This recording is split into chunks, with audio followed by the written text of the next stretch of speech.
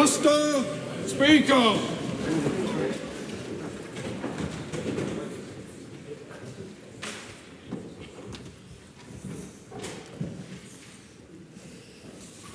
Almighty God, we give thanks for the blessings which have been bestowed on us. Laying aside all personal interests, we acknowledge the King and pray for guidance in our deliberations, that we may conduct the affairs of this House with wisdom, justice, mercy and humility, for the welfare and peace of New Zealand. Amen.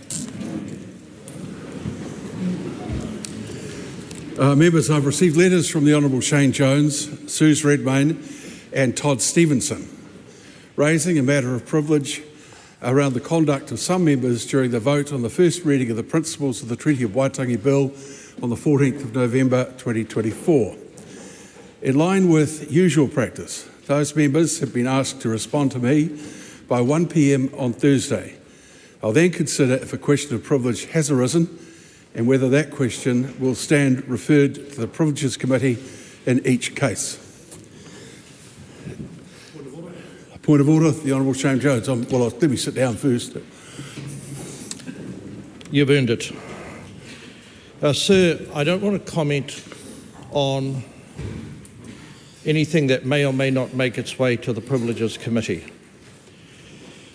But I'm concerned, based on what happened, a coordinated level of disruptiveness, the prevention of votes being cast, whether or not the standing orders that we currently have are still of this level of robustness that will provide protection to the essence of our democracy.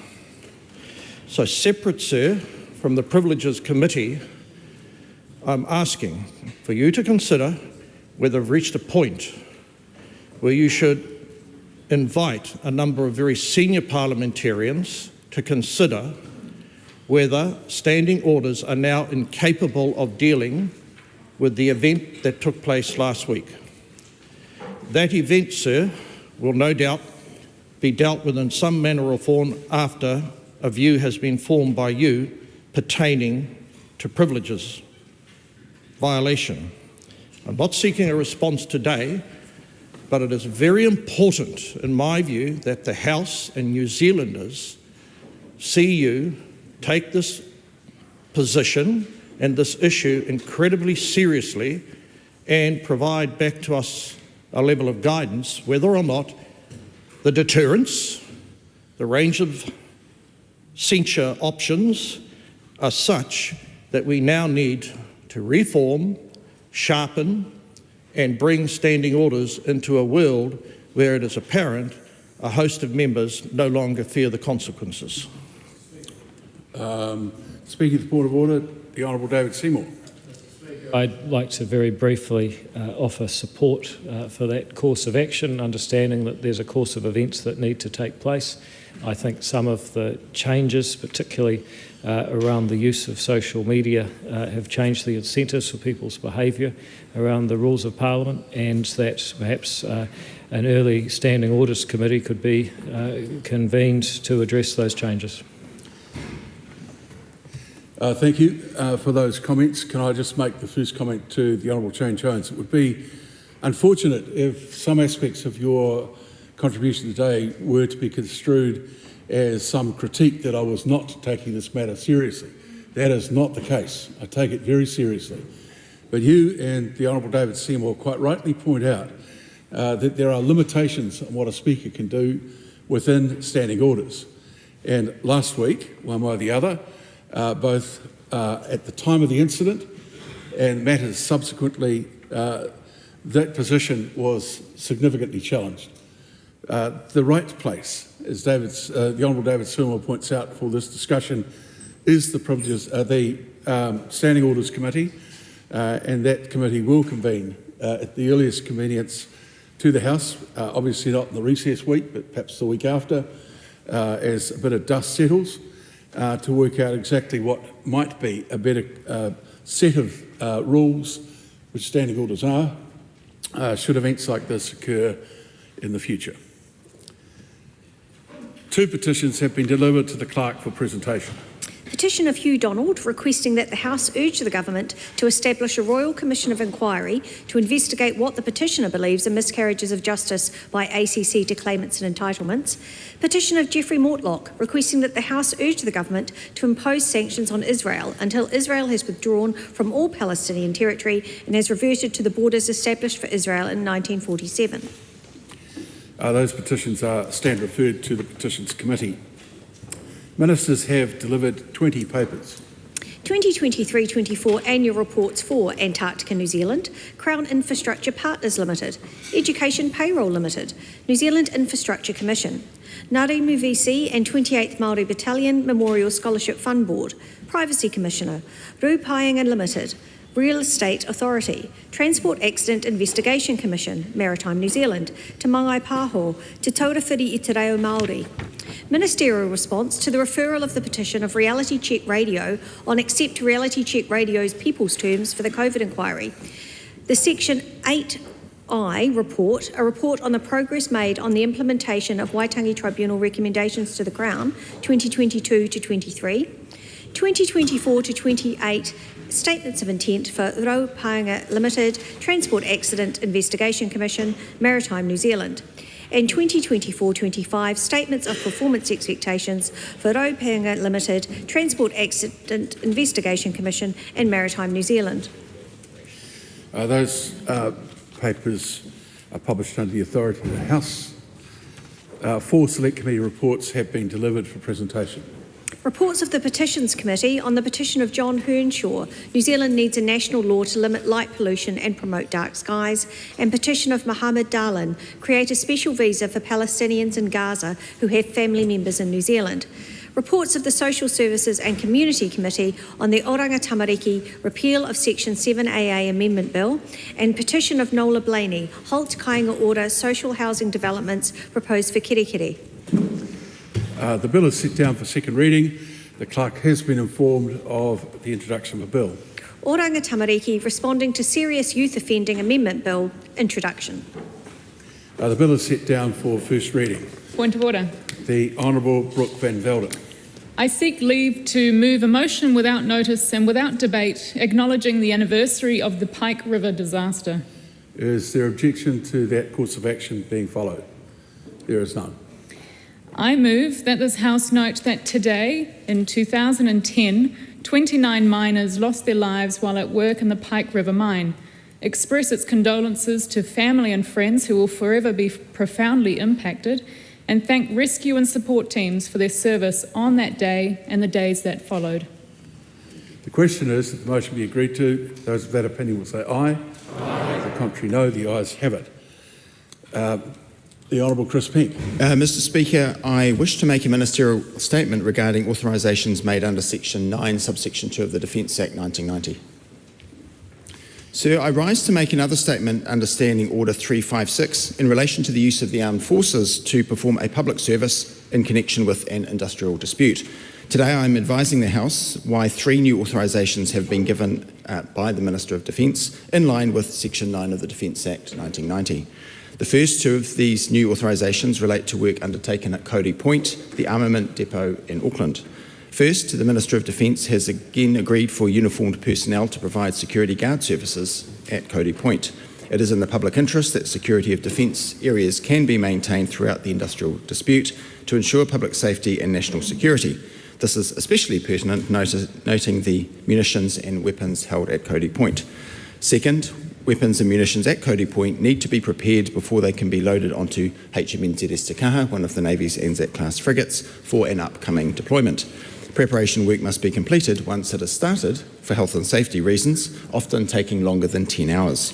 Strike action cannot be allowed to get in the way of this. As such, the Minister of Defence has given authority for Air Force armament technicians and qualified weapons technicians from the New Zealand Army to inspect, maintain and service, prepare, uplift and deliver weapons and munitions to Te Kaha, while civilians in the Public Service Association, or PSA, involved in the strike action refuse to work overtime. The last authorisation relates to the PSA's strike notice, including a refusal to wear ear protection. Striking PSA members located at Base Auckland therefore cannot perform the required systems testing before the upcoming deployment of an SH-2GI helicopter, as this testing generates excessive noise. The Minister of Defence has therefore authorised an electronic warfare intelligence specialist from the Royal New Zealand Air Force to undertake this work while strike action is occurring. These three authorisations have a mandate until 2nd of December, and it is intended that this House extends this date until 14 February 2025 to cover the entire strike action period. Contrary to what some may wish to believe, we do not live in a benign strategic environment. The New Zealand Defence Force must therefore continue to prioritise military outputs in the current fiscal environment to ensure that New Zealand plays its part in maintaining the international rules-based order. Thank you, Mr Speaker. The Honourable David Parker. Thank you, Mr Speaker. Last week, on behalf of the New Zealand Labour Party, I made some introductory comments, which I think suffice for my introduction here. There's no need to take the House's time by repeating those comments. So if I could, Sir, ask the Minister a couple of questions. Mr Speaker, last week I asked the Minister of Defence whether there had been a prior instance of Section 9, subsection 2 of the Defence Act having been utilised after a 0% wage offer was made, leading to strike action. The then Minister couldn't answer. I was wondering if the Minister is able to enlighten the House on that issue today.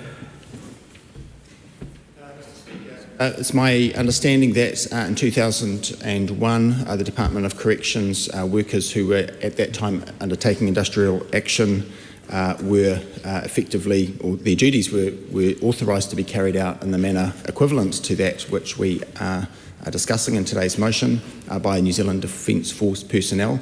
I don't know the detail in terms of a zero increase pay offer having been made, but I would point out, Mr Speaker, that it's as recently as the period of the last government in which New Zealand Defence Force personnel, both uniform and civilian, were offered 0% pay increases for a much longer period of time than is contemplated in this motion.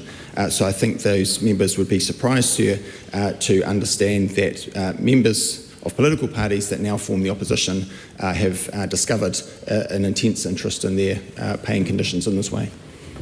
Well, Mr Speaker, I must express surprise to the government that, having asked that question last week, the Minister's not in a position to answer it today.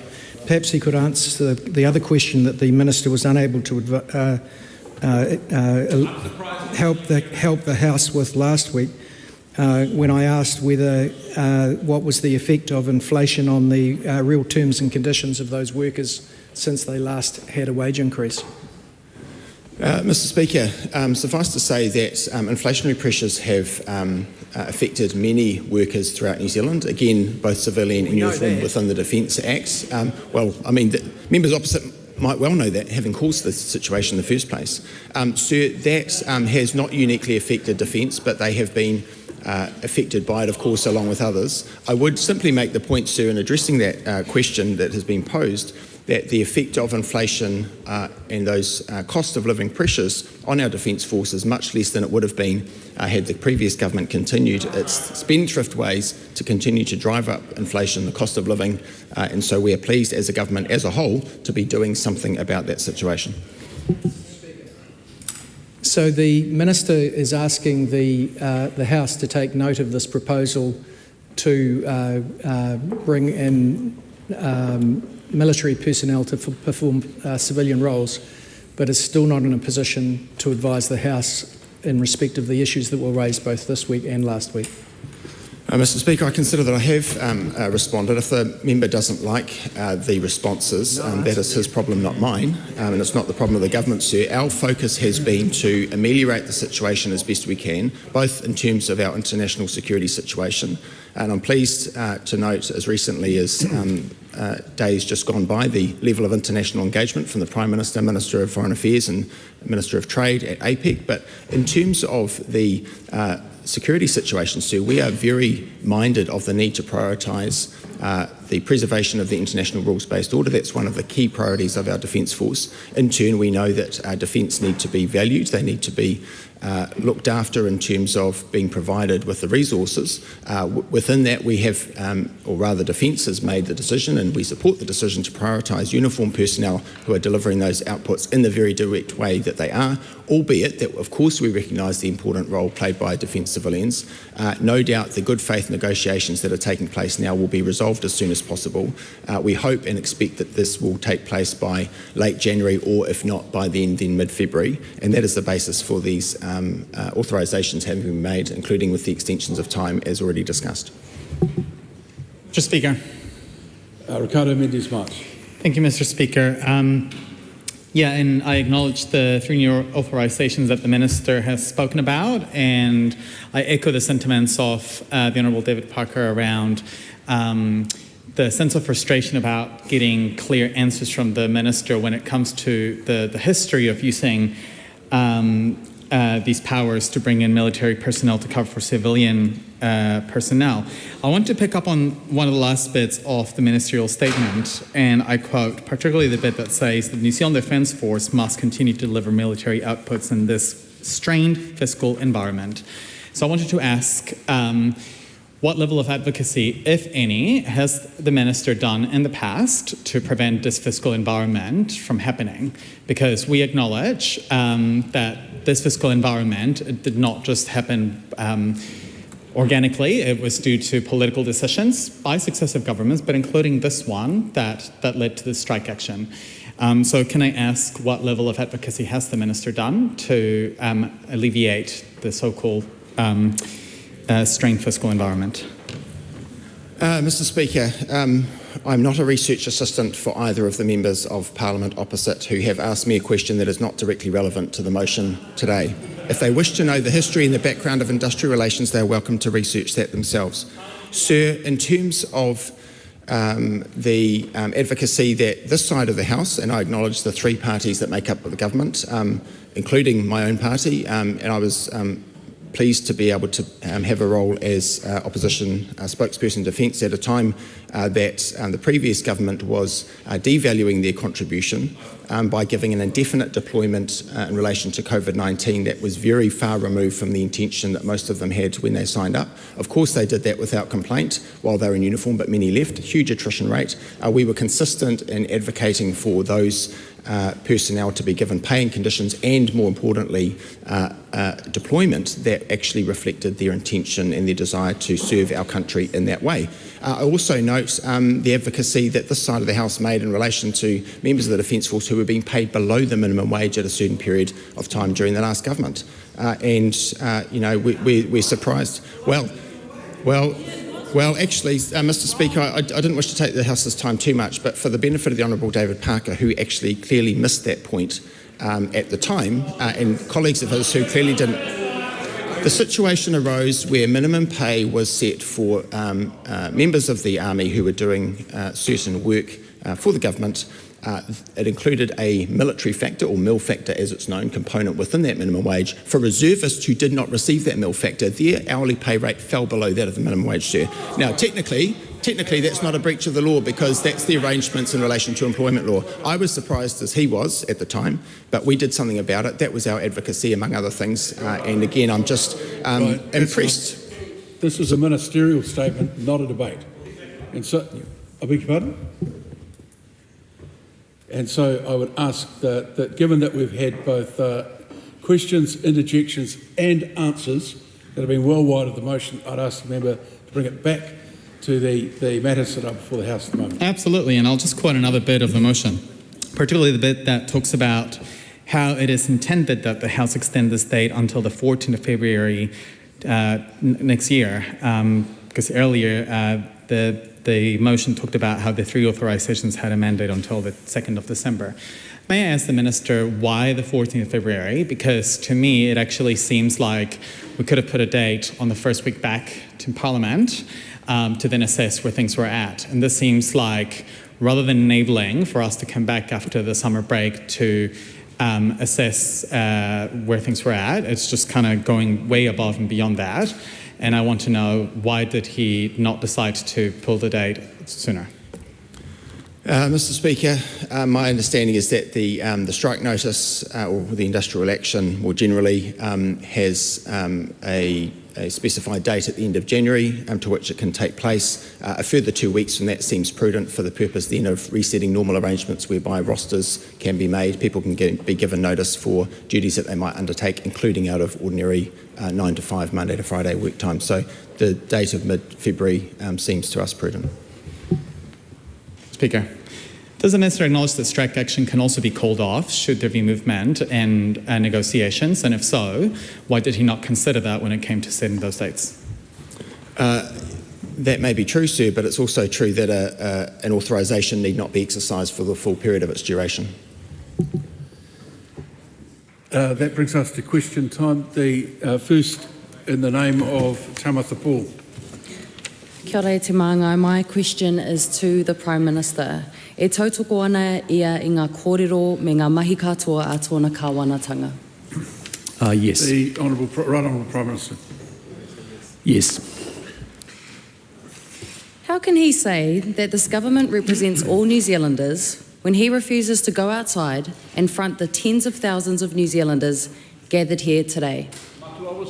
Our position is very clear. We had a delegation from the National Party representing our position, receiving the hikoi and making clear our point of view, which is that we're not supporting the bill beyond first reading, and therefore it won't become law. Why is that crowd of tens of thousands of people not good enough for him to go out there and front the decision that he just made? I reject the characterisation of that question. As I said, the National Party sent a delegation out representing our position to receive the hikoi. I have also met with iwi leaders up and down the country and will continue to do so.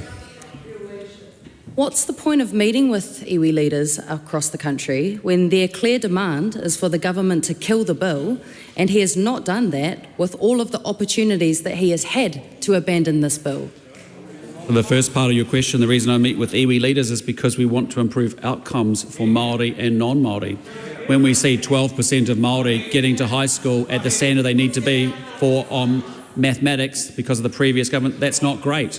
When we see the number of Māori young kids in emergency motel accommodation and the work that we've done subsequently since coming to government to take them out of there to put them into a proper house, that's the stuff that we talk about. When we work about with Waikato Tainui to make sure we're working on social housing, that's the work that we're interested in, making sure we improve outcomes for Māori, not this stuff.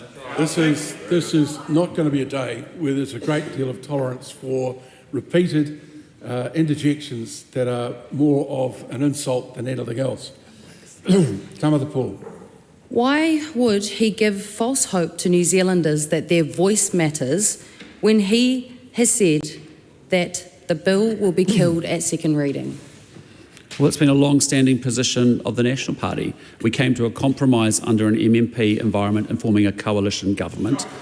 We agree on many, many things between the three parties in this coalition government. We don't agree on this. We came to a compromise. We're not supporting it beyond first reading. It won't become law. The Honourable David Seymour. Can the Prime Minister tell the House which of the following two organisations is most supportive of charter schools kura horua? Is it A, the Green Party, or B, the Iwi Chairs Forum? It's Iwi Chairs Forum, but they're also very supportive, many iwi, about what we're doing around fast-track legislation, which is actually getting things built in this country. And I would really ask the member to actually get her party to support the fast-track legislation. If you care about climate change, end the oil and gas ban, support fast-track legislation and get in behind that agenda. The Right Honourable Winston Peters. Point of order, the Honourable Kira McAnulty. Thank you, Mr Speaker. The Speaker's rulings make it quite clear that ministers are not to introduce new material into the answers. The question was quite clear. and in my view was questionable, but nevertheless, we don't dispute that. It was allowed in, and so we go with it. But the question was about charter schools. It wasn't about fast track. It wasn't about deep sea mining or anything else that the Prime Minister introduced. He shouldn't have been allowed to carry on with that. Well, that might be your view, but when the primary question says all statements and actions, then I think it's fair game for anything that gets introduced. Right on, Winston Peters. Can I ask the Prime Minister as to whether it's a fact that in the classical Maori way of former times and around the country still of late, that if they want someone to speak to them, they usually invite you to come along. And they didn't, because the Maori Party told them they didn't want to see anybody else. A point of order, Ricardo Mendes-Marsh. I think in both last questions, we have seen patsy questions being asked, very much attacking parties of the opposition, and the very specific line of questioning, including naming them. And so I just wanted to check with you, Mr. Speaker, for your guidance around whether that's an adequate use of patsies. You've got to be kidding. The opening sup was about why the Prime Minister didn't turn up to speak to the hekoi today. Now, we're still on the same question. The member who just asked the question hasn't had a sup to that point. The right honourable Winston Peters, ask it again. Is it not, Prime Minister, the case that in classical Maori behaviour in former times and around the rohi of late is to, when they want to speak to someone, ask them to come and speak? But in this case, they did not ask political party leaders to speak. More importantly, Maori told them not to come. It's true I wasn't invited to speak, but my message to the general audience at the hekoi is the same. We will not support the bill beyond first reading, and therefore it won't become law. Supplementary. A point of order. The Honourable David Seymour. Mr. Speaker, I did not want to interrupt the question or the answer to that last supplementary, but as you concluded your ruling, a member, I think Ricardo Menendez-Marsh, called out... Sorry, can you just say that again? I just missed that. As you concluded your ruling before that supplementary, an opposition member, I think Ricardo Menendez-Marsh, called out in response to your ruling, embarrassing. Now, I think if we're going to uphold standards in the House and that sort of thing, contesting a Speaker's ruling like that should be called out. No, I think it was self-admonishment. He was embarrassed that he didn't realise we were on the same question. TAMATHA Paul. How are people supposed to trust him when he's willing to compromise on the founding document of our country in his coalition agreement? Well, New Zealanders can trust us that we're going to deliver for improving outcomes for Māori and non-Māori. That is why this government is working so incredibly hard to rebuild the economy, because Māori want higher incomes, Māori want better quality housing, Māori want much better quality educational outcomes, and they want access to timely quality healthcare as well. That's what this government's focused on. Question 2, Dr. Pamjit Palmer. Thank you, Mr. Speaker. My question is to the Associate Minister of Justice. What recent announcements has he seen regarding the principles of the Treaty of Waitangi Bill? Mr. Speaker, two of note in the last few days, one being that the bill was read a first time, agreed to by the House and referred to the Justice Select Committee. The second announcement was just this morning that the Justice Select Committee is now seeking public submissions from all New Zealanders on their views on the bill. This is the first time in our history, Mr. Speaker, that all New Zealanders have been offered an equal chance to have a say on what our constitutional future means under the Treaty of Waitangi, and I'd encourage people to get along to the Justice Committee website and have their voice heard. Supplementary. What reports has he seen on the first reading of the principles of the Treaty of Waitangi Bill?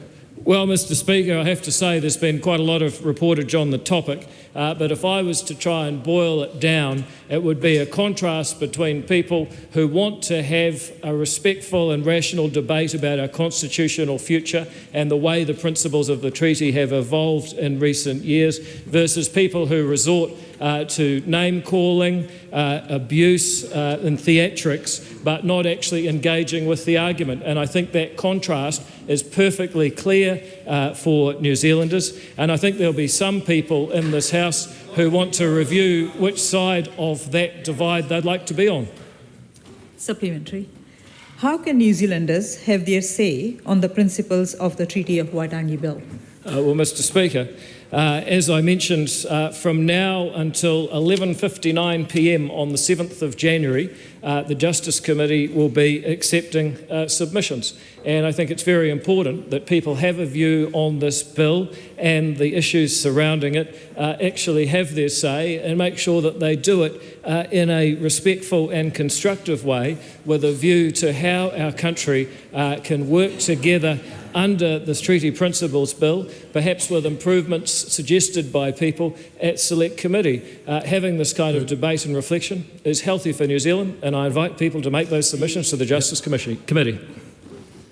Question 3, David McLeod. Nā koe e te māngai. My question is to the Minister of Finance and asks, what recent announcements has the government made to improve capital infrastructure investment? The Honourable Chris Bishop. Thank you, Mr Speaker. On behalf of the Minister of Finance, last week the Minister for Infrastructure and Under Secretary Simon Court announced a refresh of the government's public-private partnership framework to improve investment practice by utilising private sector expertise and discipline, which will help the government lift our game in how we plan, deliver and maintain significant assets. We've made 6 targeted changes to the framework involving smarter allocation of risk, recognising and in some cases reimbursing bid costs, stronger collaboration between the Crown and bidders in the tendering phase, and ensuring the upcoming National Infrastructure Agency provides robust and centralised PPP expertise and improvements to the dispute resolution process. Supplementary. How will PPPs support better investment discipline and infrastructure outcomes? On behalf of the Minister of Finance, when done well, public-private partnerships drive better performance compared to other approaches. This is because PPPs have strong contractual incentives for on-time and on-budget delivery, agreed levels of service and ensuring assets are maintained through their lifespan. With a PPP, taxpayers know what they're getting and they get what they pay for. When private capital is on the line, private partners are fiercely driven to deliver contractually defined outcomes in a way that optimises the project across its life, ensuring it's planned and designed well from the start. In short, Mr Speaker, this is about getting the incentives aligned and getting them right. Supplementary.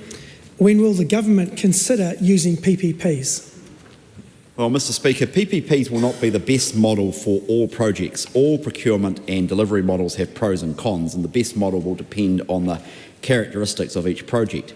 But we know that PPPs are likely to be more successful where a project is large and complex and where the desired outcomes are well defined, enabling clear contractual obligations. So these are the types of projects where there's risk transfer, whole-of-life project optimisation, innovation and strong contractual incentives.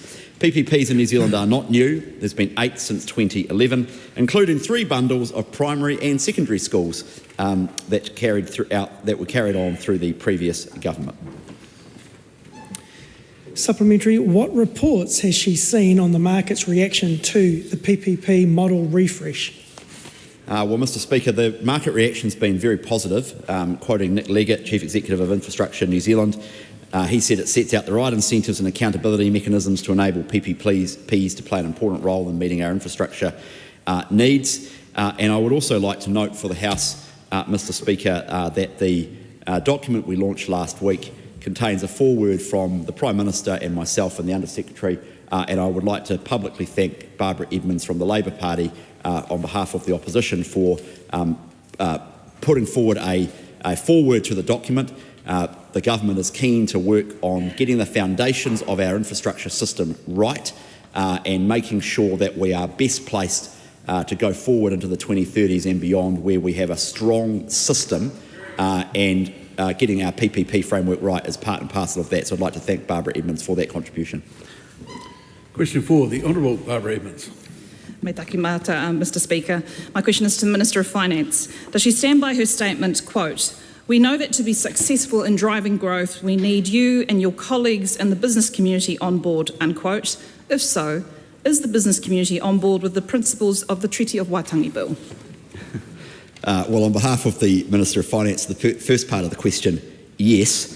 To the second part of the question, I don't have responsibility for either the business community or indeed the bill.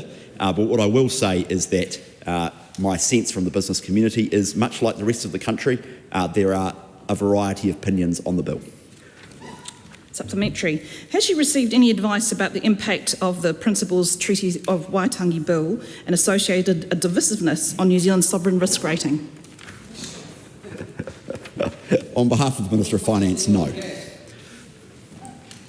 Supplementary. Does she agree with Morrison & Co CEO Paul Newfield Morrison that, quote, we need to move away from small-minded divisive issues and focus on building a better New Zealand together, unquote? Well, I generally agree with what Mr Newfield has to say. He's a very smart man. What I would say is that this government is intensely focused on building a New Zealand that is more productive, smarter around how it uses capital and drives economic growth for the future. I know Mr Newfield shares those ambitions. Metri. Does she agree with Foodstuff North Island CEO Chris Quinn, quote, if Seymour was really focused on long-term economic growth and productivity, that would be fine, but his obsession with divisive social issues that energise people on the fringes of the New Zealand political debate make him the wrong person to wear that badge, unquote? Well, on behalf of the Minister of Finance, it's possible to walk and chew gum at the same time, and while the National Party has a different view to one of the governing parties and the Coalition's view of the Treaty Principles Bill, that's been well canvassed. What I can say in a ministerial context is that Minister Seymour is intensely focused on productivity and is leading the charge on foreign investment reform inside the government and on a range of red tape busting initiatives to get government off the back of business who are just trying to make an honest buck in the world and grow this economy. Supplementary. How can her government claim to be focused on supporting the economy and growth when it is distracted with the principles of Treaty of Waitangi Bill? Well, on behalf of the Minister of Finance, the only person who I think's got very excited about it and distracted is members of the Labour Party, including herself. This government's driving ambition and mission in politics, and the reason why it was elected almost a year or so ago, is to lift our ambitions as a country, get out of the mire of low growth, both in growth and productivity, get this economy growing again, because ultimately the only way to build a prosperous and ambitious country that New Zealanders want to stay in and not leave, and build the type of public services that New Zealanders demand, the only sustainable way to create that is economic growth and getting this joint going again, and that's what we're focused on. Question 5, Greg Fleming. E te manga o te whare, my question's to the Minister of Transport. What recent announcements has he made about contactless payments on Auckland's public transport network? The Honourable Simeon Brown. Mr Speaker, on Thursday I announced alongside Auckland Mayor Wayne Brown that the Government and Auckland Council have delivered contactless payments on Auckland's public transport network to enable commuters to tag on and off public buses, trains and ferries travelling across the region. NZTA and Auckland Council have jointly funded the delivery of contactless payments on the Auckland Transport Network, which provides Aucklanders with more travel choices to get where they need to go. Excellent. And what options do Aucklanders now have to pay on public transport?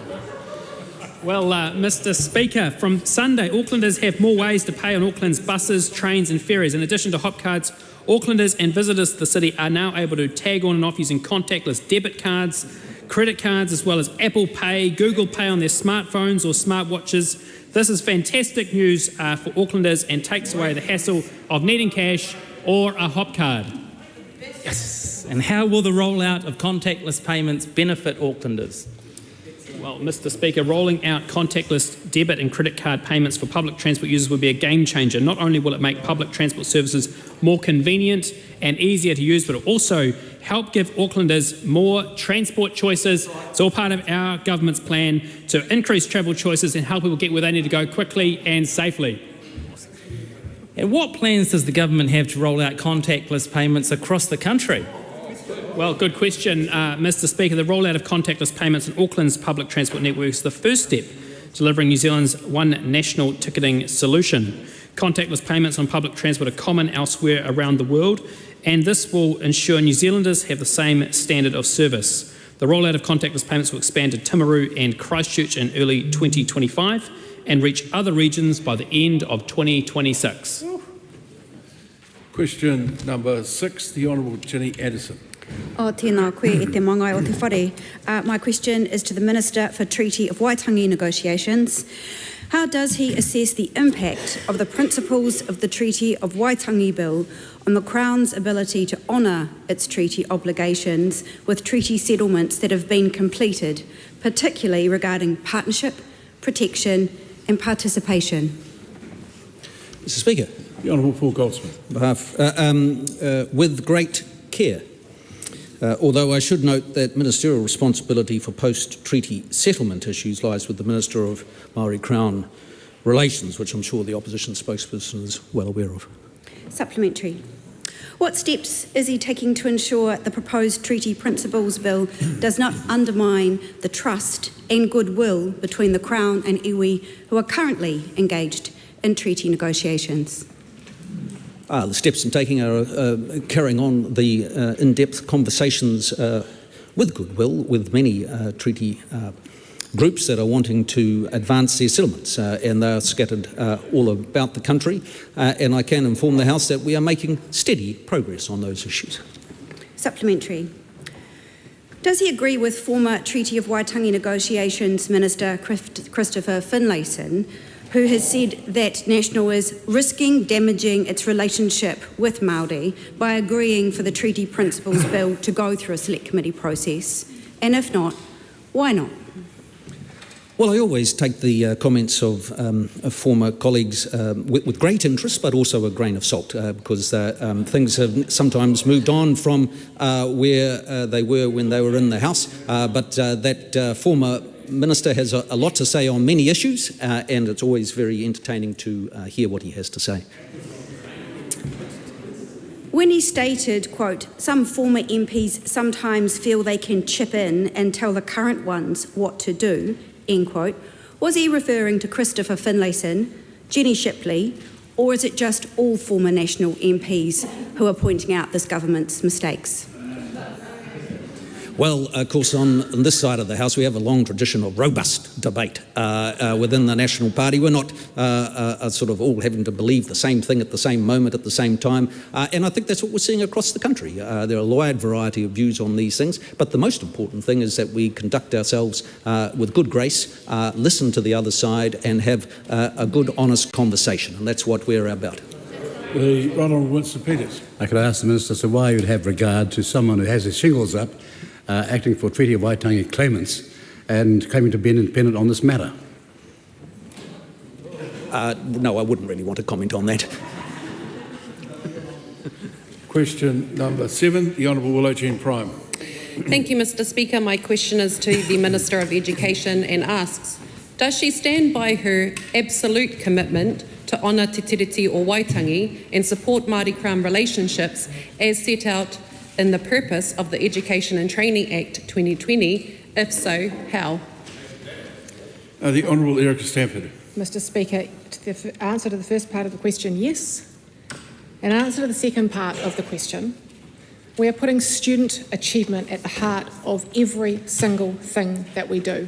If we want to honour the treaty, it means closing the equity gap so that decades of disparity that have pervaded our system and the disproportionate representation of tamariki Māori and rangatahi Māori and the lower quartiles of our education and achievement system is closed. It is my utmost belief that education can and should be the primary protective factor for our kids in a way that they can break through intergenerational cycles of poverty and disadvantage and live the life they want. Supplementary. Can she explain how Te Tiriti o Waitangi has been embedded and authentically reflected in the refreshed curriculum following the outright removal and erasure of Te Tiriti o Waitangi from the curriculum framework Te Mātaiaho and dismissal of Māori advisors on the curriculum refresh working group? Mr Speaker, in answer to the first part of the question, I answered this last week and I'll repeat myself. Te Mātaiaho has not been developed yet. There are only 2 learning areas, English and maths, that have been put out. What has been put out in terms of the framework, which is Te Mātaiaho, is only a shell. We are working on that framework and it will be consulted on in the same way that all of the learning areas are being consulted on. But Mr Speaker, I'll reiterate, it hasn't been written yet, so the member needs to understand that. Supplementary. Why has she taken the unprecedented move to mandate an unrecognised concept, the science of learning, as the teaching and learning approach for all, ignoring Māori ways of knowing, teaching and learning? Mr. Speaker, that's why we have the New Zealand curriculum and also Tamarotanga Aotearoa. Tamarotanga is also being refreshed, as well as the New Zealand curriculum. The science of learning is a well-known, well-documented and well-evidenced way to improve the outcomes of our students. And if that member wants to see some evidence of that, she should go and look at the BSLA structured literacy results for tamariki Māori, because they are outstanding. Supplementary. Just wait. Okay, proceed. Thank you. What will she do to ensure that Māori learners and other children from minority cultures are safe from racism and discrimination when she plans to scrap the national education and learning priorities? Mr. Speaker, there are many things in the Education Act. There are many things also... sorry, I'll start again. Mr. Speaker, there are many things that boards of trustees need to take into account when it comes to keeping children safe at school. One of those things is Section 127 of the Education Act. We will be developing more guidance for boards in the future, but the NELPs are something that are only need to be given regard to, and they are cluttering up the things that school boards need to pay attention to. Supplementary. Why do tamariki have to attend a hikoi today instead of relying on an education minister to live up to her promise to honour te tiriti o Waitangi? Mr. Speaker, as I said today, all schools should be open for instruction, and the most important thing for our tamariki Māori is that they are in front of a teacher learning every single day that they possibly can if we're going to close the equity gap.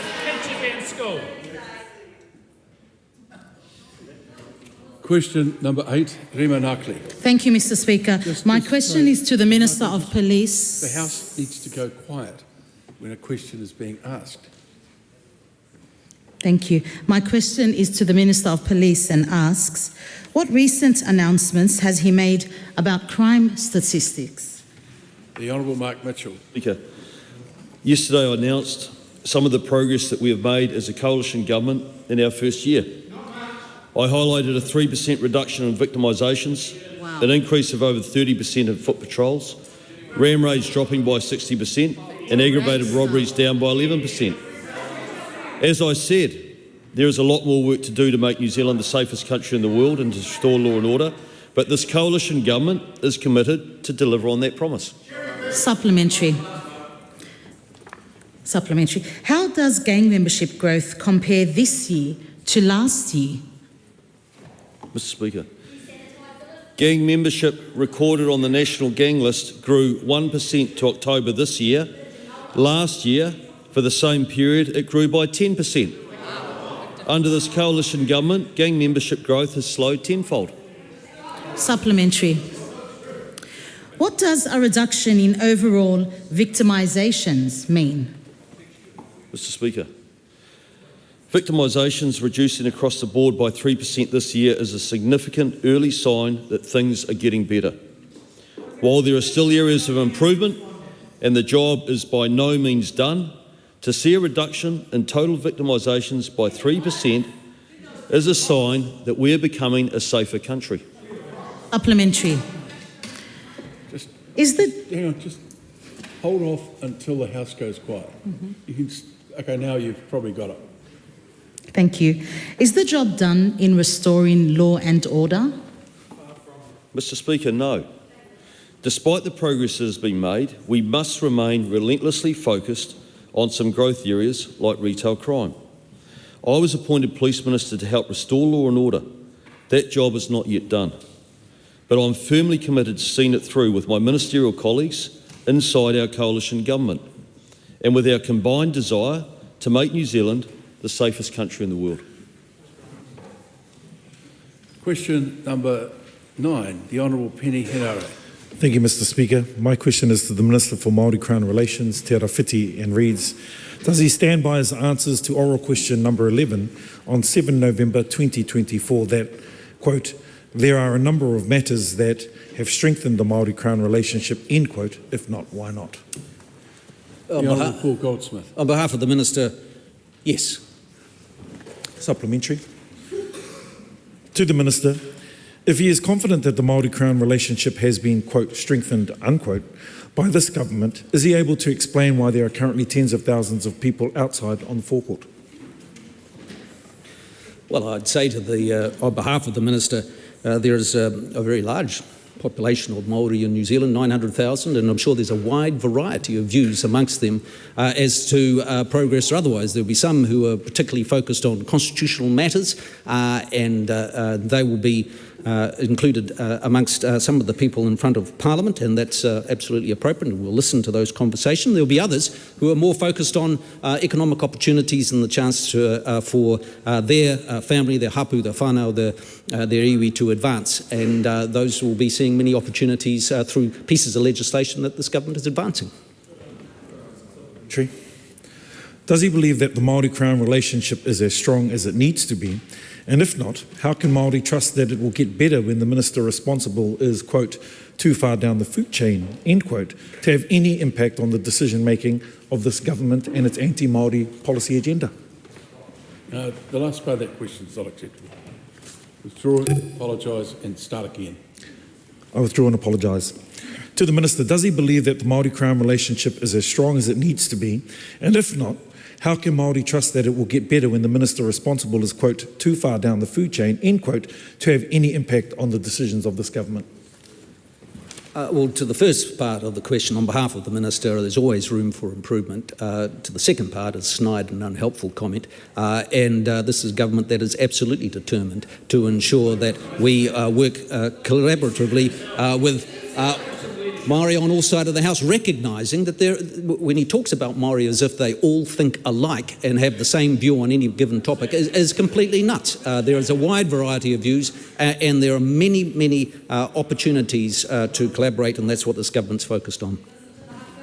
Supplementary.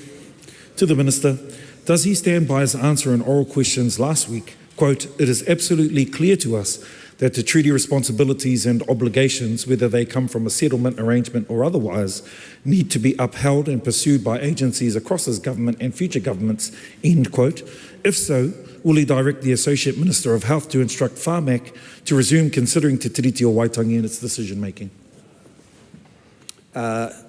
On behalf of the Minister, yes, I agree to the first comment, and exactly how that is done in any particular instance across government and the many multitudinous variety of issues that are dealt with across government, it pulls on the government to be clear about what it does and it doesn't mean by those comments. Supplementary. To the Minister, how can he stand in this House and speak about the strengthened Māori-Crown relationship when Māori die 7 years earlier than non-Māori? Māori are overrepresented in the justice system and are overrepresented in emergency housing. Well, on behalf of the Minister, that's why this government is focused on those very issues. And in terms of the justice sector, Māori are much more likely to be victims of crime. And that's why we're very focused on restoring law and order in this country to the benefit of all New Zealanders, including Māori. And that's what we'll continue to do. Question 10, Nancy Liu. Thank you, Mr. Speaker. My question is to the Minister of Trade. What recent actions has the government taken to boost New Zealand's economy? Mr. Speaker, Mr. Speaker, it's been a big year for New Zealand in trade negotiations. In May, the European Union Free Trade Agreement entered into force many months sooner than predicted, providing $46 million of tariff savings for Kiwi exporters this year that they would have otherwise missed out on. In September, we concluded the New Zealand-United Arab Emirates Economic Partnership Agreement, our first FTA in the Middle East, giving Kiwi exporters commercial advantage in that growing market. Last month, we concluded a trade agreement with the Gulf Cooperation Council, unfinished business for successive governments over 18 years, with a particular focus on goods and services trade. And last week at APEC in Peru, we signed the Agreement on Trade and Sustainability with Costa Rica, Iceland and Switzerland, particularly good for our sheep farmers and wood producers. Growing New Zealand's trade relationship was part of the government's plan to grow the economy, lift incomes for all Kiwis and create jobs. Supplementary. To the Minister, How will these trade agreements with the Middle East benefit Kiwi exporters? Good question. Well, Mr. Speaker, as I said, in September, after just 4 months of negotiation, we concluded a trade deal with the UAE, delivering 98.5% tariff elimination on New Zealand exports on entry into force, rising to 99% after 3 years. And just 3 weeks ago in Doha, we concluded a high-quality trade agreement with the Gulf Cooperation Council, having significantly re-engaged with them in February of this year.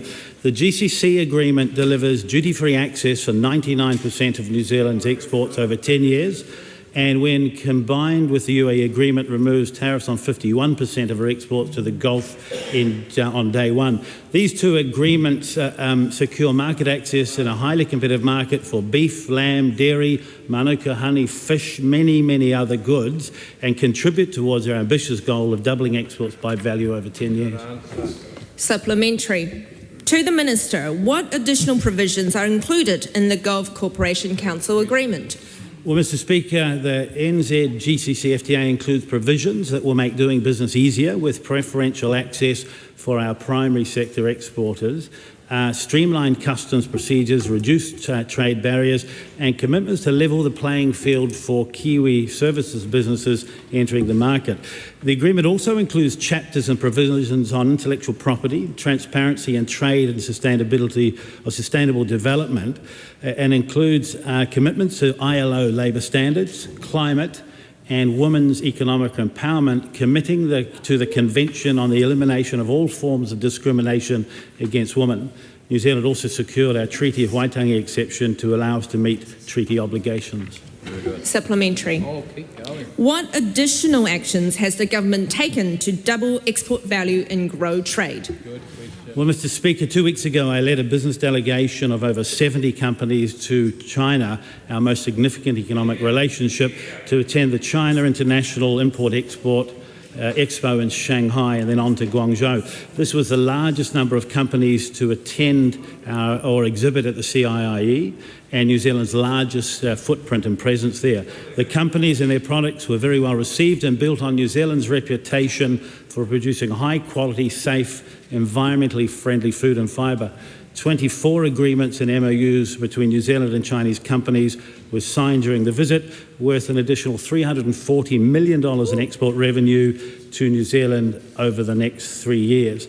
And also, Mr. Speaker, earlier this year with the Chinese government, we announced and committed to upgrading the services component of the NZ-China FTA. As I said, Mr. Speaker, a big year for trade negotiation. Well done. Question 11, Dr. Lawrence Sunan. Te mango te whare. My question is to the Minister of Education. E tautoko i ana ia ngā kōrero me ngā mahi katoa. Mr. Speaker.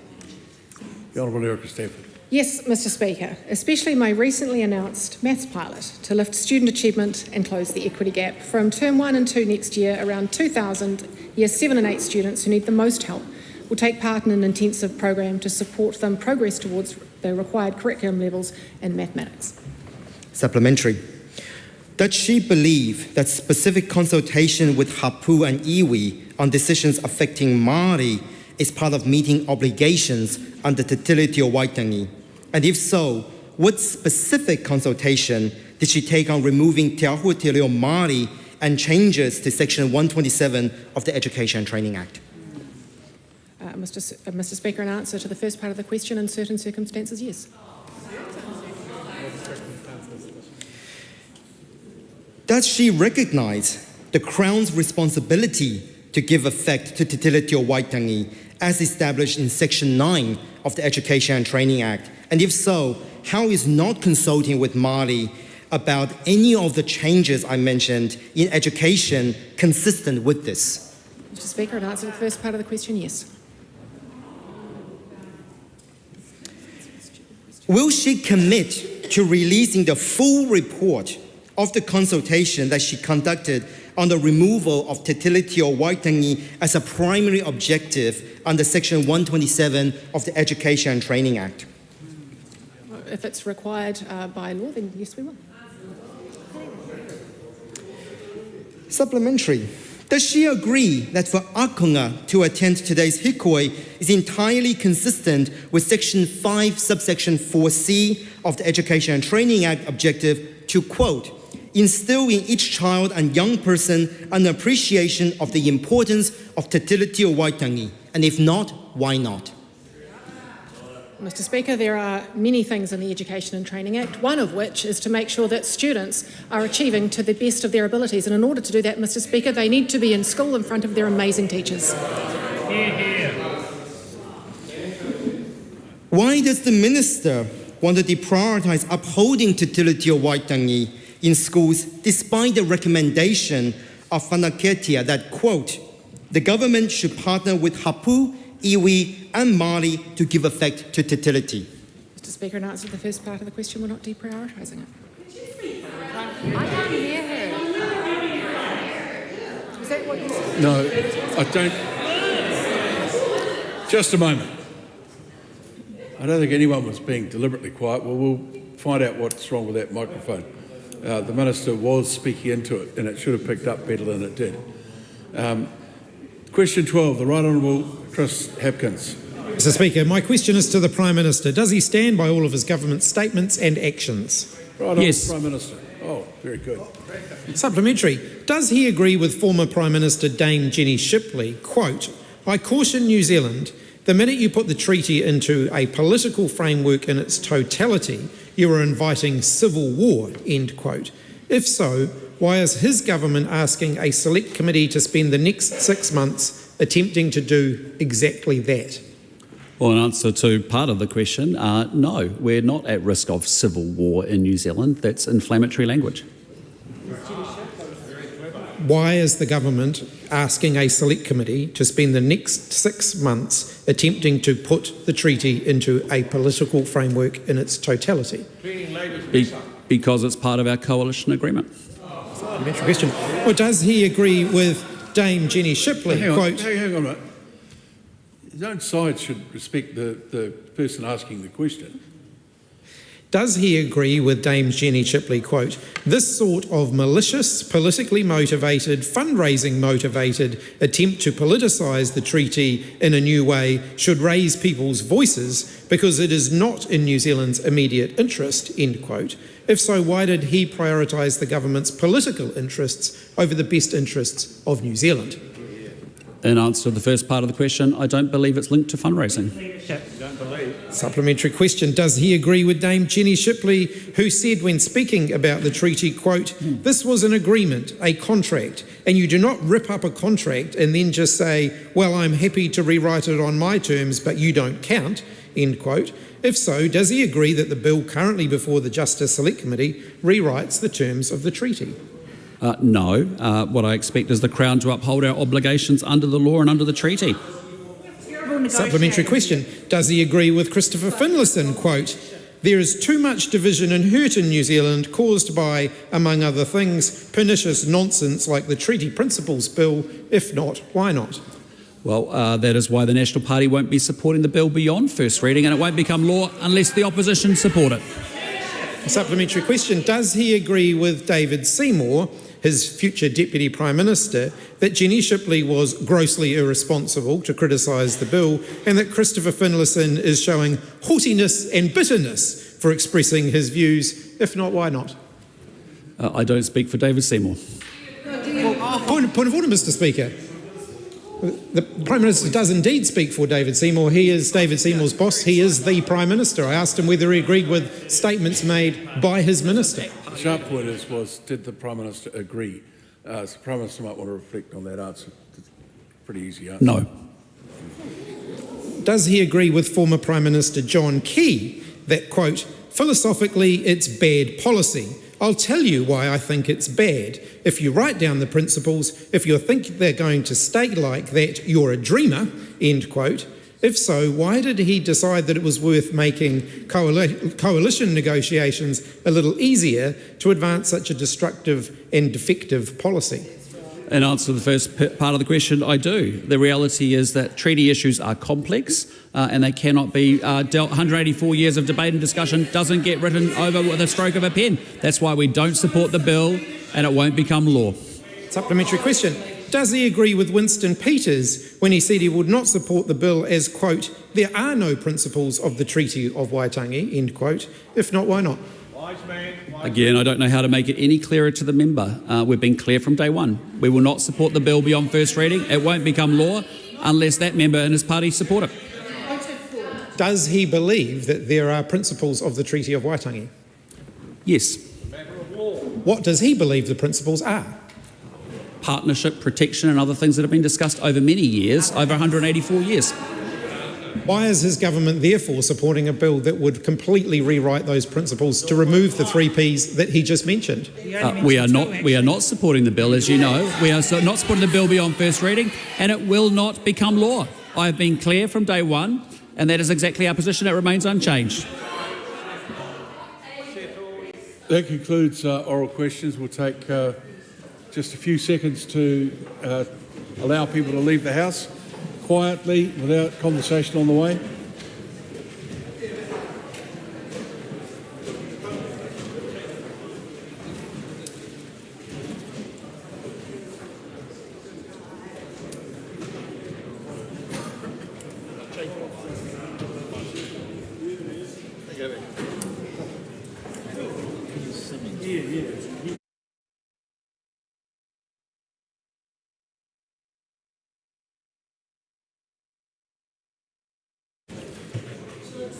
All right, we'll resume. I call on the Honourable Leader of the House, Deputy Leader of the House, Honourable Simeon Brown. Sorry.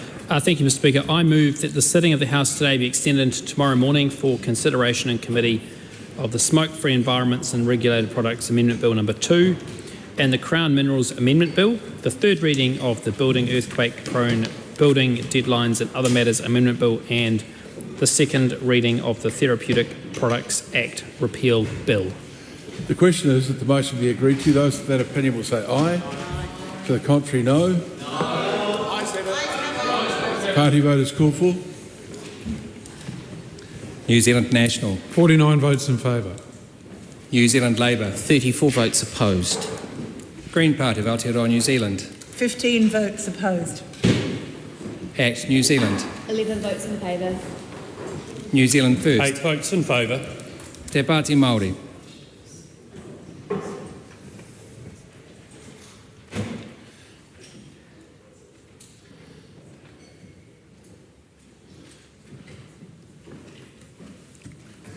The ayes are 68, the noes are 49. The question is agreed.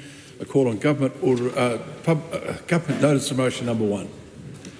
Government Notice of Motion number 1, extension of authorisations made under Section 9(8) of the Defence Act 1990. The Honourable Penny Simmons. Mr Speaker, I move that the motion be amended by A, replacing 5 November 2024 and 11 November 2024 with 5 November 2024, 11 November 2024 and 18 November 2024, and B, replacing bases full stop with bases semicolon, and C, adding the following bullet points after the third bullet point of the motion: authority for the use of appropriately trained members of the armed forces located at Kauri Point to provide security guard services at Kauri Point, authorisation for the use of a member of the RNZAF who is an intelligence specialist trained in electronic warfare to undertake work to validate and update the software package for the SH2GI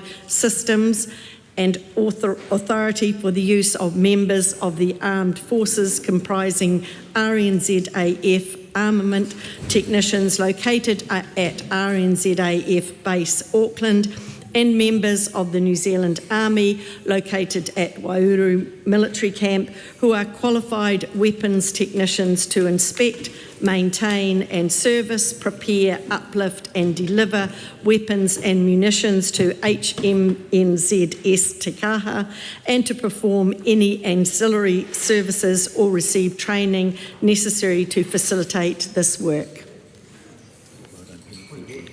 Point of order, the Honourable Karen McNulty. Thank you, Mr Speaker. Point of order, yeah. Thank you, Mr Speaker. So the extension motion debate motion number 1, that was a continued debate from the last sitting day. We were in a situation where many members of this House had taken their speaking slot and spoken to relevant amendments. This amendment fundamentally changes the original motion, and so it would be useful for all members of the House, including government members, if we can get clarity from you that this amendment that has been moved by the government essentially clears the slates, and this is, in essence, a new debate on a new motion. A member's already spoken. A member who has already spoken to a new amendment after an amendment has been moved. A member who has spoken prior to it. Yes. Okay. Further to the point of order, please. Yes. I'll let you confer. Yeah, that's right. So you can speak to the new amendment. You can't move further amendments to extend the debate. So yes, it is effectively a clean slate. We're now debating the amended motion. If I may, point of order. Just so that everybody's aware, what happens to those amendments that have already been moved on the original motion?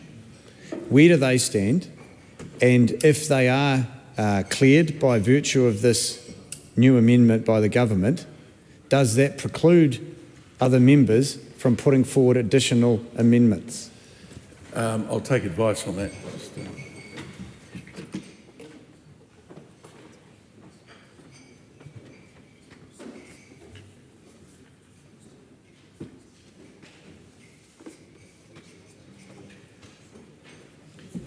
So this could be a long debate. We've only got one copy of the amendment because it's just been tabled. Yes. So you don't have a...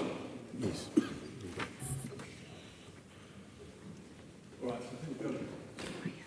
Got a bit of clarity around the situation, which I'm pleased that you've sought. Firstly, members who have spoken in the debate can speak to the amended motion. If a member wanted to further amend the motion, it would need to be a speaker who has not spoken in the debate. All of the amendments will come up for vote at the time, in sequence as they were introduced. Does that help? Point of order? Yeah. Thank you, sir. Yes, it is helpful, and it is where I thought you would go. But I do have something I wish to raise with you, is that amendments were put forward by members up to the new amendment from the government. They were put forward in good faith, and it was actually quite a good exchange. The Minister was answering questions even though there's no requirement, and it was good and it was reasonable. If members are prevented from putting forward additional amendments to this one, if the previous amendments don't longer stand, then actually we're, as a House, disadvantaged in this debate, because the government's amendment fundamentally changes things, and in some instances it means that those amendments that were put forward are now irrelevant. But if they're not cleared, and members are prevented from putting forward further amendments to make the same point in good faith, we are restricted as a House in our ability to debate this. So when it comes to the voting on the bill, at some point, all the amendments that have been put up so far will be dealt with in sequential order.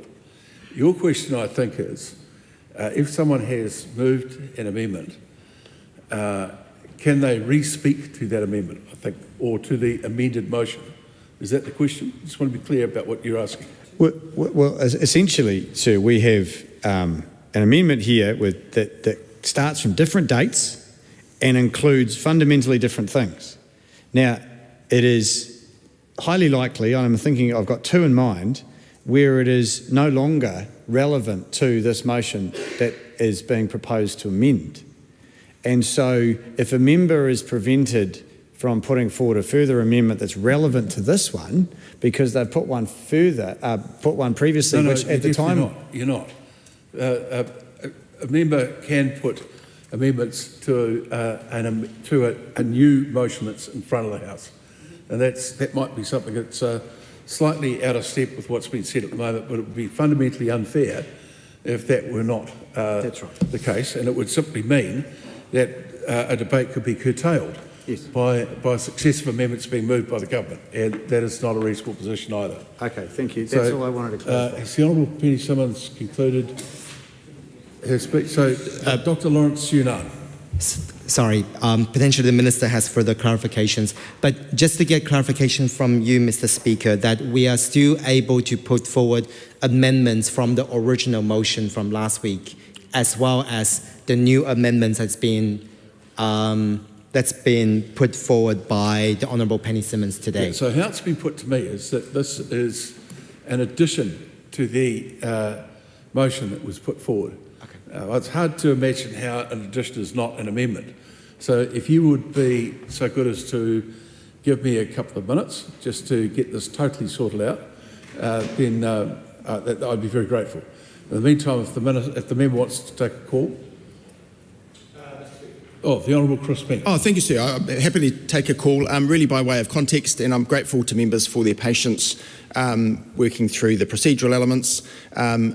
Clearly, as we have heard prior to question time today, the real-world situation has been updated such that it's been necessary for the Minister of Defence, or she's deemed it necessary to provide further authorisations, and as a result, the motion that is necessary to extend the timeframes must in turn be amended. And of course, it seems to me that you know, in the way that the House or the committee of the House in the context of committee of the whole House stages can put forward amendments. The will of the House will determine which are accepted and which are not. It's to be hoped that the House will be smart enough not to contradict itself in terms of those which it accepts, but it seems to me we'll find out that soon enough, particularly having already discussed and debated this question at its heart, albeit now amended and extended for some hour and a half already. So, sir, just by way of history and background, it was on the 5th of November that the New Zealand Defence Force first received a notice from the Public Service Association, PSA, of strike action that would take place the following day until the 31st of January. And it was well canvassed last week, sir, that this would impact security guard operations at the respective bases and camps throughout the country, and also those providing firefighting services, which one can appreciate an important safety element for our service personnel and those who support them, landing aircraft and so on. And the extension that I alluded to a moment ago, sir, was in relation to the Cody Point Arms and Munitions Depot. That's a place at which HMNZS Te Kaha, among other naval vessels over the years, have made necessary preparations for overseas deployments. That will be the case in early next year, and so it's necessary that suitable security and safety arrangements are made in that. Similarly, in relation to the aircraft firefighting services at Auckland is already canvassed, and extending those in relation to the SH-2G helicopter that will be deployed on HMNZS Tamana is necessary for the reasons that I set out before question time, sir, in that notice, that these be the subject of armed forces supplementing of what would otherwise be civilian employment, but for the strike action notice as given by the PSA already. So that's, I think, enough background for me, sir. Thank you for the opportunity to set that out, and obviously I look forward to any further comments that members may make, noting, of course, that it seemed to me that we had a very helpful, robust and somewhat lengthy, but nevertheless useful discussion on Thursday of last week. So obviously welcome any comments additional to that. Yes, and just so everyone's clear, a member speaking now may speak for a second time in the debate to the amendment. But if they've previously made an amendment themselves, they can't move a further amendment. It doesn't sit overly comfortably with me, so we're just getting a little bit of clarification on that. I hope it doesn't impinge on... Doesn't impinge on me at all, Mr. Speaker. Well, that's a matter of debate, and I don't think it's a good thing for me to get into debate with you on that. Dr. the Honourable... Oh, sorry. My friend and colleague for interrupting, but I agree with you, sir. It doesn't sit very comfortably with me, but as was alluded to previously in this House, is that some rules might be worthy of review. I wonder if you would be therefore willing to allow a member to withdraw an amendment that they made to the original motion, to allow them to put forward another one. And that way we don't have to rely on interpretations of the rule as they currently stand. We may need leave to be able to do that, but it would certainly make it a lot more straightforward. Yeah, and I think it may complicate things a little bit more than is absolutely necessary. So just let me work our way through this somewhat unique situation.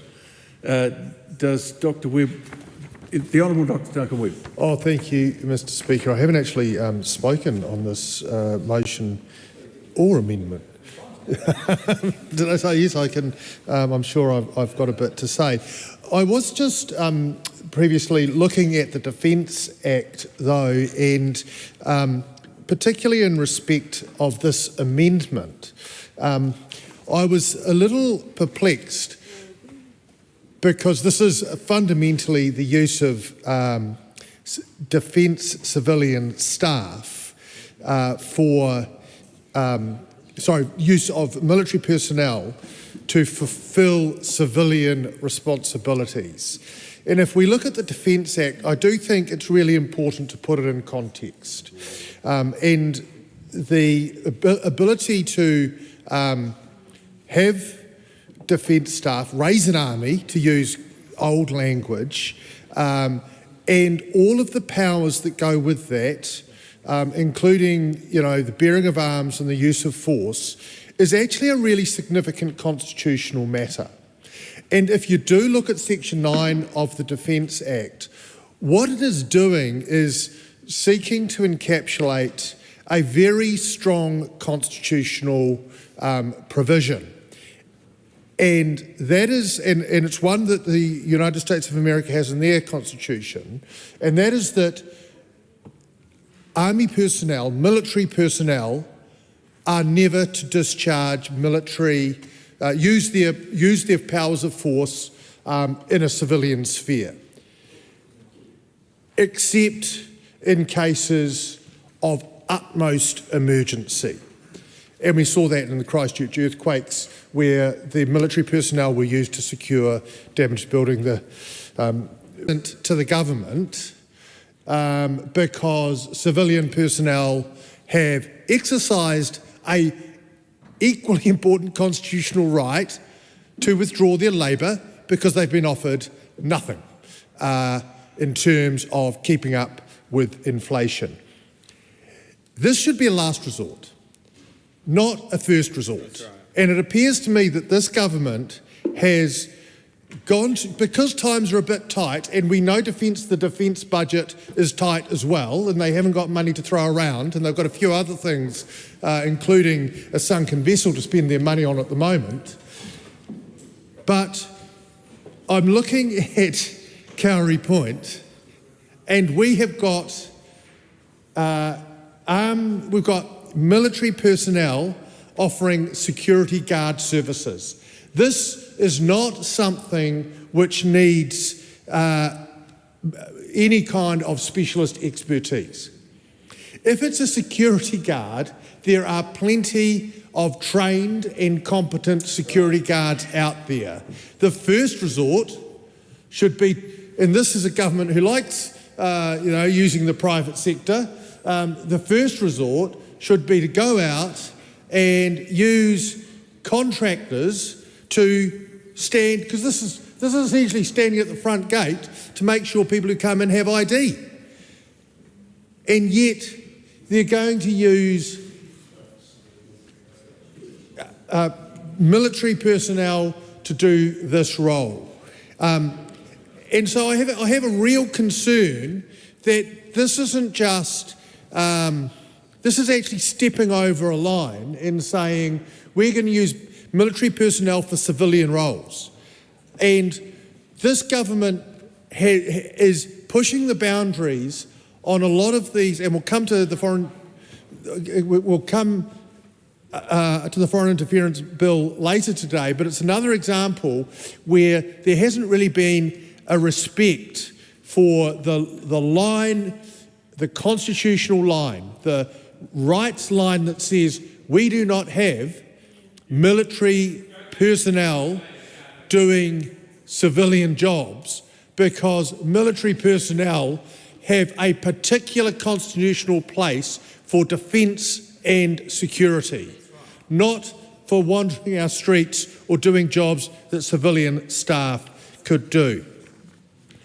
And the Minister may want to make some explanation, because I'll be perfectly honest with the other part of this amendment, which is the use of a member of the RNZAF who is an intelligence specialist trained in electronic warfare to undertake work to validate and update the software package for the SH2GI systems. I've got to be honest, that's not very meaningful, and it simply... well, you know, I'm not sure what SH2GI system is now, but and why we can't use a contractor for that. Well, the fact of the matter is, we've come here. We're looking to use military personnel for civilian tasks, and it behoves the government, if they're going to do that, to be very clear about it. I wonder if I don't want to interrupt the member, but I don't want to see him disadvantaged by what I'm about to say. So, well, I don't know. Recognise he's got more time. I just thought I perhaps would ask the House to indulge me at the moment.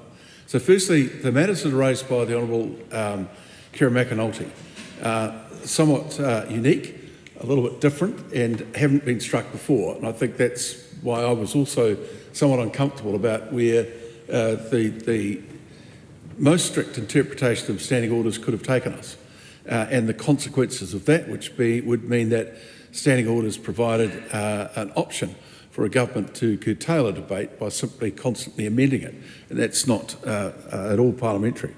So I want to make it clear that this is not a ruling, that I'm going to suggest that we progress today, and the chair, whoever is sitting here, will follow these procedures. But the matter does need to be sent to the Standing Orders Committee, as suggested, so that it is more clearly set out. So Standing Order 129 prevents a member who's already spoken from moving an amendment. And ordinarily, that would prevent a member who's already spoken from moving an amendment to an amendment. And that's the quandary that we've got today, because the government has amended their original motion. This is sounding like some kind of Monty Python statement. But as I've said, this doesn't sit well or comfortably with me at all.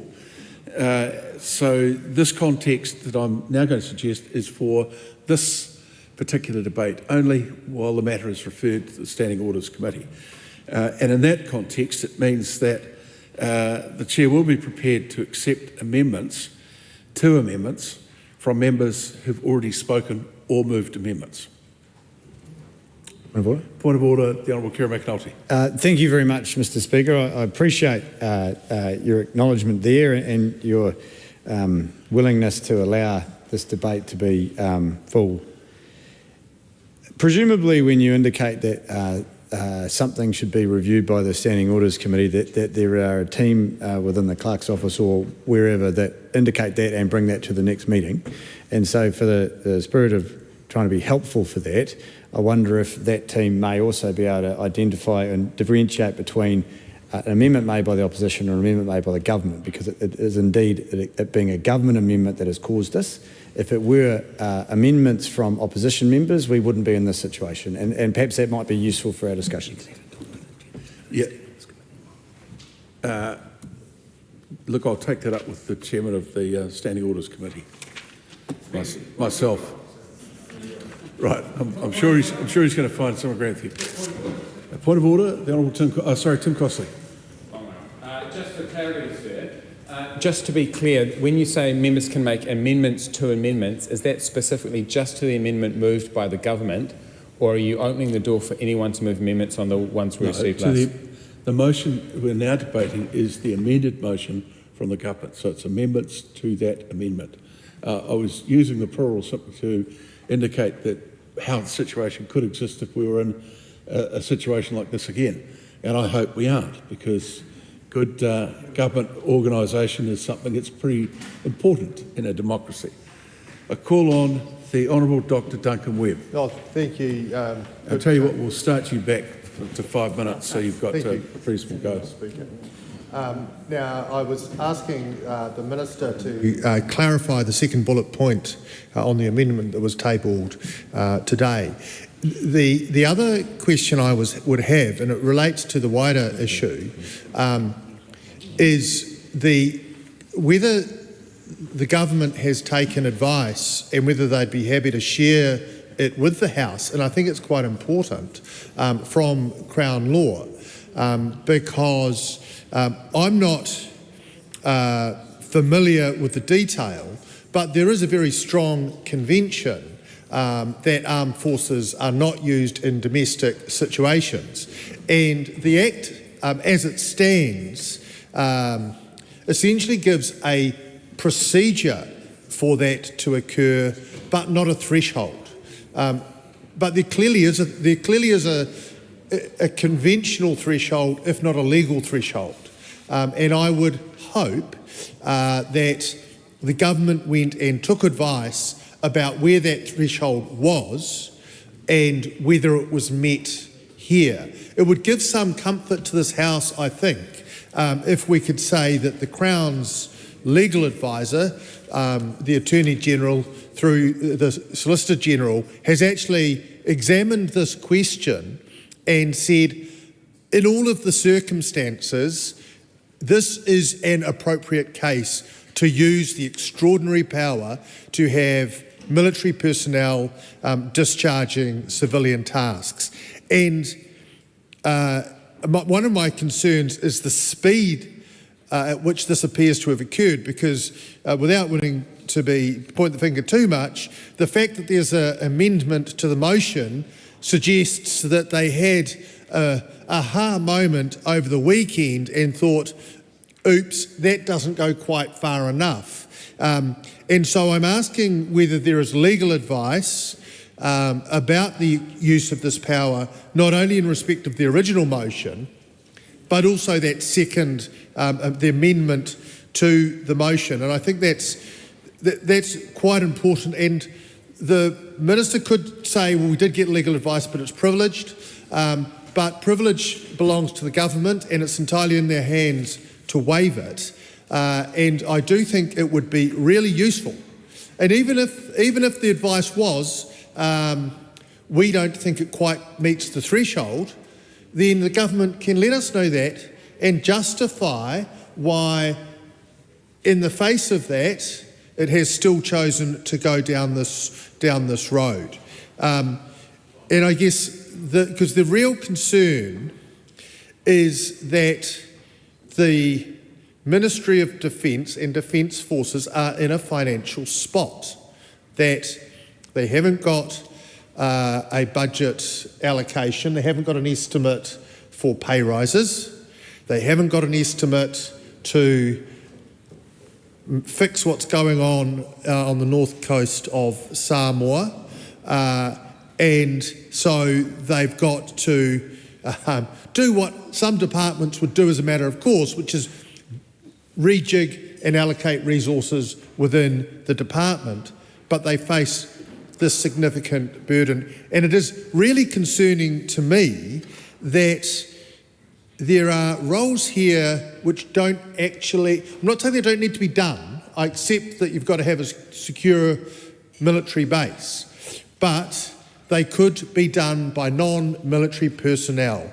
Now, we don't like strike breakers, but the fact of the matter is, it's probably the lesser of two evils to go and get a private security guard company to sit on the gate of the Devonport Naval Base than to get military personnel to do civilian tasks. And I don't think people quite understand the significance of having military doing civilian tasks. Because if it was interchangeable, if military could do anything, if they could be, out the front gate of Parliament today, we would have a military state. We would have a state where the power of the state was expressed against its own citizens through the military.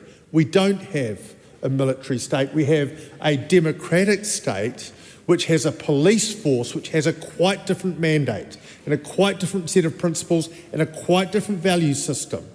And so I think it's important that we hear why we are using military personnel for those tasks, whether there was legal advice that was taken, and also I would be interested in a little more explanation around some of the technical language that's used in this amendment motion. Thank you, Madam Speaker.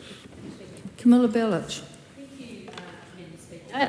It's good to have the opportunity to speak on the government's amendment, and I'd like to thank the Speaker currently in the chair and the one that was in the chair previously for being so clear about the bounds of this debate. So I will try and attempt to make sure that my comments are confined to what has been agreed, but I'm sure Madam Speaker will tell me if I stray outside what has been agreed, because it's not my intention to do so. The key aspect of the amendment that has been moved today is really the addition of a third date of notices. So previously when we were debating this extension motion, we were looking at the 5th of November and the 11th of November, and now we have the 18th of November also added into that as something that needs to be extended, and reading it with the original motion, that would be until the 14th of February 2025. And we did traverse that date at some length in the previous debate on this motion before it was amended, and there was an explanation as to why that date was picked by the Minister, and we value the Minister's feedback and engagement on this particular topic. But what I'm concerned about, Madam Speaker, is the fact that when we had originally spoken about this process of using Defence Force, of using our people who are trained and meant to be deployed defending our country to cover our civilian workforce, we mentioned a number of times that how unusual the situation was. And I just want to reflect how even more unusual the situation has become with the tabling of this extensive additional amendment today. And the reason that that's unusual is because of not only the use of Defence Force staff in civilian roles, but because of the terms of the Defence Act and because of the terms of Section 9. So in Section 9, it makes it very, very clear that this should be something which only happens in rare circumstances. And the reason that that is so clear within that section is the emphasis put on reporting not only the use of the use of Defence Force staff to cover civilian workers taking industrial action, but the fact it firstly must be reported to the House, and secondly, that any extension to that must also be notified to the House within 14 days. And so that is a very, very high bar that the drafters of that previous legislation under a previous Parliament put towards allowing what the government is intending to do to be put forward. Now, last week when we debated the original motion, we said that we had some concerns around the length of the extension. Now that has been amended, and it has covered a totally different strike notice on the 18th of November, that concern remains. And an additional concern I have, and a question that I would put forward if the Minister did choose to take and call and answer, and he's been very good at engaging in this debate so far, is was this the original intent of the government to amend the motion?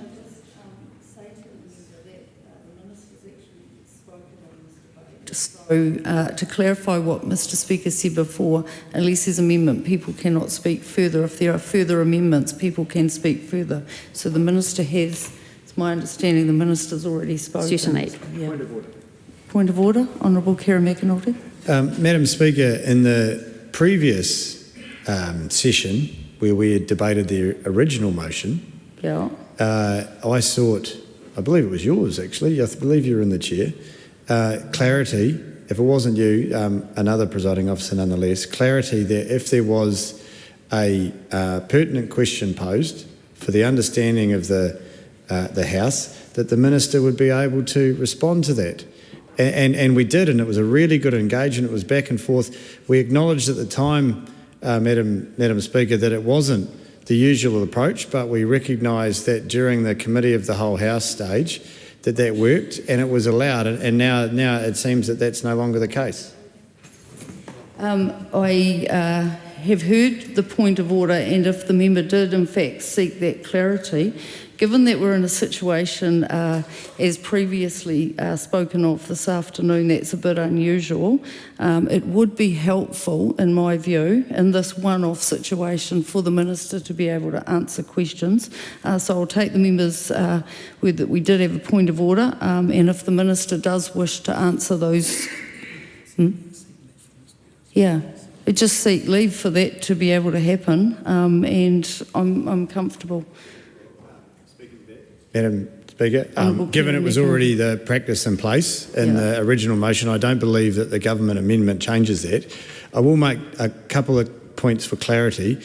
We recognised at the time that the Minister was under no obligation at all to answer. Yes. Only if he or any Minister on his behalf wished to. And it wasn't carte blanche permission for members to treat it like a Committee of the Whole House stage and just fire questions at the Minister. But there are amendments on the table that were put there in good faith. This is an extraordinary and rare motion and debate. And we felt that that would be a useful approach. Honourable Crispin. If I can suggest to the House that if I were to take one call in reply to all the questions that may be posed in the meantime, including in relation to today's amendment, then that might maximise the helpfulness and clarity as to the substance without engaging unnecessarily in debates beyond that which would be expected for what is a reasonably narrow question. Yep, leave is sought for that purpose. Is there any objection? No, there's not. Thank you. Camilla Bellich, please carry on. Thank you, Madam Speaker. And so my question to the Minister really was, if the motion that was on the table had passed last sitting day, would the amendment, would he have put forward an amendment motion as another primary motion for debate in this House, rather than making that an amendment to the existing motion? I just think that would help in terms of how we are to move forward with this, because it is very much my view in reading the legislation that the purpose of it is really to make sure that this is obviously an extraordinary debate, but the situation that the government is engaging in through the use of these staff is also extraordinary, and the legislation puts a high standard on that through its very regular reporting requirements under Section 9. And so my question, I did see a few nods, but I think it would be good to have it on the record, response to that question, is would it have been another primary motion? And if it was another primary motion, is it indeed the intention, if other further extensions or amendments are required, for them to be put as primary motions rather than amendments? I think that would be helpful in terms of having a clearer understanding of how the government intends to go forward.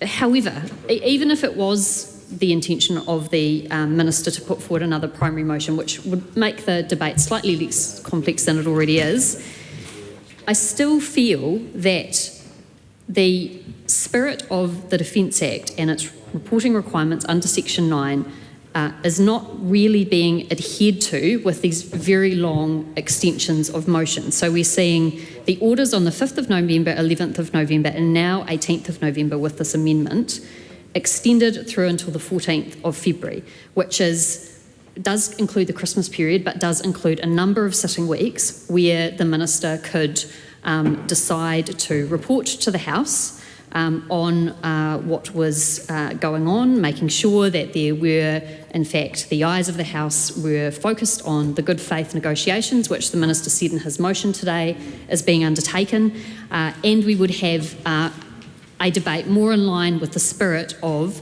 Section 9 of the Defence Act. So with that in mind, Madam Speaker, and bearing in mind the discussions that we had previously, I did have a motion on the table which I had spoken to, and now being allowed to amend that motion, I do feel that it would be better, rather than to align the end of these notices with the end of the strike, which I thought was appropriate because I didn't think it was appropriate, and I still don't think it's appropriate for the extension to go beyond the dates of the strike notice. The Minister did respond to that. It was a reasonable response. However, I remain unconvinced that that is appropriate given the circumstances and the narrowness of the scope of Section 9 of the Defence Act to allow this type of order motion by the government. So I feel that I would be minded to amend my amendment following the amendment by the government to change what I originally had, which was 31 January 2025, which aligned with the end of the strike notice,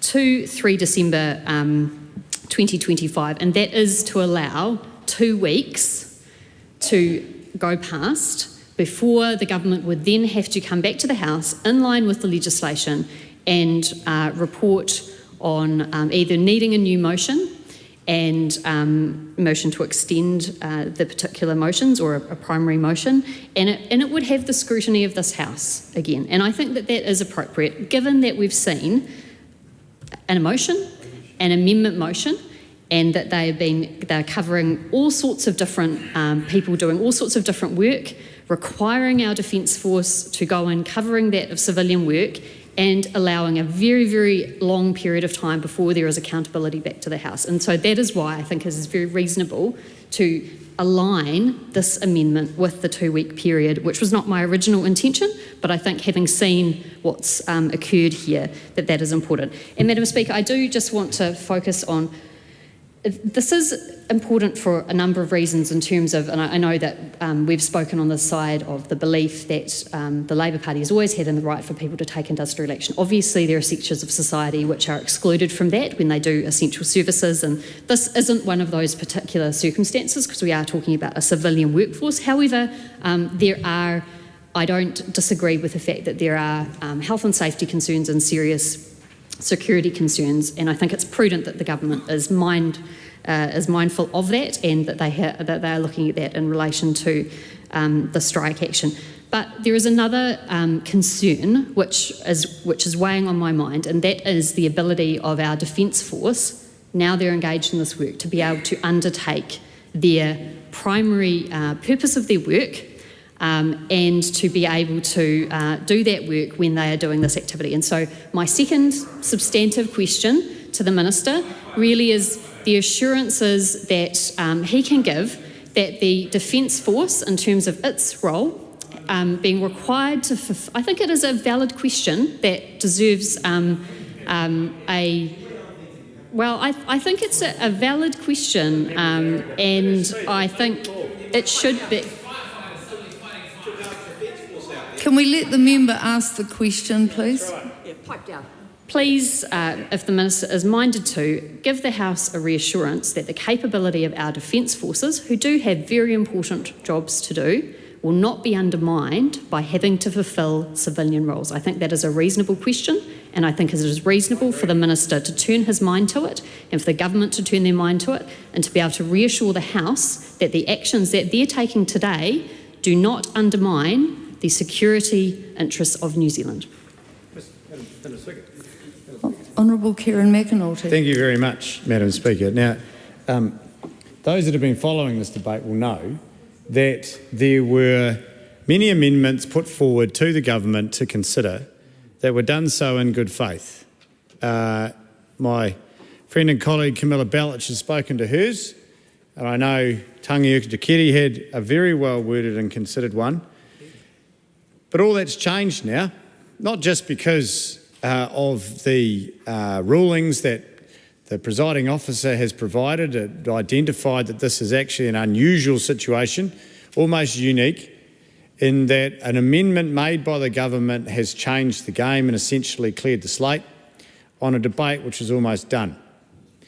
And I don't think for a second that the government intended to do this on Thursday last week. I reckon they entered that into good faith. In fact, if I think back, the minister was getting quite frustrated and prickly at the length at the time that the debate was happening. So that suggests to me that he wanted it done and that he had no genuine intention, albeit acting on the minister's behalf, to put forward this amendment today. I believe that.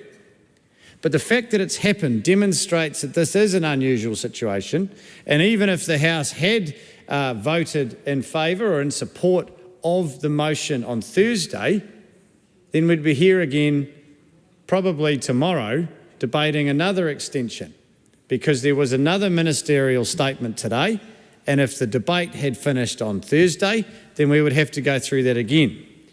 And I say to the minister, surely this demonstrates that this is an evolving situation, that the impact of this industrial action isn't actually fully understood by all, and yet the minister is asking us to support a motion that not only extends the original motion, but now adds to it, amends it, and still wants us to support it to go all the way out to 14th of February. Now, the minister has it available to them in the Defence Act a period of 14 days. And that's quite ironic, Madam Chair, because 14 days from the original motion is today. And so the period of time that the minister had available to her in legislation without the requirement of coming to the House for support for an extension is today. And here we are, not only debating an extension motion, but an amendment to the original motion. Now, why do I say all this? Is the question I get from that look. It's because that's just your resting. Fair enough, I've got one of those as well. I've got one of those as well, don't you worry about that. But, Madam Chair, Madam Speaker, the point of this is that we could avoid all this by simply amending the end date of this extension to a period that is practical, there or thereabouts, around what the Defence Act already gives the minister. Because when we debated this on Thursday, we said to the minister that things change. And the context in which this extension motion would be considered may well develop. And the way that we as a House might approach the motion in 2 weeks' time might be different to how we do it today. Well, gee whiz, it's only been a matter of days and things have changed.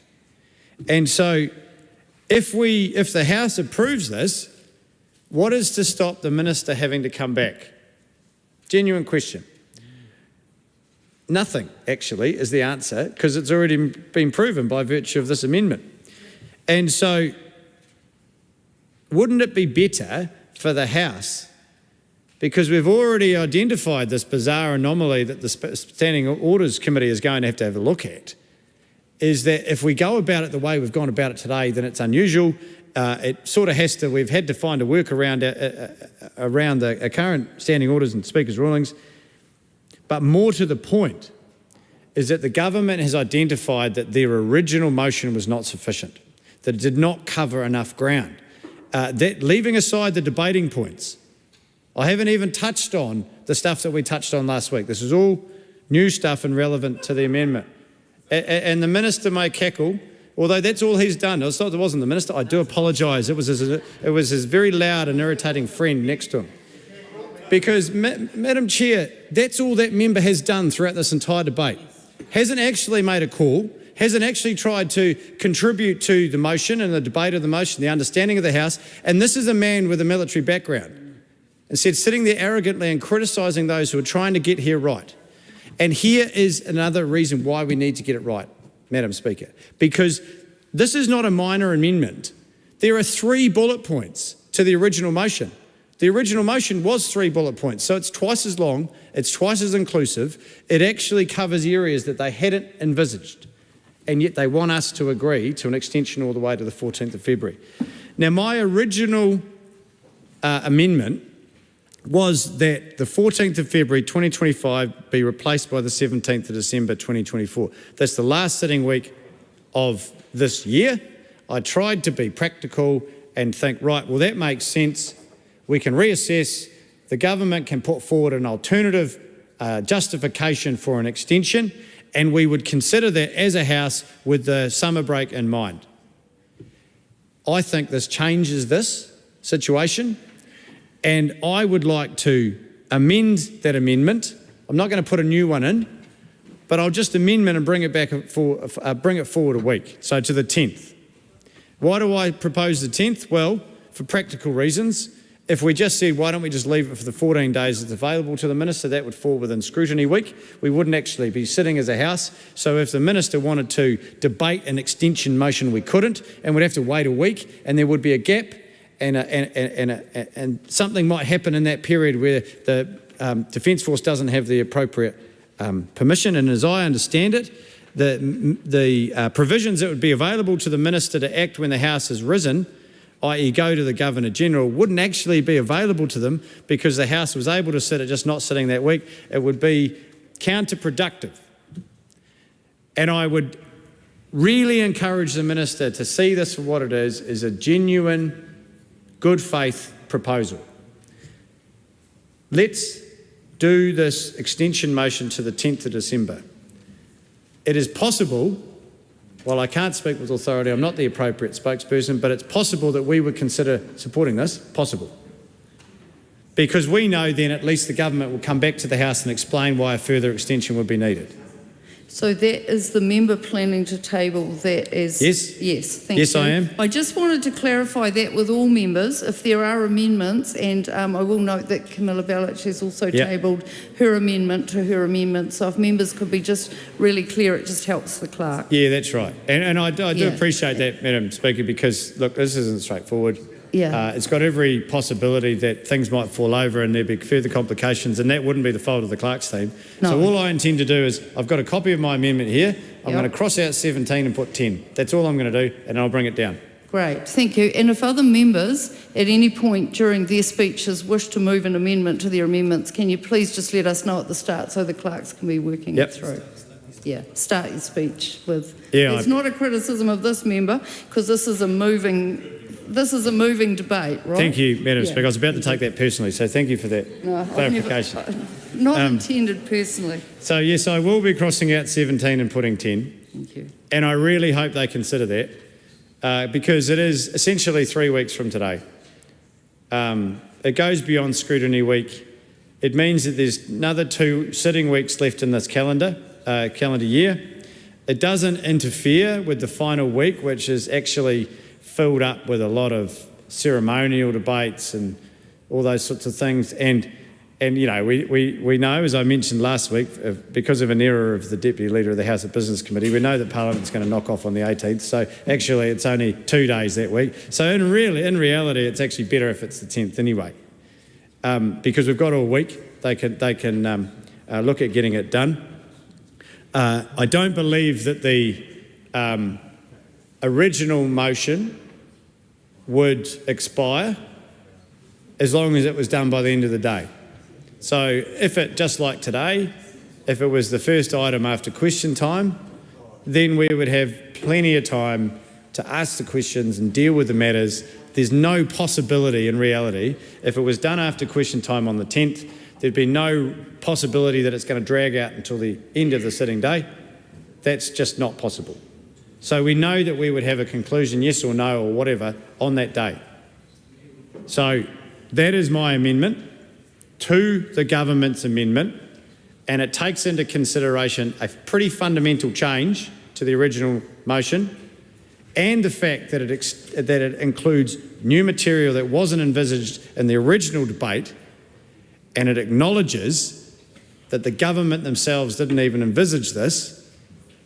So how can they realistically expect the House to give them carte blanche until the 14th with what has proven to be a realistic prospect that we're going to have to come back regardless? Dr. Lawrence Yunan.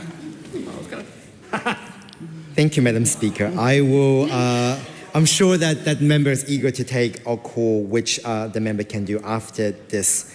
Thank you, Madam Speaker. Per Madam Speaker's instruction before, I would first like to move that the motion be amended to delete the words authority for the use of appropriately trained member of the armed forces posted to HQ NZDF, Trentham and Lincoln military camps to provide security guard services for Defence House and Petitions House, Wellington. That particular amendment has been with the clerks already. But I have an extra copy in case Madam Speaker, should Madam Speaker requires it. Now, the reason I move this particular that I have this particular amendment was briefly touched upon by one of the previous speakers, the Honourable Dr. Duncan Webb, although I don't 100% agree with the member on other elements that the member have raised. But in this particular case, when we are looking at this amendment or this motion, including today's amendment, there are now essentially 6 parts to it, and it's very much, in some ways, playing spot the difference. And one of the things that was really that really stood out to me in the amendment that the amendment that I'm moving to be deleted is the fact that the other parts of this particular motion all has a level of, potentially a level of security clearance that is required that may not be appropriate for a contractor.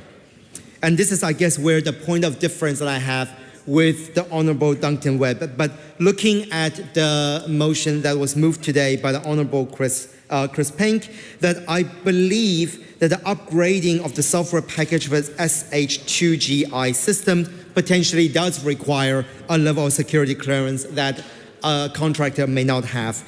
But when it's around providing security guard services for the Defence House and for Petitions House, that is not something that I believe meets the threshold of why Section 9, Subsection 2 of the Defence Act 1990 should be triggered, because in all intents and purposes, to provide security guard services for these two particular areas would very much, can very much be conducted by a contractor. However, if the Minister is able to clarify to say that the security guard services goes beyond as the level of security guard services that we see in other cases where they're simply standing in front of the building to provide additional support or to vet the personnel who goes into it, then that does need to be specified. And that brings me to my second point, which is around the fact that subsection 2 of Section 9 of the Defence Act is very specific, where it does say that the authority should specify the part or parts of the armed forces that may be used and the public service or public services that may be provided. And I think in the original motion, that was not made explicitly clear whether the security guard services goes beyond what is the standard understanding of security guard services. What is also concerning in terms of the original 3 points that was mentioned as part of the original motion compared to the amendment paper that was done today and amendments to the amendment paper that was done today is the specificity of the personnel.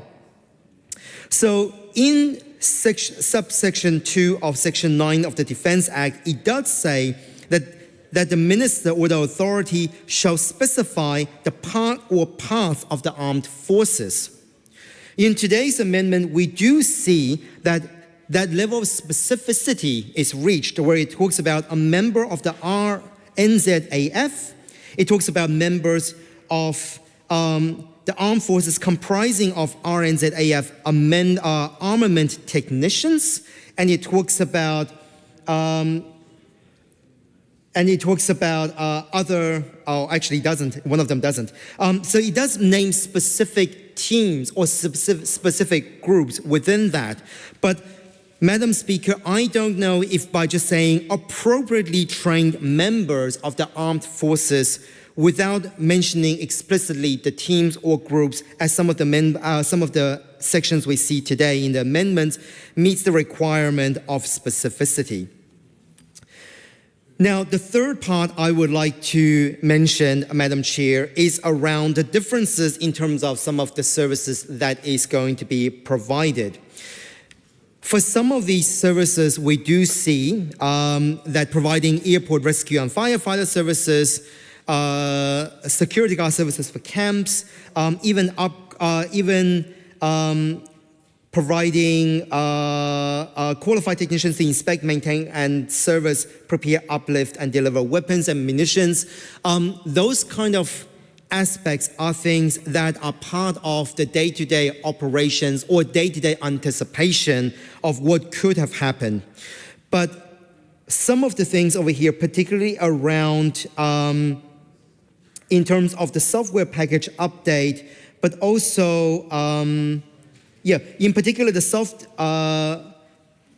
software package update of the SH2GI system, is that something that must be conducted within, like, reasonably immediately, because the motion, with the statement that the minister said, didn't specify, it does specify upcoming deployment, but it doesn't specify, when we say upcoming, whether that is absolutely mandatory for this to be triggered, as opposed to this can actually be deferred to when the strike action is lifted or after February 14th.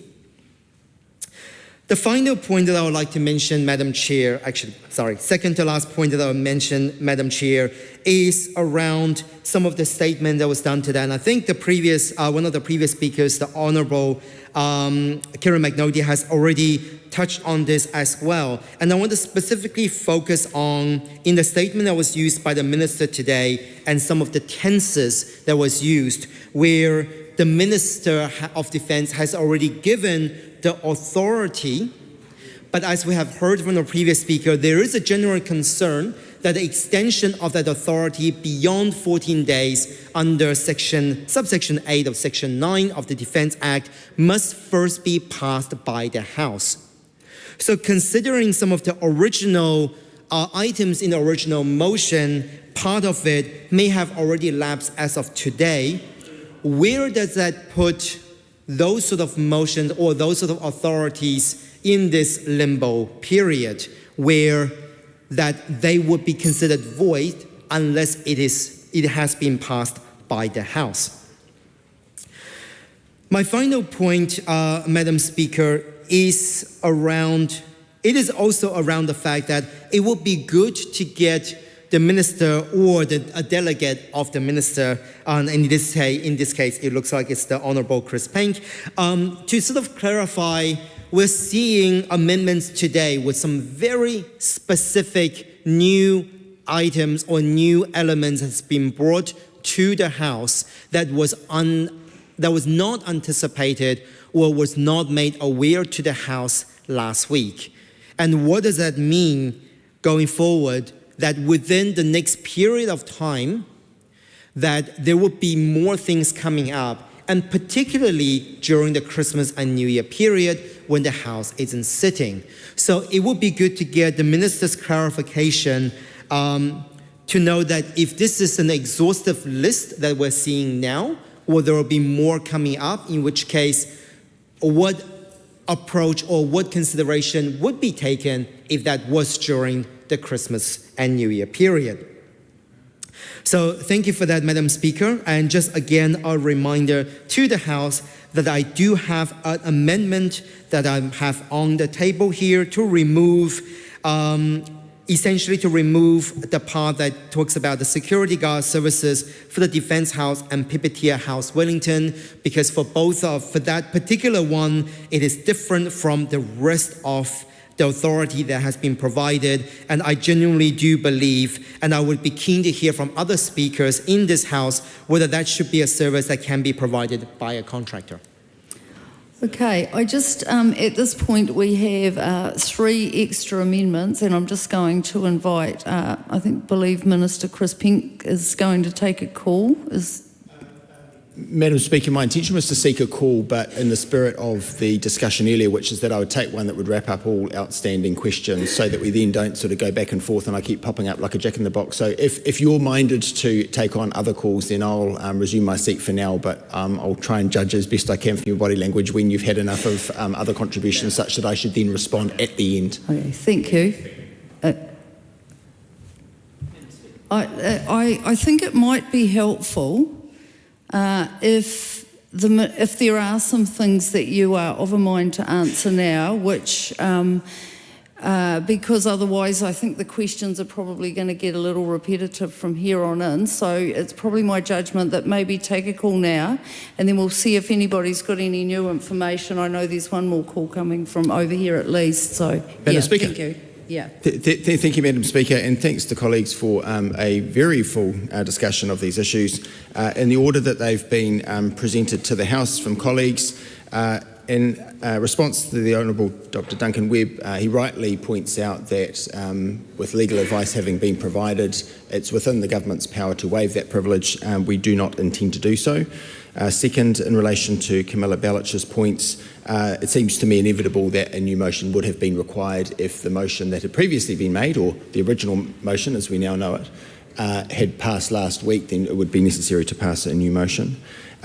Her suggestion of an amended date, the 3rd of December, in fact she said 2025, but I think that perhaps it was a misspeaking as to 2024 being probably her intention. We wouldn't support such an amendment in either case. We think that the calibration of the date that we've provided so far is the right one, which is to say it's the full length of the strike notice plus 2 weeks in order for transitional arrangements to be made as to personnel turning up for duty and so forth. One cannot have a gap in these critical staffing type arrangements. And for that reason, also we don't contemplate or will not support suggestions that are made for other dates within that period. For example, the Honourable Kieran McAnulty, I think, is suggesting what he describes as a practical date of the 10th of December. That could be argued to be placing undue pressure on the negotiating process, which should be conducted in good faith up to, as required, up to as late as the 31st January of next year. If we were to have a date of the 10th of December, then adding a couple of weeks in order for transitional arrangements to be made, we would reach Christmas Eve, getting ahead of myself, Madam Speaker, and I don't think that would be very wise time to be trying to relitigate or make different arrangements for obvious reasons. I certainly don't intend to be here at that time, Madam Speaker. Presume you don't, and I'm even more sure that the Honourable Kieran McAnulty will be long gone. As for the capability of the replacement personnel, if we can call them that, in fact, they routinely conduct these kinds of operations or all this kind of work in any case. And in fact, reasonable minds can differ, and it's not a subject for debate today, but it might be the case that uniformed personnel might be called upon to take back under their own steam these very functions that they used to carry out as a matter of course, and more recently have been taken on by civilian colleagues who I hasten to add are valued and respected, but nevertheless there is already a combination of civilian and uniformed personnel undertaking those tasks, not only historically but even into the present day. As for the fact that we have an evolving situation, as Kieran McAnulty points out, yes, that's correct, but we can't know what the future will hold, and that's not a reason not to make necessary arrangements in accordance with the law in the present day.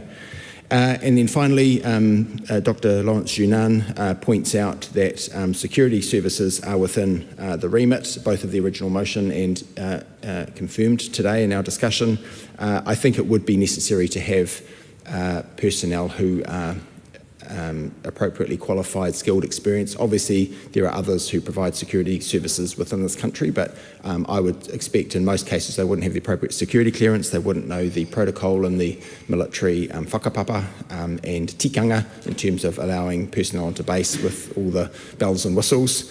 almost literally bells and whistles in some cases, but very specific qualifications not only for those security roles to be carried out, but also those who would carry out the very bespoke work on military helicopters, for example, with weapon systems that we hope civilian helicopters don't have in this country. And then finally, I thought it was a very fair question and a good question as to whether the fact of an upcoming deployment would be required to reach a threshold to trigger this kind of measure.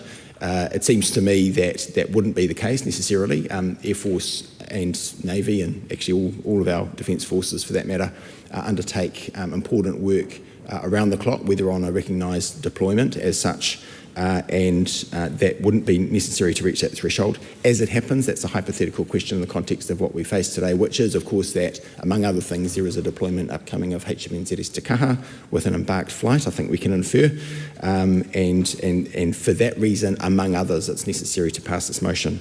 And finally, Madam Speaker, in what I hope and expect will be my last contribution, and perhaps one of the last contributions in the debate as a whole, I do want to re-emphasise the big picture here, which is that we have a Defence Force that performs valuable work in service of this nation. They will do it over the Christmas New Year period. They need to be supported to do that. They need to be allowed to conduct their work in a safe and secure way. That's important for those workers. It's important for our nation. And the arrangements are having to be made in a less than ideal world in which we live, whereby external factors have forced the hands of Defence in order to provide this manning. The Minister of Defence has made the appropriate arrangements. This House should duly authorise that and support our personnel in that way. And as for what the future may hold, we don't know that, but in the meantime we don't undermine the good faith bargaining efforts on both sides, and we expect and hope that the matter will be resolved as soon as possible.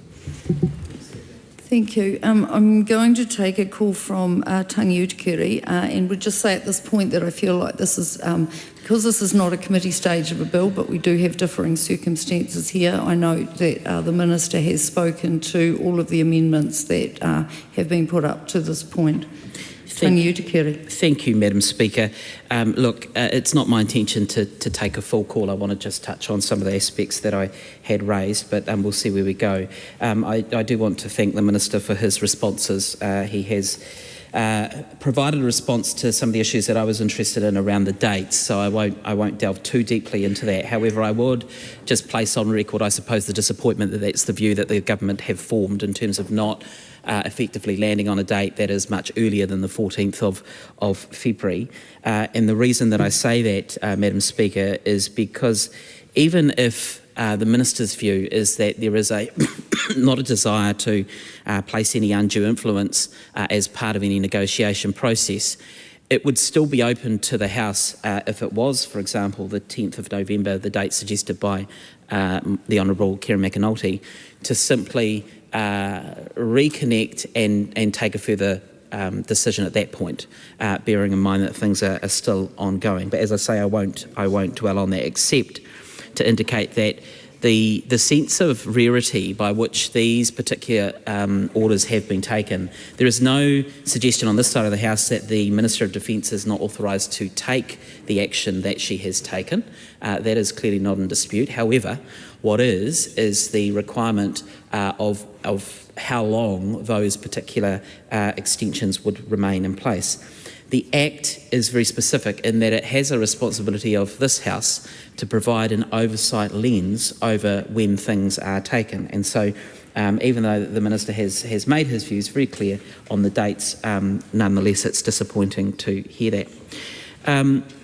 One of the things that I would invite the Minister in what might be his final contribution is to respond to some of the issues that I touched on when the House was considering this on Thursday evening. The Minister will know I took the last call before the House effectively rose for the week. And he did respond to some from his seat, so I know his views on some of those things. However, one of the things that has not yet been addressed, Madam Speaker, is why it is that the notice that was issued by the Defence Minister on the 5th of November was very specific as to the locations that were included in that notice. Subsequent ones are not. What we now see in the government's amendment this afternoon is that they have specified some locales or locations. So I'm interested to hear from the Minister around why there is a change in tact on that particular score.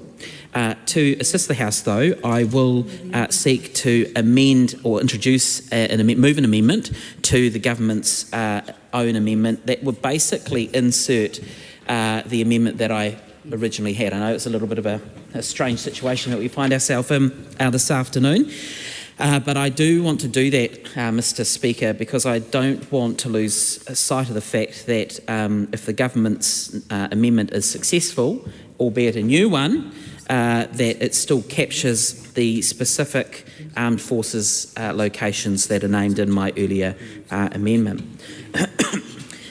I did reflect, though, on whether that was necessary or not, and I've had a look at the amendment in the Honourable Penny Simmons' name, and I think that the first bit there under C, which is basically flagging the location, the Cody Point for security guard services. Actually, I will just point out one of the interesting things for this amendment is we've heard about security services, we hear about firefighting services. The question then kind of remains is, well, what is coming next? And if we actually had dispensed with this matter, not that it should have dispensed with in a non-timely manner, but if it was dispensed with on Thursday, Mr. Speaker, we would be commencing a whole new process for the most recent decision that the Defence Minister has taken. What is to say that there will be further decisions that are taken by the Minister of Defence that will warrant use of the House's time nonetheless. However, if I can return back to the other bullet point about Cody Point, I don't actually think that is captured by my original amendment, which is why it's important that I think it still needs to stay. Likewise, for the second bullet point, that references the specific role of an individual in the Defence Force who is an intelligence specialist trained in electronic warfare to undertake the helicopter systems. I know Dr. Webb had touched on that. My question to the Minister is, the person that is undertaking that particular role, would they have been captured by the amendment that was lodged in my name? Because the intention of lodging the amendment was to basically specify all of the armed forces locations that are indicated there. What we have as a member of the Royal New Zealand Air Force, one assumes that they would be domestically captured by the locations that are contained in the specific amendment there. So that's a particular question for the Minister. And as for the follow-on paragraph there that relates to those that are located at RNZAF base Auckland and Waiouru military camp, then I think that would have actually been captured by the original one. So really, I guess it's just hinging on that second one, which is trying to ensure that there is no dichotomy or difference between the locations and the specific roles that are listed there. So on that basis, Mr. Speaker, I will stick with moving the amendment to the amendment for the government notice of motion. And I do so because I rely on the contribution that had been made last week, which talks about the constituents that I represent. And I know that the particular original notice of motion does actually refer to Linton military camp and others, but those are the questions that I'll leave for the Minister to hopefully pick up and respond to in due course. Just before the member sits down, just for the clarity of the Chair, are you moving an amendment to your amendment?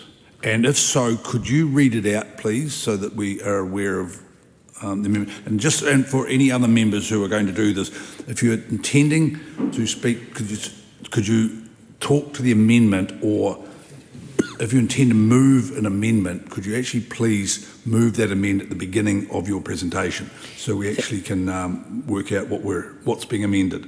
Thank you, Mr. Speaker. For clarity, I have moved an amendment to the government's amendment. My amendment simply inserts, I can read out all in its entirety if that would be helpful. Is this not your original amendment?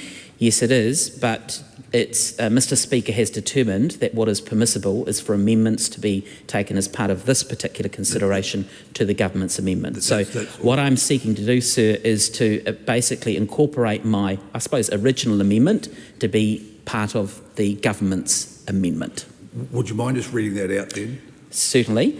That the authority, what is inserted, I move that the following be inserted into the government's amendment to notice of motion number 1, brackets, well, quotations, the authority for the use of appropriately trained members of the armed forces are located at Devonport Naval Base, RNZAF Base Auckland, Papakura Military Camp, RNZAF Base Ohakea, Linton Military Camp, Trentham Military Camp, Burnham Military Camp, RNZAF Base Woodburn, Headquarters, Joint Force New Zealand. Oh, thank you for doing that. Glenn Bennett. Kia ora, Mr. Speaker, and I rise with the intentions of having to make an amendment to my amendment from last Thursday as well. This is because and the member on the government side just said, surely this can't get worse, is what was just spoken from a government member. And I think that is... Yeah, to that member, I've asked the members to be specific about their amendment, so I don't appreciate those sort of comments while I'm actually, we're working out what the amendment is, so not useful. Thank you, Mr. Speaker. And the reason I have to rise to amend my amendment is because it doesn't actually fit anymore. Because of the new amendments that were dropped this afternoon, it basically flies in the face of what I had, and I'm going to have to move it around. And I've been thinking carefully and frantically writing to get it in the right place, but it will probably go in at the end. But I actually do want to... I don't really talk about my high school and how badly I did, but when it comes to things like semicolons and full stops, there is a bit of a drafting issue here, Mr. Speaker, which I want to just clarify, because so I will read my amendment, Mr. Speaker, just so that we're very clear. So on the 14th, my amendment in my name stated that after brackets, camps and bases, full stop brackets, and I went on to put my amendment in.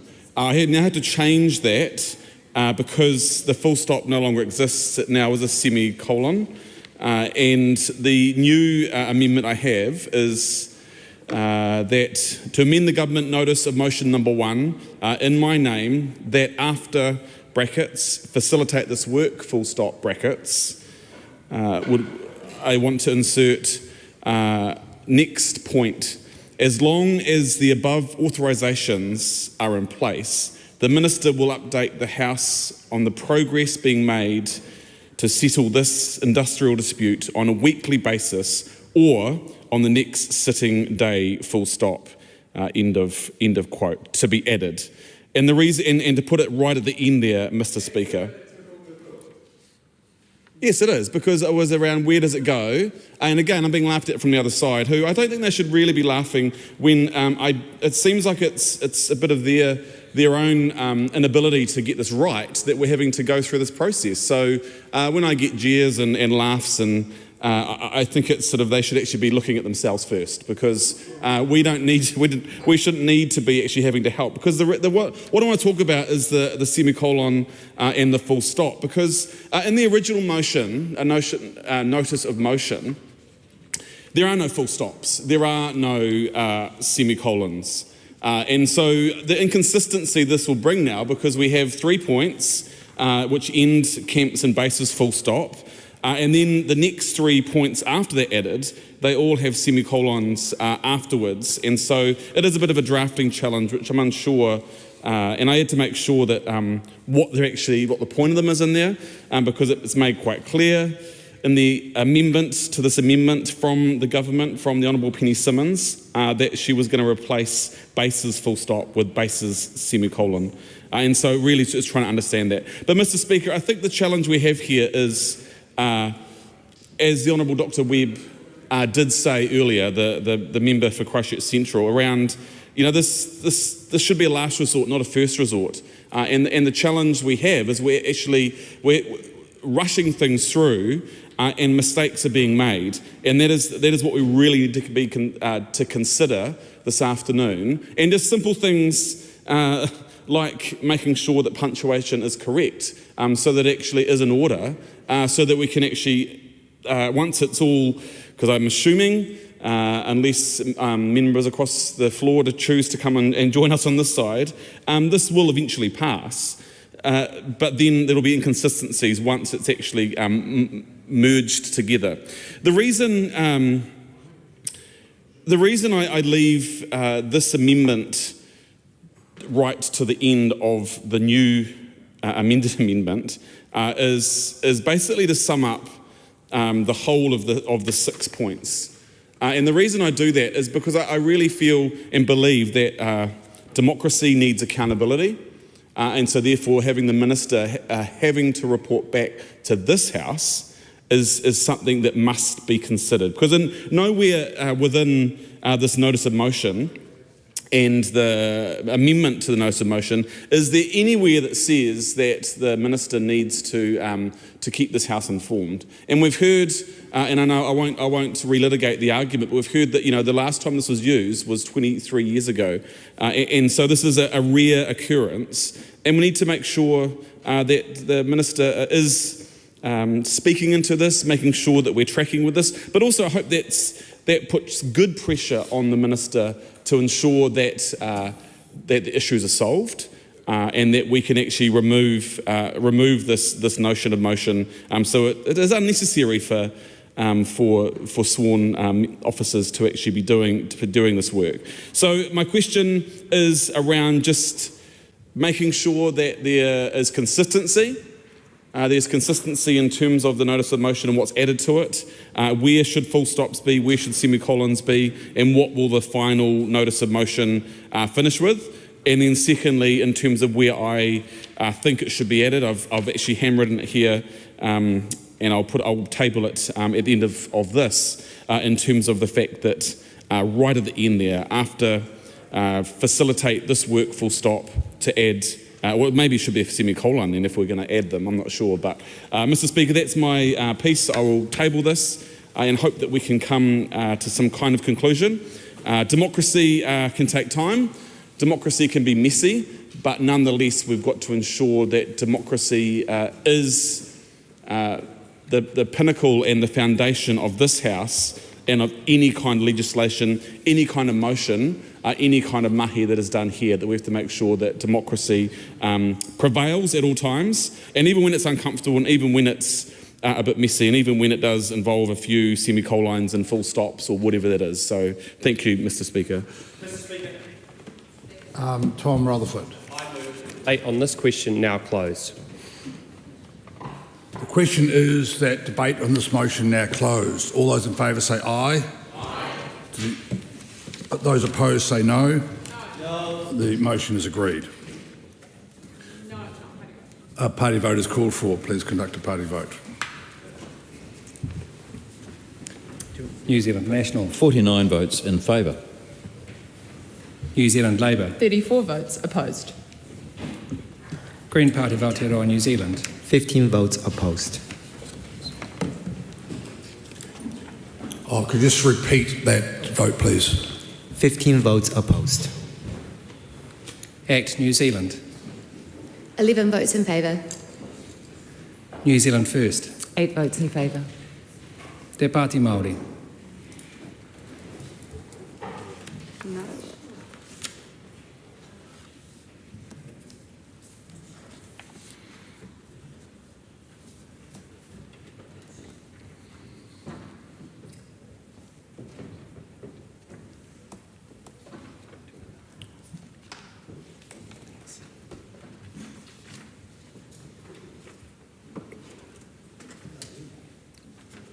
The ayes are 68, the noes are 49. The question is agreed.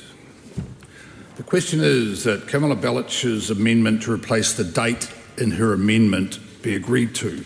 Those of that opinion will say aye. Aye. To the contrary, no. No. The noes have it. Party vote is called for. Please conduct a party vote.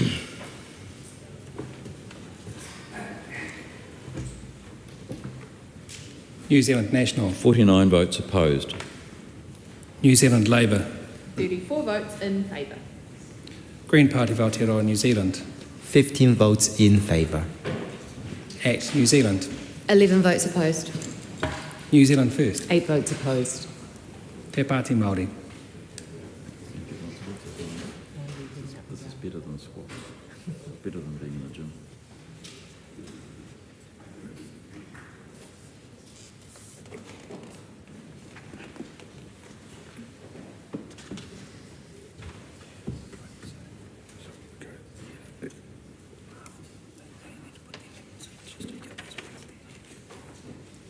The ayes are 49, the noes are 68. The question is not agreed.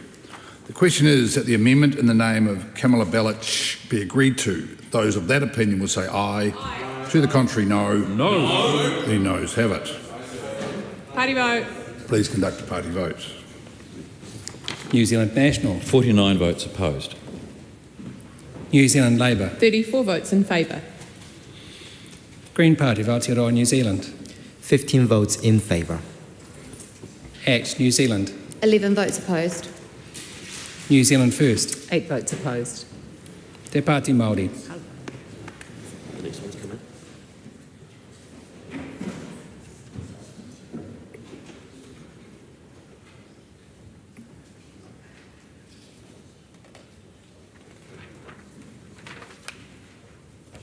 The ayes are 49, the noes are 68. The question is not agreed. The question is that Honourable Kieran McAnulty's amendment to replace the date in his amendment be agreed to. Those of that opinion will say aye. Aye. To the contrary, no. No. The noes have it. A party vote is called for. Please conduct a party vote. New Zealand National. 49 votes opposed. New Zealand Labour. 34 votes in favour. Green Party of Aotearoa, New Zealand. 15 votes in favour. ACT New Zealand. 11 votes opposed. New Zealand First. 8 votes opposed. Te Pāti Māori.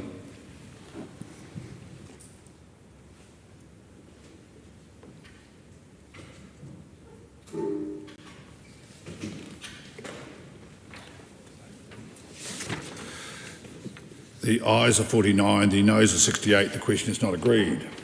The question is that the amendment in the name of Honourable Kieran McAnulty be agreed to. Those of that opinion will say aye. Aye. To the contrary, no. No. The noes have it. Please conduct a party vote. New Zealand National. 49 votes opposed. New Zealand Labour. 34 votes in favour. Green Party of Aotearoa, New Zealand. 15 votes in favour. ACT New Zealand. 11 votes opposed. New Zealand First. 8 votes opposed. Te Pāti Māori.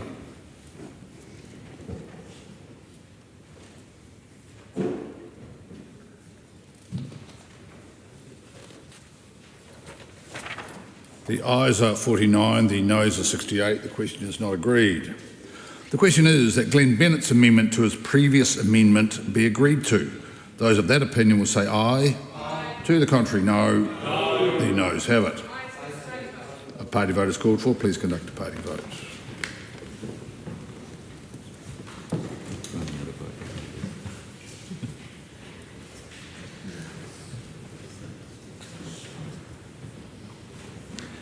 New Zealand National. 49 votes opposed.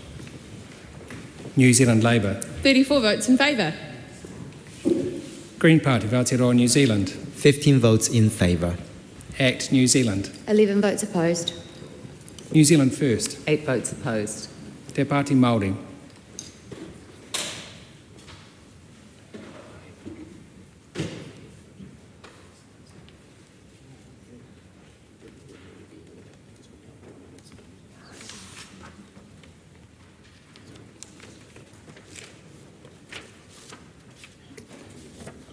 The ayes are 49, the noes are 68. The question is not agreed.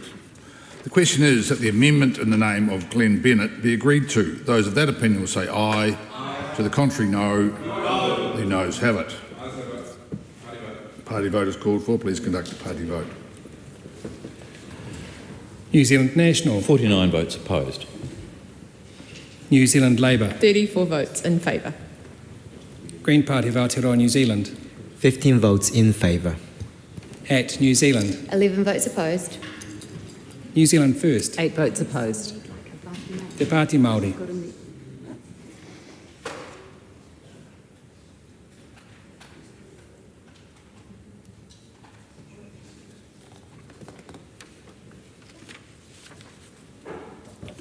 The ayes are 49, the noes are 68. The question is not agreed. The question is that the amendment in the name of Tangi Utikere be agreed to. Those of that opinion will say aye. To the contrary, no. The noes have it. Party vote is called for. Please conduct a party vote. New Zealand National. 49 votes opposed. New Zealand Labour. 34 votes in favour. Green Party of Aotearoa New Zealand. 15 votes in favour. Act New Zealand. 11 votes opposed. New Zealand First. 8 votes opposed. Te Pāti Māori.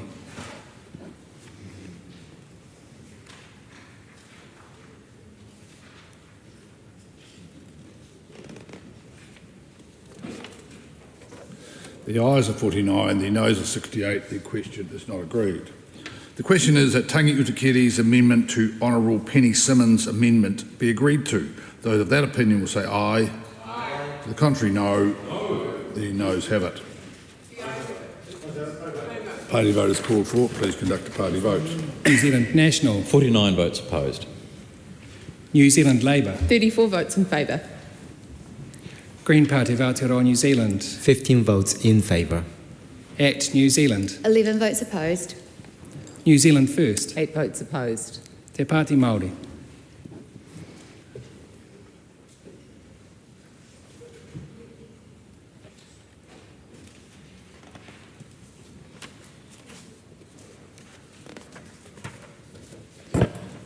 The ayes are 49, the noes are 68. The question is not agreed. The question is that the amendment in the name of Honourable Penny Simmons be agreed to. Those of that opinion will say aye. Aye. To the contrary, no.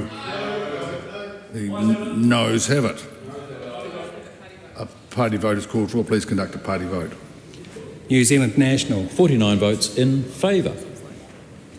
New Zealand Labour. 34 votes opposed.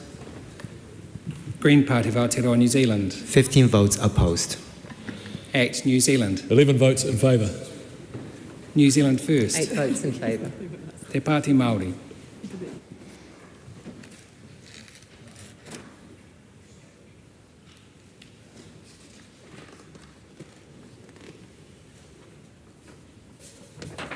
The ayes are 68, the noes are 49. The question is agreed.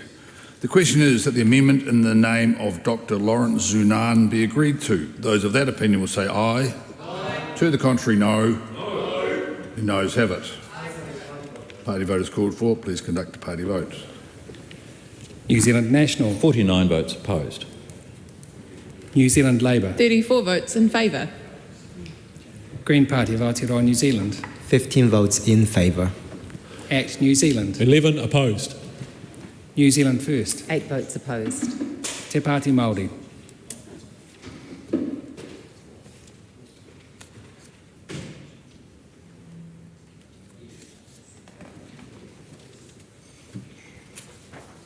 The ayes are 49, the noes are 68. The question is not agreed. The question now is that the motion for the extension of authorizations as amended made under Section 9(8) of the Defence Act 1990 be agreed to. Those of that opinion will say aye. Aye. To the contrary, no. The noes have it. Party vote is called for. Please conduct a party vote. New Zealand National. 49 votes in favour. New Zealand Labour. 34 votes opposed. Green Party of Aotearoa New Zealand. 15 votes opposed.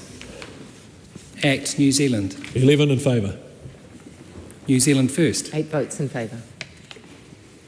Te Pāti Māori.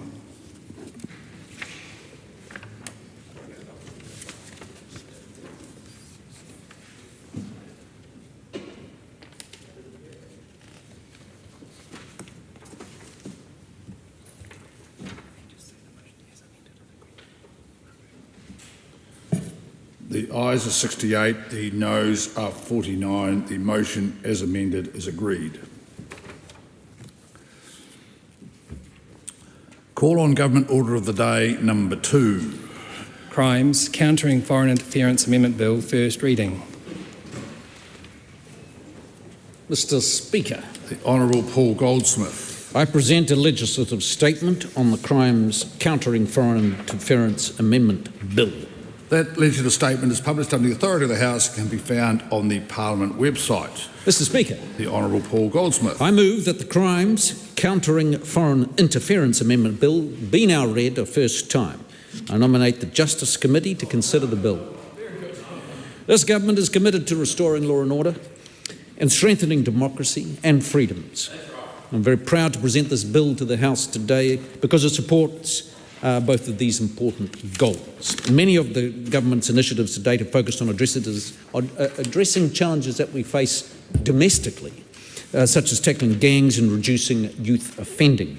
This bill is different because it responds to challenges we face in the international context. In particular, it addresses the growing issue of foreign interference. This term encompasses a broad range of activities, but in essence describes when a foreign state undertakes or supports activities that target New Zealand, that go beyond appropriate forms of state-to-state engagement, and are intended to undermine our sovereignty, national security, and way of life. Mr. Speaker, it is necessary to first say that it is normal and acceptable for states to interact and work to influence one another. This encourages cooperation and can have mutually beneficial outcomes. International relations, activities, transparent lobbying, and other forms of open and cooperative engagement with the New Zealand Government and members of the public are welcome. However, the Government is aware that some foreign states are engaging in activities in New Zealand that go beyond this and are relying on conduct that is deceptive, covert, or coercive. These acts often involve the use of new and widely used forms of technology and are intended to inappropriately manipulate our democracy, economy, academic institutions and media. They also have been used to place undue pressure on individuals and our communities in order to control or stifle the exercise of rights and freedoms in New Zealand.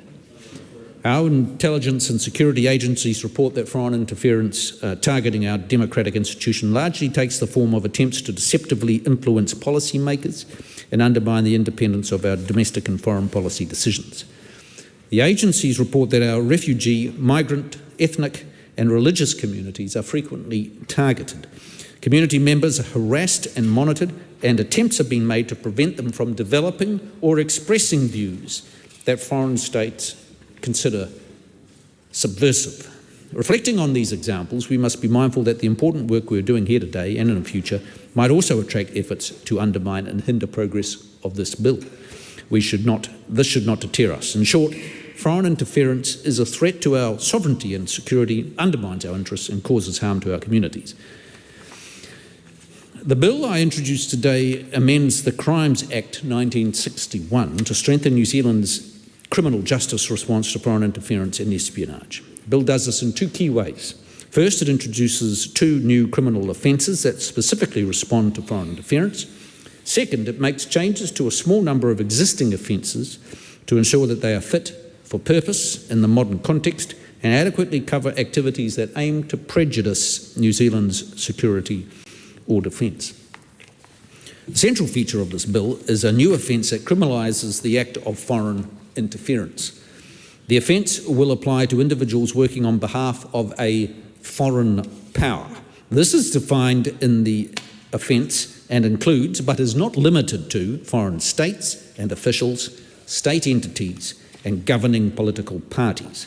To commit the offence, a person's conduct must include all of the following elements.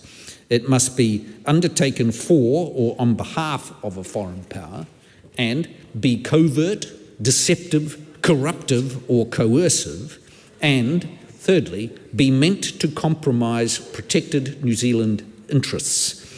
This ensures the offence does not criminalise appropriate foreign influence occurring through diplomatic or political channels. Foreign states or state agents that advocate for their country's interest in an open and transparent manner may continue to do so unimpeded. The offence will also not apply to people who do not know and have no reasonable way of determining that they are being used by a foreign state to undertake foreign interference against New Zealand. The second new offence in the bill further criminalises existing imprisonable offences where they are committed to benefit a foreign power in specified ways. This can result in an uplift in the overall penalty imposed for criminal acts meant to undermine New Zealand's sovereignty. This offence recognises that some activities used to undertake or support foreign interference are already offences in New Zealand. This includes, for example, intimidation, blackmail, and corruption. The significance of these criminal acts and the harms they cause increase when they are committed in New Zealand to support a foreign power. This will now be accounted for in our criminal law. The targeted design of the new offences, along with the additional safeguard of requiring the Attorney General's consent to a prosecution, helps to ensure that lawful and appropriate conduct does not inadvertently attract criminal activity. Turning to the changes to the existing offences, the bill amends provisions related to espionage and wrongful communications, retention or copying of information. New Zealand's espionage offence makes it illegal to intentionally transfer information or objects overseas to prejudice New Zealand's security or defence. This is one of the most egregious acts a person can take against New Zealand and is comparable to treason and other serious crimes against public order. The offence is an important feature of our criminal law, and it applies to acts done anywhere in the world by people who owe allegiance to the sovereign and right of New Zealand. However, the owing allegiance term used in the offence is not defined. This creates uncertainty as to who can commit it. To address this, the bill inserts a definition of the owing allegiance term into the Crimes Act to provide greater prosecution certainty and make it clear who can be held accountable for acts of espionage committed both inside and outside of New Zealand. New offences are also being created to address criminal liability gaps that arise from the use of the term. This way, everyone who owes allegiance can be held liable as a party if they assist others to commit acts that amount to espionage against New Zealand. The bill also strengthens accountability for unauthorised disclosures of government information that is likely to prejudice New Zealand's security or defence. This includes by expanding the scope of entities covered by the current wrongful communication of information offences to address notable gaps, such as information held by local government and officers of Parliament not previously captured. Secondly, making it explicit that sharing military tactics, techniques and procedures is an offence. This provides certainty for when this type of sensitive information can be lawfully disclosed, and ensuring that information that was formerly government information remains in scope of relevant offences, as it can still prejudice New Zealand's interests if disclosed without authorisation. These changes strengthen our criminal justice response to foreign interference and espionage by providing a means to better hold people to account for committing harmful acts against New Zealand. However, legislation alone cannot prevent this malign activity. It's important to recognise that this bill is part of a wider government response to foreign interference, which includes government agencies working together and with local government, business, academia and communities to build resilience to foreign interference threats. In addition to supporting successful prosecutions of interference activity, these criminal sanctions have wider benefits, including protecting individuals, academics and businesses from efforts to interfere with their activities or manipulate them to unwillingly support foreign interference. It also will deter people from undertaking harmful and unsafe interference-related conduct. It will assist agencies by enabling cross-agency cooperation and access to a broader suite of tools, and incentivising foreign states to positively shift behaviours in response to legal changes. I'm proud to bring this bill to the House today because of what it means for New Zealanders as the country as a whole. We're delivering on our promise to make New Zealand safer and more secure, in a place where everyone can enjoy the guaranteed rights and freedoms afforded to them under our laws, and I commend this bill to the House. Speaker. The question is that the motion be agreed to. Honourable Dr Duncan Webb. Kia ora, Mr Speaker, and thank you for that. I think it is really important when we come to matters such as foreign interference that we wherever possible, reach a position which is agreed across all parties and endures. However, any of these issues raise genuine concerns about freedom of information and freedom of speech, privacy and related concerns. And this bill is no different there. And so the Labour Party will be supporting this bill to Select Committee. Of course, this bill comes before the House at a busy time, shall we say, with a lot of other things going on around us. And it's important that we're not distracted from those, by those, from this important issue, which will have a more lasting impact on our statute book than some of the other bills before this House. In terms of, first of all, foreign interference is clearly real, and as is noted in the various papers, including the regulatory impact statement, changing significantly. And we do need absolutely to keep up with that. And there are instances noted in the regulatory impact statement of political figures being influenced by foreign powers. And I do think we need to make a very clear distinction between foreign influence and foreign interference, and the legitimacy and illegitimacy that distinguishes those.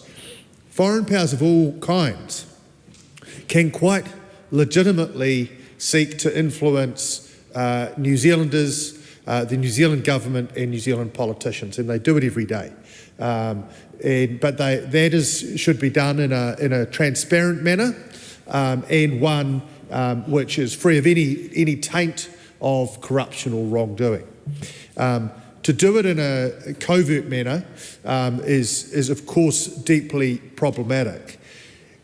There are a couple of things, or there are a number of things we'll need to look at, and I won't mention them all, but the criminalisation of reckless conduct, that is to say conduct which lacks a degree of care, is highly careless but not intentional, is difficult.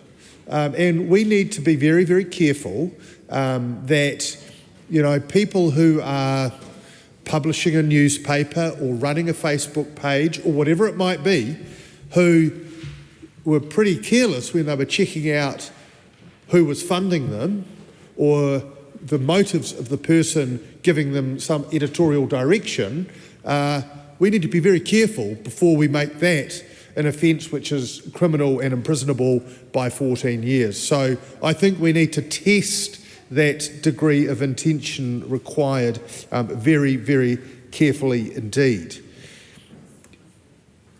Crimes of information, which is what this is largely, are particularly problematic because to detect them requires considerable intrusion and search. And one of the things that is used by our intelligence agencies and others is warrantless search powers. This government has got a certain affection for warrantless search powers, it appears, and doesn't really, I'm a bit concerned that they don't got to turn their mind to the very question of how much is this essential? Is it absolutely necessary to have this warrantless search power given the nature of the crime and the way in which it can be detected? The Privacy Commissioner has expressed concerns around this, and we think those are very legitimate concerns. Having said that, I know from my own experience of immigrant communities coming to me that foreign powers do exert influence in New Zealand over local communities, and we need to get on top of that. So we'll approach this in a cooperative manner, but we want to give this a really good working over, and I certainly hope that it gets a good degree of attention at Select Committee. Kia ora, Mr Speaker. Tiana Tuiono. Kia ora, Mr Speaker. I rise on behalf of the Greens to take a call on the Crown's countering foreign interference amendment bill, and just noting the incredible importance of having an independent foreign policy, one that recognises where we are.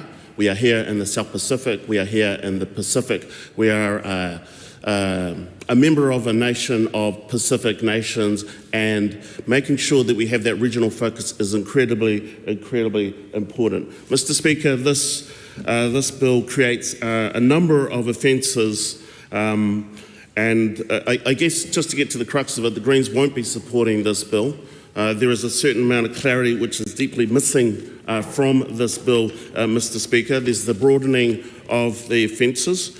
The bill does not tighten definitions of security, rather it introduces offences that are broad in scope, which we have a problem with. Offences that are unacceptably broad in scope, including the widening of the definition of deceptive, reckless, coercive and New Zealand interest. And I'll come back to the New Zealand interest part, Mr. Speaker, in just a second. But I think it's important to note that we have had foreign interference in this country as well, and that is a problem, and that is the issue. But we do roll out the red carpet for some, Mr. Speaker. And I note that that the Government Communications Security Bureau, GCSB, between 2013 and 2020, 7 years, had a spy agency parked up at that bureau, Mr. Speaker, which points to the fact that we actually have had foreign influence within our sphere. Some foreign influence, it seems, is okay, while others is not. It is our role within Five Eyes, which is problematic, noting that one of those eyes is a Trumpian-sized eye, which has more influence over the other 4 smaller eyes, Mr. Speaker. And if we remember the last time President Trump was in the presidency, it was erratic and volatile. So what will the next 3 to 4 years be if we continue to move in that direction? Will this bill be holding the US to account, the UK to account, Mr. Speaker? And I ask that because on one of the sections, the broad sections, there is a bit about what is in or not in the New Zealand interest. Well, what does that mean? What does it mean to something to be within the New Zealand interest? Because we actually already have that in some of our legislation. In order to launch satellites into space, Mr. Speaker, they need to be made sure that they are not contrary to the New Zealand interest, Mr. Speaker. So I put a whole lot of parliamentary written questions up to find out exactly what that was. So, for example, parliamentary question 64705, and it was to the Minister, that says, is the Minister aware that the US Army Space and Missile Defence Command has a missile defence battery with radar in Israel? And if so, will this prohibit further launches from New Zealand? And if not, why not, Mr. Speaker? They also put up another one around Black Sky, Mr. Speaker.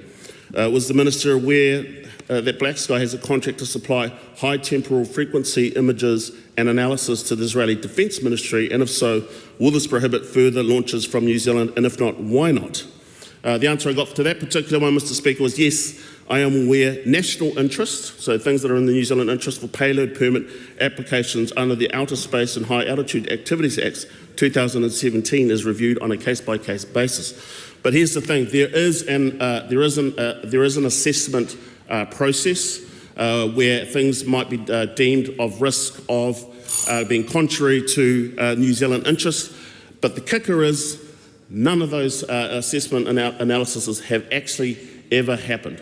So the question I have for the government speakers is, when you talk about the New Zealand interests, what exactly do they mean? What exactly do they mean? And I ask that question because we've got AUKUS knocking on our door for New Zealand to join.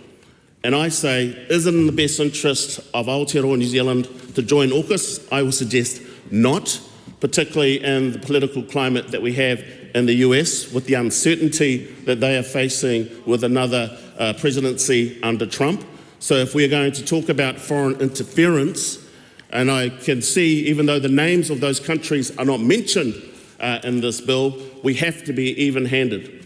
Relationship diplomacy is something that we do well, so that we can continue to do well. That is what our role is in the Pacific and around the globe. Thank you, Mr. Speaker. Laura McClure. Thank you, Mr. Speaker. So today I stand before you guys on behalf of ACT in support of the Crimes Countering Foreign Interference Amendment Bill, a vital piece of legislation aimed at strengthening our legal framework to protect New Zealand's sovereignty and national interests from the growing threat of foreign interference. Firstly, just to touch base on the previous speaker's notes around AUKUS, they're not knocking on our door. We've not even been invited to join at this point. So I think that rhetoric is kind of somewhat harmful and just adds to that sort of hype. So just to keep that in mind. So we're in an era where global competition and geopolitical tensions are increasingly influencing our international relations. The need for New Zealand to safeguard its democracy, security and values has never been more urgent. We are facing new challenges, covert, deceptive and often invisible activities carried out by foreign powers that seek to manipulate, disrupt or even harm the core functions of our society, whether through cyber attacks, covert influence campaigns or attempts to distort our political processes. These activities are direct threats to our national interests. The Crimes Countering Foreign Interference Amendment Bill represents a critical response to these threats, building on our existing legal framework to ensure that our criminal law can adequately address foreign interference in all its forms. It updates the Crimes Act 1961 with 3 key objectives that will enhance our ability to detect, deter and punish foreign actors attempting to undermine New Zealand's security, democracy and way of life. First, the bill introduces new offences, specifically targeting foreign interference. These new offences will criminalise the actions taken on behalf of a foreign power to intentionally or recklessly harm New Zealand's national interests. This includes activities that compromise our national security, interfere with our elections or undermine the human rights of New Zealanders. These offences cover a wide range of harmful behaviours, ranging from espionage to sabotage to attempts to influence decision-making or distort public opinion. The penalties for such actions are severe, up to 14 years in prison for intentional conduct and up to 10 years for reckless behaviour.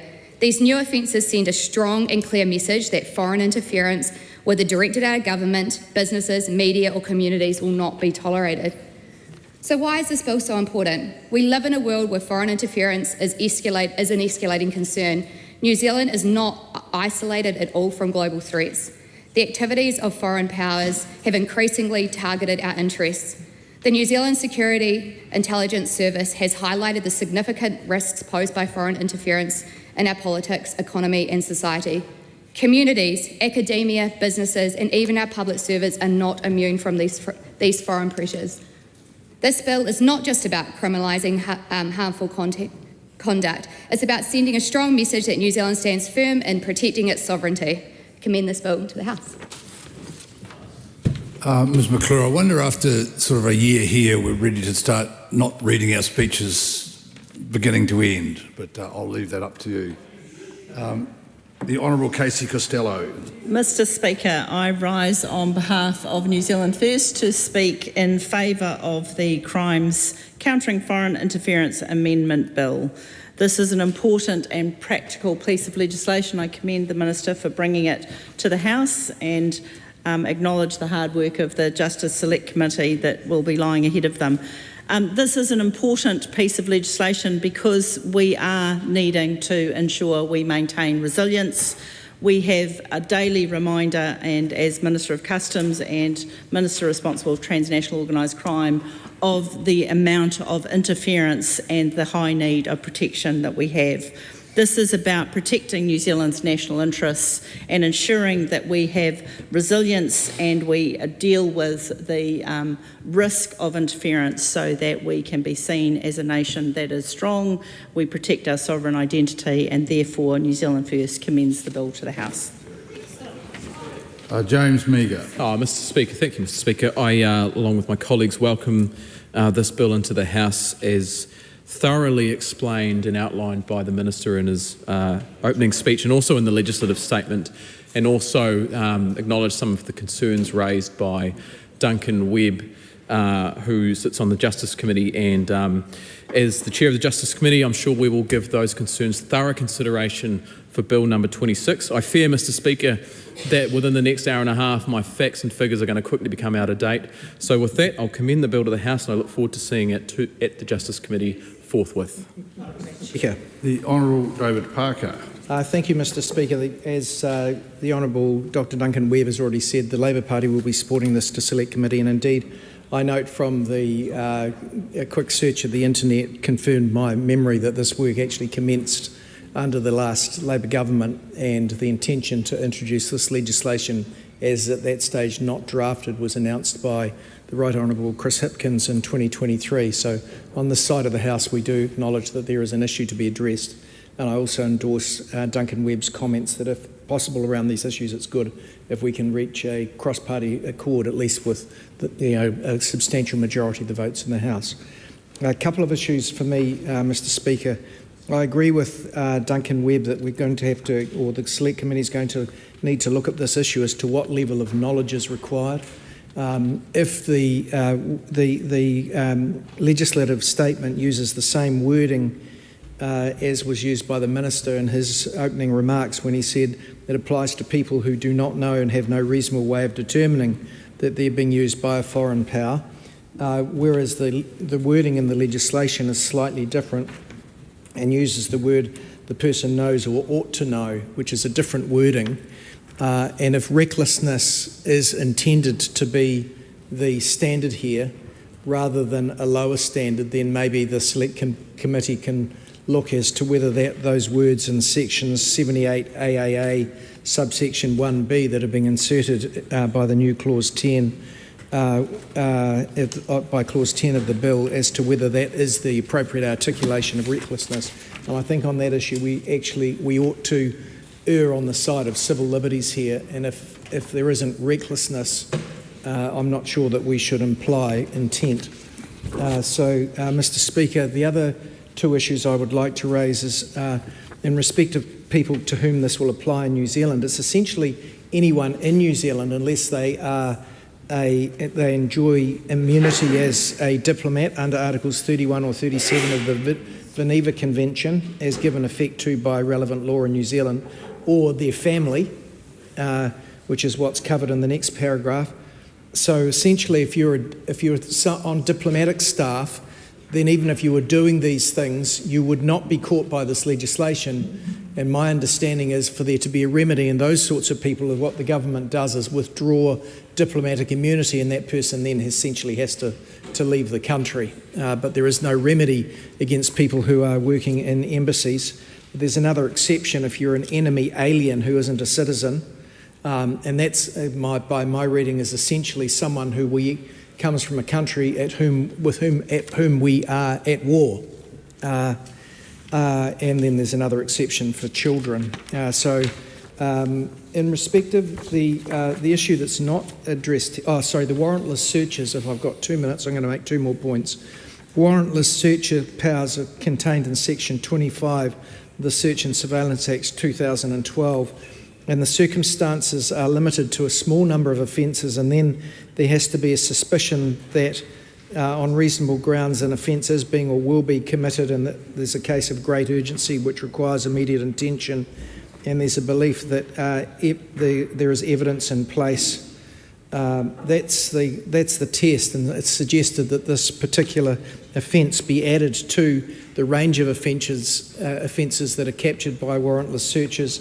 The committee needs to give attention to that and listen to submitters as to whether that's appropriate. I'm not saying it's not, but that's an issue that the committee will pay attention to. The final thing I would say, sir, is I'm very interested as we're going to get submissions as to what is missing from this bill. And that is that most foreign interference now is actually through AI-generated bots that are using social media channels to influence people and to influence opinions through social media. There's a lot of media around about this. It's an increasing problem, and this bill is completely silent on the issue. One of the underlying problems in that area of law is that internet service providers, including social media companies, have no liability for third-party content. None. So they've got no duty of care to prevent it, even if they perhaps could reasonably be expected to be deploying AI these days to work against these AI-generated bots that are being used by foreign powers to unduly influence New Zealand. And I'm interested as to whether we get submissions at the Select Committee on that issue, because it seems to me that is actually the issue.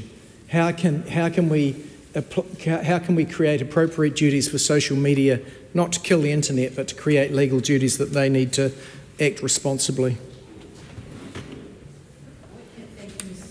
Rima Nakalai. Thank you, Mr. Speaker. I too rise in support of this first reading in the Crimes Countering Foreign Interference Amendment Bill. And essentially what this bill seeks to do, Mr. Speaker, is fortify our criminal law here in New Zealand so as to respond with better purpose to the real security threats of foreign interference, Mr. Speaker. We want to build resilience to foreign security threats here in New Zealand, and I commend this bill to the House. Ruben Davidson. Thank you, Mr. Speaker. It's a pleasure to rise to take a call on the Crimes Countering Foreign Interference Amendment Bill. And this is a call in support, but not unconditional support. I think we all like to think about the idea of strengthening criminal law to better protect New Zealand from foreign interference. Sounds like a very good aim and goal. And we know that there are currently gaps and limitations that are being exploited, and that the exploitation of these gaps can cause harm to New Zealand and to New Zealanders. It can threaten our national security, it can threaten our sovereignty, our economy, our democracy. It can threaten the safety of all New Zealanders. There are some other benefits with strengthening the criminal law, as suggested in this amendment. One of those is the cross-agency cooperation and the access to the broader suite of tools that will bring with it. And I reflect on contribution from an earlier member who spoke specifically about the potential impacts of AI and how having greater cross-agency cooperation and having those broader suite of tools available is going to put more resource and more capability into detecting and addressing the kinds of challenges that AI could present. The other thing that's a benefit within this bill is the potential to protect targets from interference. So vulnerable or unwitting parties who will be targeted or who will provide support without realising that they're providing support. And I think that's an interesting notion to reflect on today of all days, the notion of, a vulnerable party providing support to something that unwittingly it ends up supporting, allegedly, and also to incentivise foreign states. One of the other good things, one of the other benefits, to incentivise foreign states to only rely on appropriate forms of influence. So diplomatic advocacy, transparent lobbying, open and cooperative engagement. Those seem like good and positive benefits to come from this. But I alluded at the beginning to there being some concerns as well. And so whilst this is a call in support of this bill, I think it's worth noting and reflecting on the contributions from a number of members around caution around the scope of warrantless searches, noting also the concern from the Privacy Commissioner around some of the content of the bill, and also noting that we have recently seen quite large trims to the budgets for both the SIS and the GCSB. So needing to be assured that we have the resourcing there for those agencies and entities to be able to do the work that we expect of them and that we need them to be able to do. Finally, I'll just finish by saying the number of concerns that have been raised by members, the things that need to be looked into, that need to be examined further and deeper, is exactly what the Select Committee process is for. And so this is really a request to ensure that the governing parties give the full and proper Select Committee process to this bill to ensure that all of those concerns are addressed and met. And given that we have other bills going to Select Committee that we know those parties are not intending to support, it would seem odd for this not to get at least the same level of time, scrutiny and resource, being a bill that the government is in favour of, as a bill that the government isn't in favour of is getting. So a full and deep select committee process to ensure that this bill comes back to the House in really good shape to be able to do what we want it to do, which is, as I said at the beginning, to strengthen our criminal law to better protect New Zealand from foreign interference. Thank you. Cameron Brewer. Oh, thank you, Mr. Speaker. As the impact player at the end of this first reading on behalf of the National Party, I certainly commend the Crimes Countering Foreign Interference Amendment Bill. It'll be the 26th bill that the Justice Select Committee will hear over the coming weeks and months. We invite those submissions. We look forward to the discussion. I commend the bill. The question is that the motion be agreed to. Those of that opinion will say aye. Aye. To the contrary, no. The ayes have it.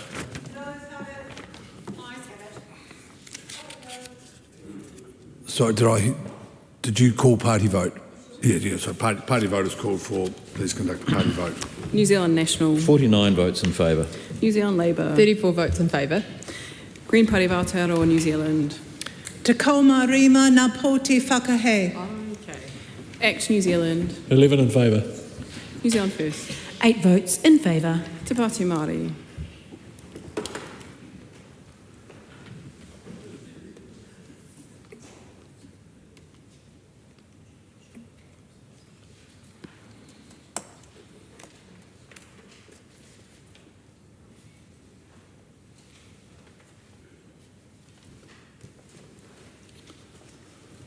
The ayes are 102, the noes are 15. The question is agreed.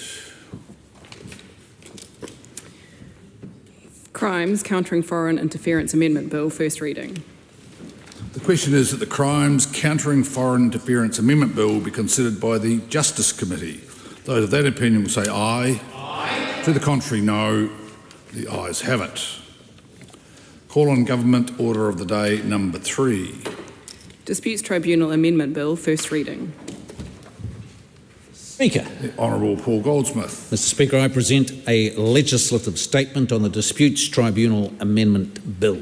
That legislative statement is published under the authority of the House and can be found on the Parliament website. Mr. Speaker, I move that the Disputes Tribunal Amendment Bill be now read a first time, and I nominate the Justice Committee to consider this bill. Mr. Speaker, improving timely justice, access to justice is a priority for this government. I'm proud to present this bill to the House today.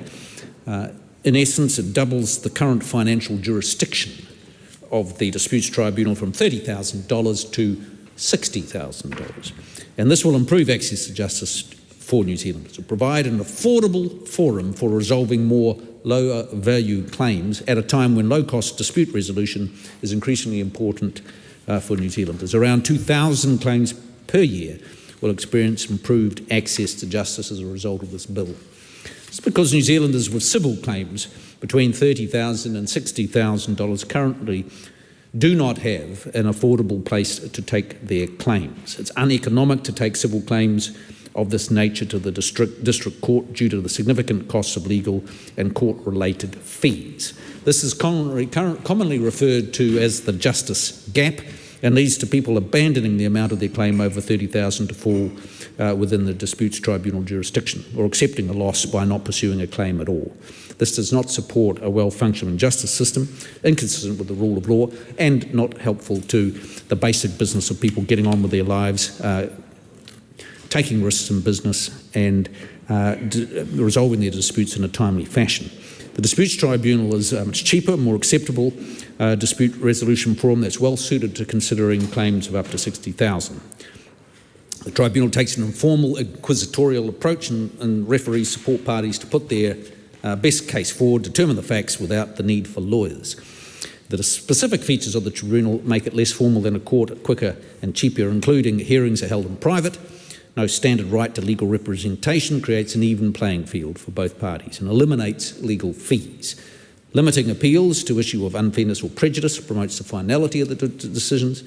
And thirdly, the statutory basis for the tribunal's decision-making, including that it shall have regard to the law but not be bound to give effect to strict legal rights or obligation, promotes a flexible, pragmatic resolutions.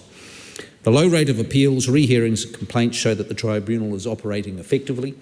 New Zealanders have confidence in using it, and so we want to extend it. The tribunal is one of the busiest forums in the civil justice system. Despite this, it is effective in resolving disputes in a timely fashion, as one of the fastest disposal rates of the courts and tribunals in New Zealand. I believe it's well placed to effectively manage higher value claims. I expect claim numbers will slowly increase as people become aware of this, and this will be closely monitored and managed by the Ministry of Justice. Tribunal is funded by the government and tribunal users paying a filing fee. It's appropriate that tribunal users help to recover some of the costs of administering the tribunal, given the private benefit of people having their disputes resolved.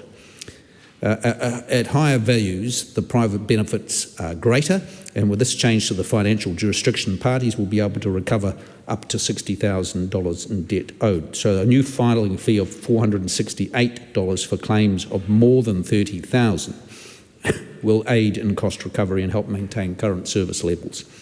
Most of the costs will continue to be met by the Crown, as there is significant public interest in ensuring citizens feel they have a viable method to enforce their rights and uphold the rule of law. I'm aware, Mr Speaker, that the requirement for the application to front the cost of filing an application fee can still be seen as a barrier, particularly where the applicant is not seeking financial compensation. This government is separately progressing proposals through the Regulatory Systems Tribunal Amendment Bill, which will give disputes tribunal referees the discretion to order the respondent to repay the cost of the filing fee to a wholly or partly successful applicant. This will help ensure that the costs of pursuing justice do not fall on those who have been wronged. My hope is that by keeping this tribunal significantly cheaper than bringing proceedings in the district court, in the absence of legal fees and additional court fees, it will continue to be seen as an affordable and accessible way to resolve disputes. The Disputes Tribunal Amendment Bill fulfils both the National Party's election manifesto commitment to raise the tribunal's financial jurisdiction, allowing it to resolve disputes of a higher value, and this government's justice priority to improve timely access to dispute resolution. Mr Speaker, it's part of a broad-ranging justice response that focuses first on reducing the number of victims of violent crime, secondly on reducing that small number of serious repeat youth offenders, and thirdly about speeding up the processes of the courts. And this particular bill responds to that third area where if we can help New Zealanders get a resolution, faster resolution to their disputes and move on with their lives in a timely fashion, then that's a useful thing to do. And on that basis, I commend this bill to the House. The question is that the motion be agreed to. Thank you, Mr Speaker. The Honourable Dr Duncan Webb. Mr Speaker, we will support this bill, but in many ways, there's a couple of funny things about it. In many ways, it's a missed opportunity. Raising the jurisdiction certainly provides access to justice, or fills what the regulatory impact statement calls the justice gap, whereby going to the district court, where lawyers are pretty, not essential, but pretty handy, the costs of that are difficult to meet, whereas in the disputes tribunal, lawyers in fact aren't allowed, except in very limited circumstances, and so that will increase access to justice in some ways. However, the difficulties once we get to $60,000 with the disputes tribunal jurisdiction are its high degree of informality. For example, there is no requirement that a person who is essentially a judge, making a order in respect of that amount has legal qualifications. Whilst most, if not all, appointments are in fact legally qualified, it may well be time to reflect that in the legislation. And in fact, the legislation itself does not require a disputes tribunal referee to decide a case according to the law. A disputes tribunal referee can decide a case in accordance with equity and fairness, but with regard to the law. So it's a pretty interesting situation where you can be in a contractual dispute with, say, your builder or whatever, for $60,000, and the Disputes Tribunal referee says, I've looked at the law and I've had a good regard to it, but I don't agree with it, so you lose. Now that's a matter of concern, but you don't have a right of appeal. Only for essentially a breach of natural justice, a failure in the procedure itself, would you get a right of appeal. So these are all things which there's an opportunity to tidy up. Rights of appeal, qualifications of disputes tribunal referees, and the need at this level to decide cases on the basis of the law and not well-meaning reckons. Although, to be fair, I'm pretty sure disputes tribunal referees do try to apply the law wherever they can. The other thing that could be tidied up here is the jurisdiction of the disputes tribunal itself in terms of the subject matter. It's got a relatively narrow jurisdiction in respect of contractual disputes and some tort disputes. It can consider car crashes, basic negligence, but it can't consider economic torts or torts of, for example, defamation or nuisance. It can't consider a civil trespass or questions of title to land or rights over land. Can't consider any questions of equity or trusts. All of those things are things that can crop up just as easily, and people have just as much access to justice issues there as anywhere else. And so I'm hopeful that we'll be able to have a good look at this when we come to Select Committee, which I'm sure we're excited about as well. And the other thing is this, there's actually a really strange thing here. The Minister in this bill has imposed or intends to impose a $468 filing fee for the claim over $30,000, I think it is. You know what? You can file a claim for up to $350,000 in the district court for $260. So there's a real mismatch when you can go to the district court for $260, but the disputes tribunal, which doesn't apply the law and doesn't have a judge, is $468 as well. Now, the other point here is this. In the district court and every other court, if you can't afford the filing fee, you can apply for a waiver. But in the disputes tribunal, you can't.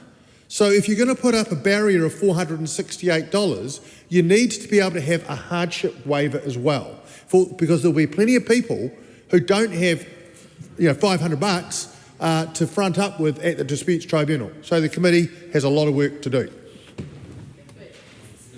Dr. Lawrence Zunard. Thank you, Mr. Speaker. I rise to speak on behalf of the Green Party of Aotearoa, New Zealand, on the Disputes Tribunal Amendment Bill.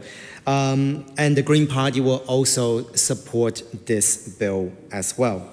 In terms of the context, I think the Honourable Paul Goldsmith and also the Honourable Dr. Duncan Webb has already mentioned it in terms of the fact that this is increasing.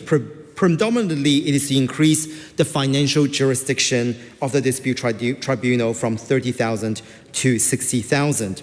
And this is something that we have seen increase a number of times over the years, noting that, for example, in 2009, the limit was only 7,500 at that stage.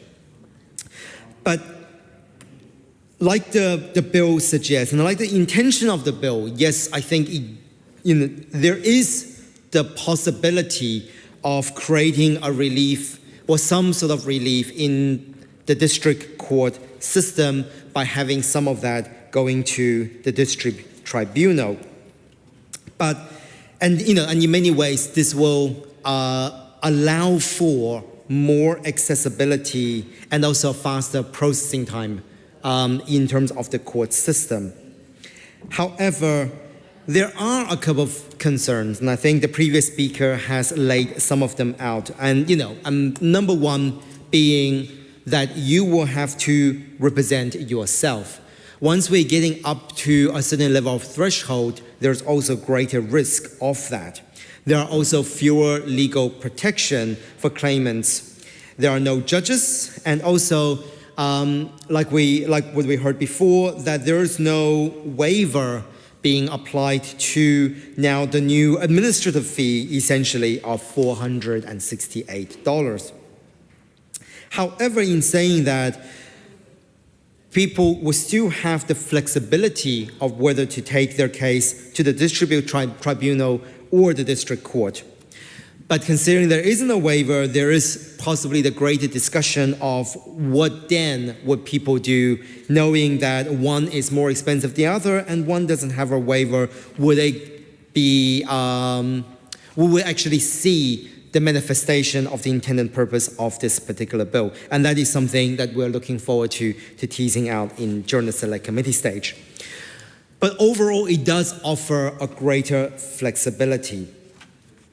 Some of the other things that are also would be interesting to hear during the Select Committee process is that simply we don't have the data right now of the number of civil claims that is between $30,000 and $100,000 at all, and they are not currently captured in the legal system. So we also don't really know what is the maximum intent and the maximum benefit that we will see with this particular bill.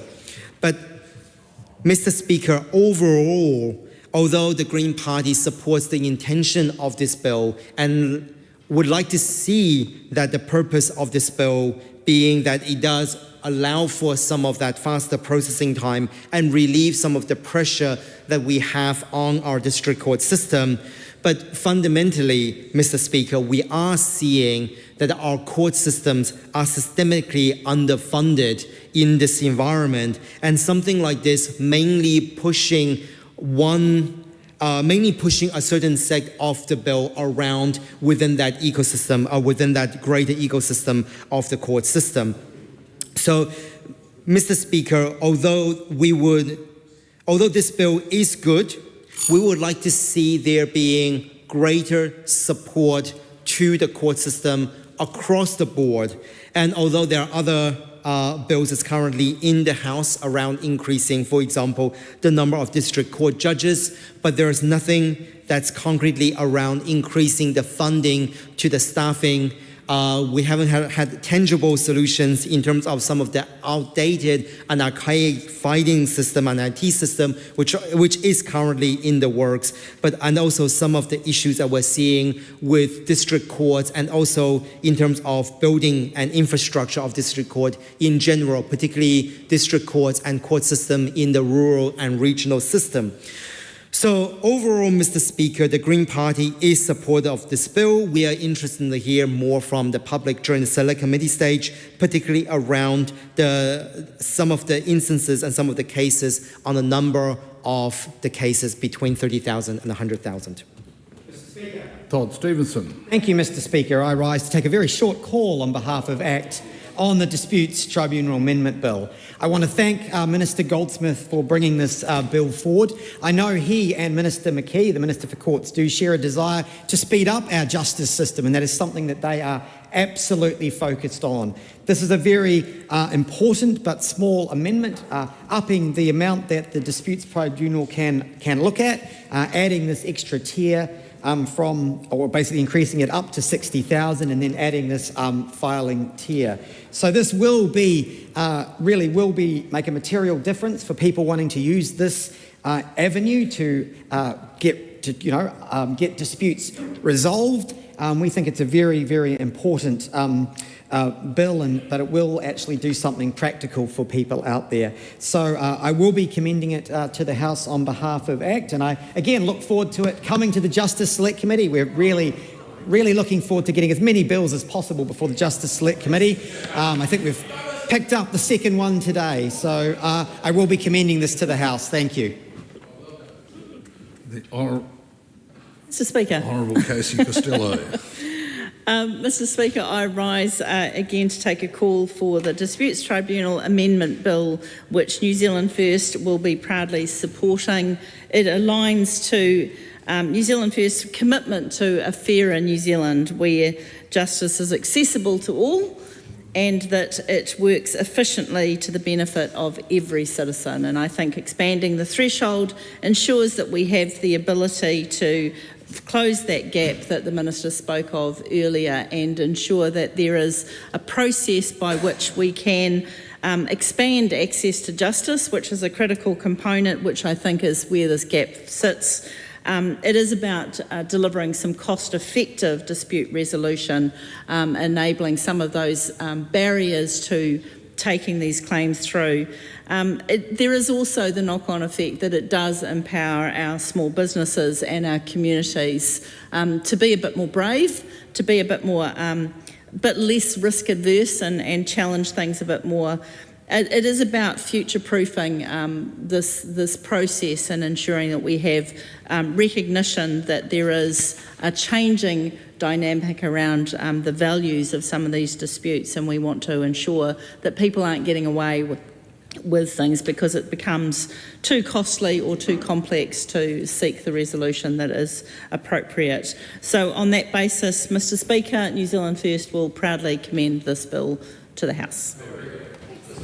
James Meagher. Oh, Mr Speaker, I thank my lucky stars that I went to a strong secondary school like Timaru Boys High School, which had a strong focus on numeracy and maths, because by my count, this is the 27th bill that the Justice Committee will receive this term and consider, and it's another absolute masterclass from Minister Paul Goldsmith in getting the simple changes that the country needs in order to get us back on track. Look, Mr Speaker, there's a few things I'd like to raise in Select Committee that members have raised, one of which is around the filing fees. Of course, there is a filing fee of $468 proposed, and that is higher than the fee in the District Court, but then, of course, you've got half-day hearings of $1,200 and judicial settlement conferences of $1,200 in the District Court. So there are those other costs to consider as well when you're going through that process. But they are the things that we can discuss in the Select Committee, and with that, I look forward to it traversing its way to us very, very shortly. Very good. Helen White. Thank you. I am very interested in this bill. As a Labour member, I am concerned, and I have been for a long time, about the fact that people with these smaller amounts of money, and it is a lot of money to a lot of people, just simply have not had mechanisms that are affordable. So I'm extremely pleased to see this step in the right direction. I note that Dr Duncan Webb makes some interesting points about the gaps that remain, and I also noted that Paul Goldsmith seemed willing to consider those, and I hope that the committee will look at them. The ones that I see, one is actually defamation. Defamation is a really undercooked taught in this country. There's a lot of people suffering a lot of damage on social media, and I wonder whether there is a little bit of an opportunity there to build that in. I do take note that the people that sit on this tribunal aren't necessarily lawyers, and that's sometimes a really good thing to have a bit of a mix going on of people, because they come with a lot of acumen out of a more pragmatic approach sometimes. So I don't actually have a problem with that, and I can see that that means that it might limit the kinds of things that you have in the disputes tribunal, because some are probably more legalistic than others, some are quite formulaic, but actually defamation is one that is quite formulaic. It is a test that should be being applied more regularly than it is, and people should be more careful about the damage they do through the statements they make. I am interested too in the issue of the gap that's emerged where people have been compromising their claims, and I think that's very real. I think there are a lot of examples where people have compromised their claim just to get into the service and get away from what is actually an overwhelming system. We have a lot of work to do with regard to that. And I'm also concerned beyond this bill, but I think it is relevant to it, in situations where people actually just owe debt. Those situations where there is no dispute in play, but people are owed debt, I don't think they're working particularly well either. It costs a lot of money to go into a situation where you get a statutory demand and then you've got to take an action, often in the High Court. The fees are actually exorbitant for that. So I think there may be some work that could be done in terms of also looking at an expansion in that area. So I commend the work that's been done in looking at this. This matters incredibly to New Zealanders. This will affect our small businesses. It will be something that will be incredibly important to a lot of individuals. And those are the people that in this Parliament we should be looking after.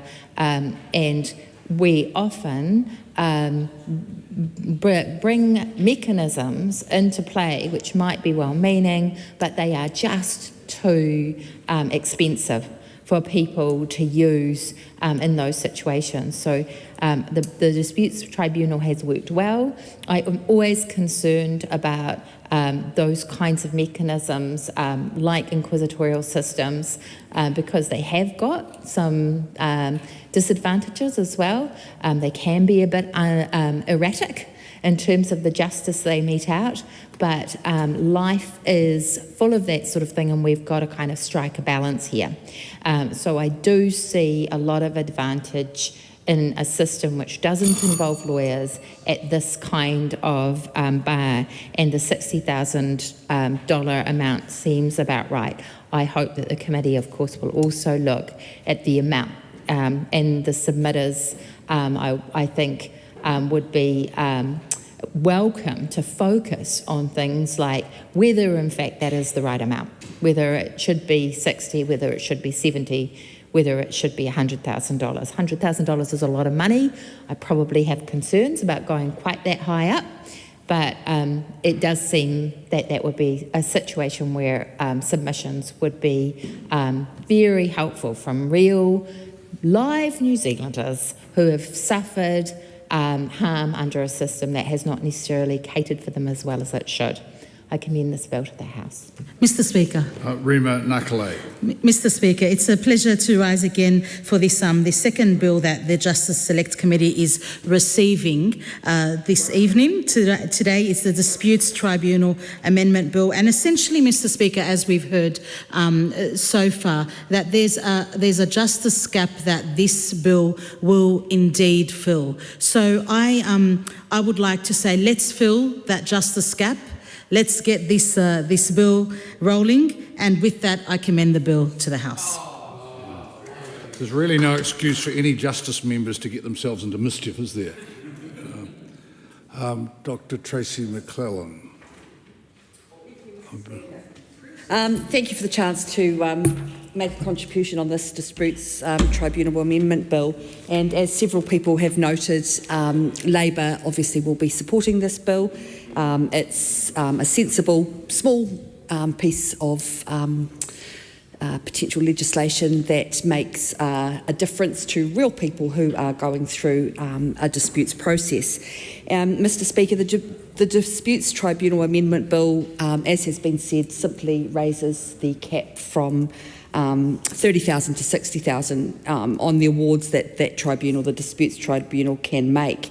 And as has also been said, it's a really important way, therefore, to make that justice and that recompense accessible to people, because for a lot of people their only experience of the justice system is through a disputes process, and for people to have faith in the system as a whole, they want to be able to seek that redress in a way that makes sense and that is efficient, cost effective, and doesn't do more harm than good, so to speak.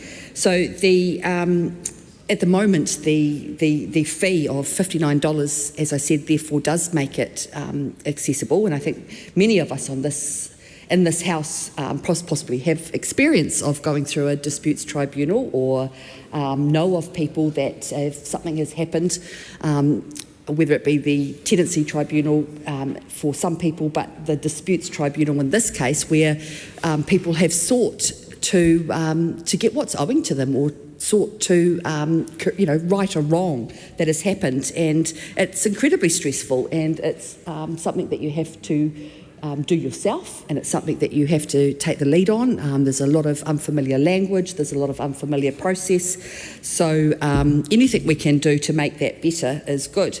So the bill will mean that losing parties in the tribunal will also have to pay the cost of that filing back fee to the applicant, and I note that when the the claim is between 30 and 60,000, that fee is significantly higher, I suppose with an eye to preventing frivolous claims, so that people will think twice about pursuing claims that are frivolous, and particularly when you can imagine when there's a power imbalance and it may just be, they may think it's worth their while to do so, but if that had to be paid for them if they were to lose, then that kind of evens up that process a little bit.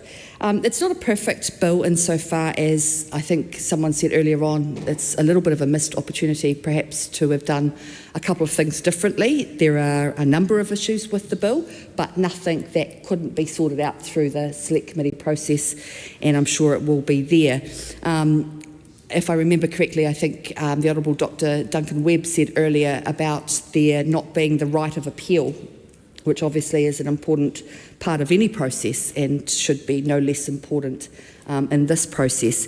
And it doesn't increase the cap to the level that had been suggested by that Rules Committee recommendation, which of course is the impetus for this and where it comes from.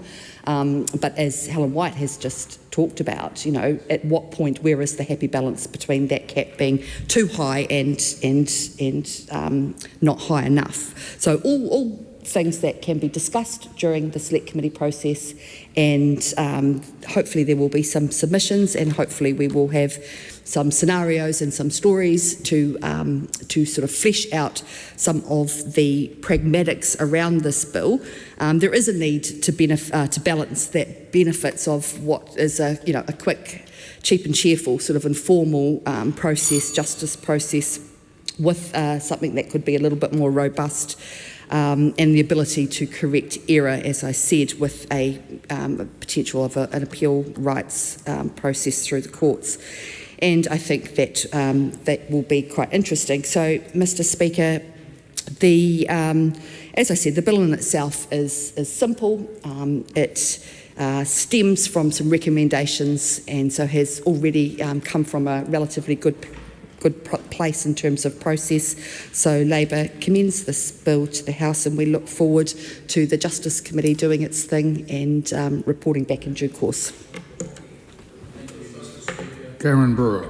It falls to me again to wrap up this first reading on the Disputes Tribunal Amendment Bill, the 27th bill that will go to the Justice Committee. 27 isn't so good in Hollywood, or if you're a pop star, but it will be a lucky it will be a lucky number here. And as we know, Mr. Speaker, at present people can pursue disputes about claims of up to 30,000 in the tribunal, and this bill, as others have canvassed, would amend the Act to increase that amount to 60,000. So I look forward to the submissions, I look forward to the discussions. I commend this bill to the House.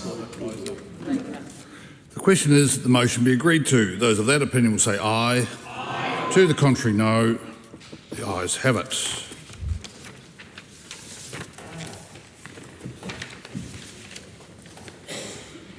Disputes Tribunal Amendment Bill, first reading. The question is that the Disputes Tribunal Amendment Bill will be considered by the Justice Committee. Those of that opinion will say aye. Aye. To the contrary, no. The ayes have it. Call on Government Order of the Day numbers 4 and 5. Smoke-Free Environments and Regulated Products Amendment Bill number 2, committee stage. Crown Minerals Amendment Bill, committee stage. I declare the House in committee for consideration of those bills.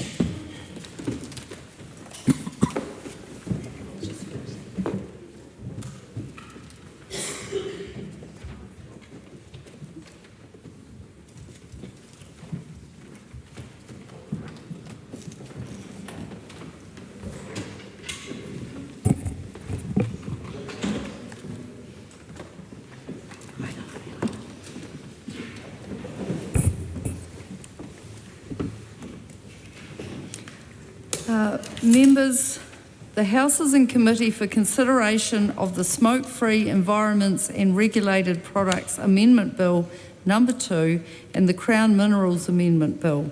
We begin with the Smoke-Free Environments and Regulated Products Amendment Bill number 2. We come first to Part 1. Part 1 is the debate on clauses 4 to 24, Amendments to Principal Act. The question is that Part 1 stand part. Ingrid Leary. Thank you, Madam Chair. Labor will support this bill, but we do have quite a few questions for the Minister based on what we think is a pretty rushed process. So wanting to understand from the Minister the timing and some of the what we consider to be shortcuts that were taken through the process, which is evident in some of the supporting documentation, but also wanting to just understand what the thinking was behind the bill in terms of missing an opportunity to really resolve this problem or make some headway around youth vaping. And I'll preface my comments with an article that's just come out from Radio New Zealand, which looks at smoking and vaping rates over the last year. And there are a number of interesting statistics in it. And the reason that I mention these two things together is because we've been repeatedly told in the Health Committee and throughout this process that vaping is of benefit because it stops people from smoking, and we very much in the Health Committee see that lens coming through from the Ministry of Health.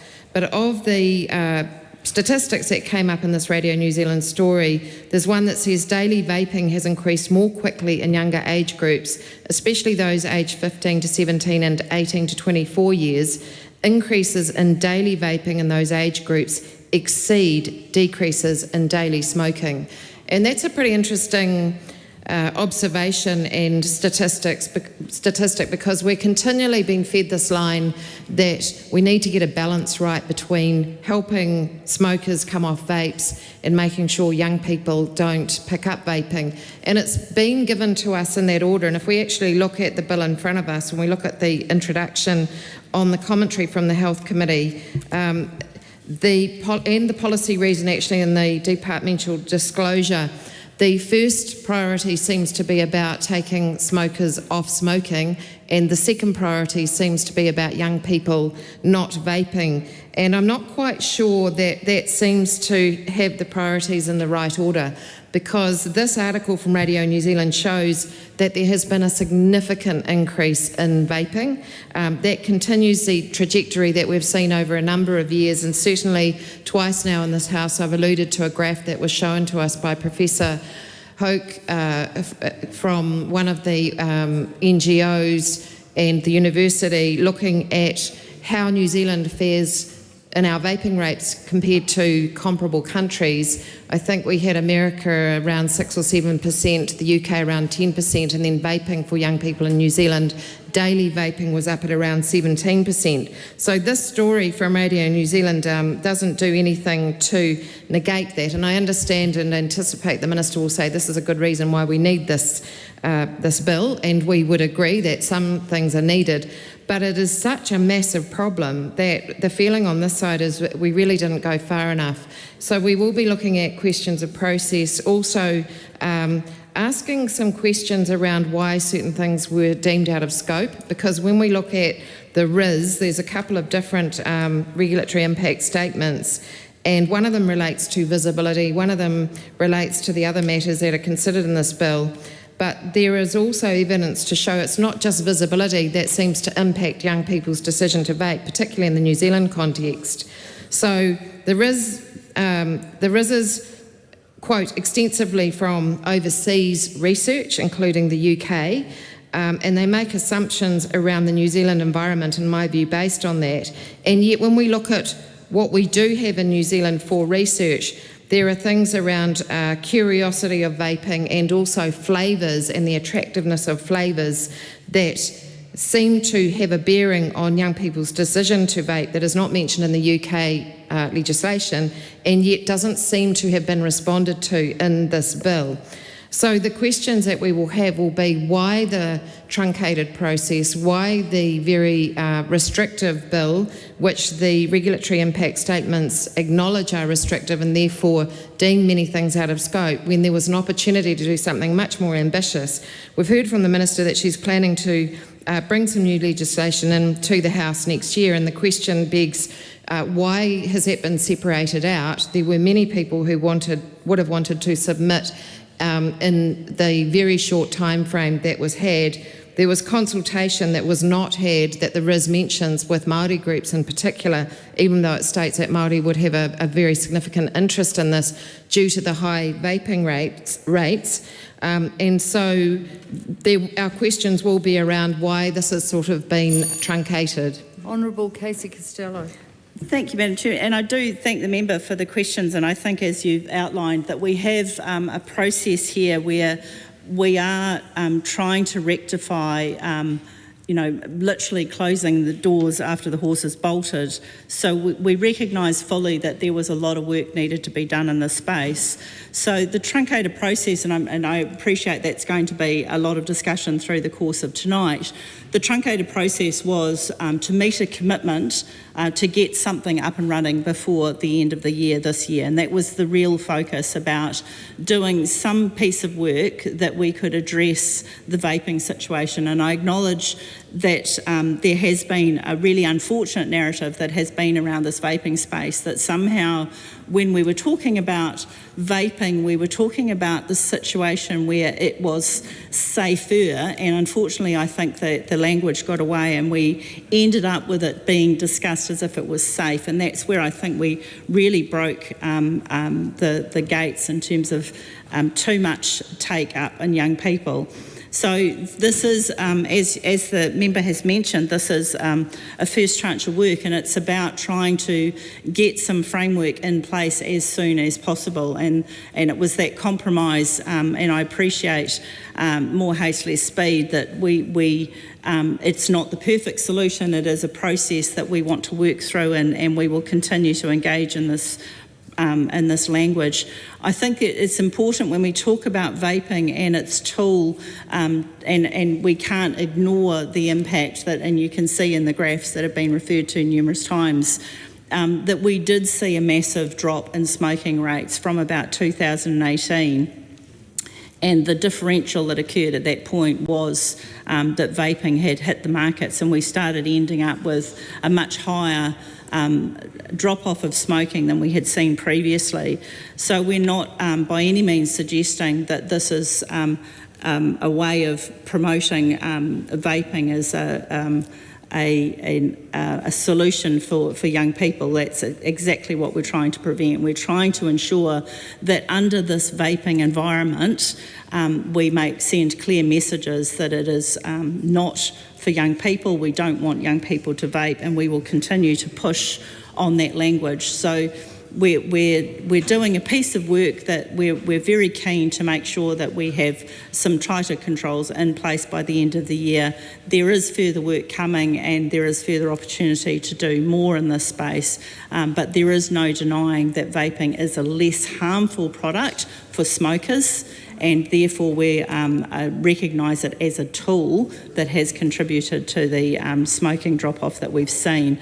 Of encouragement in the health survey results, we did notice that one of the figures that was referenced was in the 15 to 17-year-old vaping rates last year were 15.4%, and they're down to 10.5%, which is, again, way too high.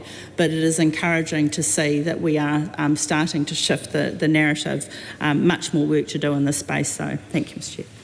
Members, the time has come for me to leave the chair for the dinner break. The committee will resume at 7:30 p.m.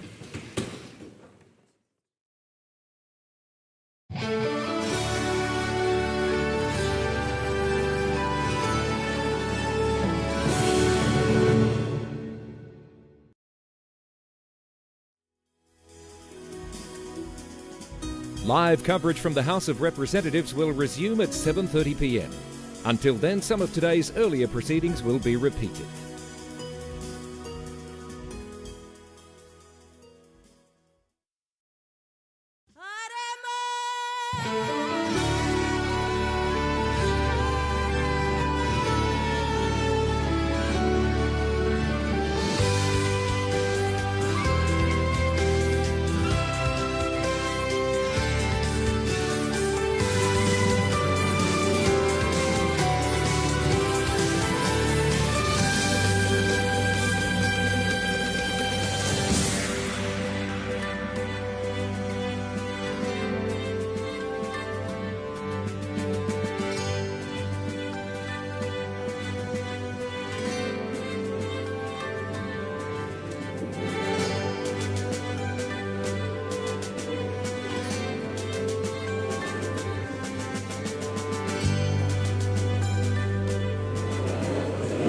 Mr. Speaker.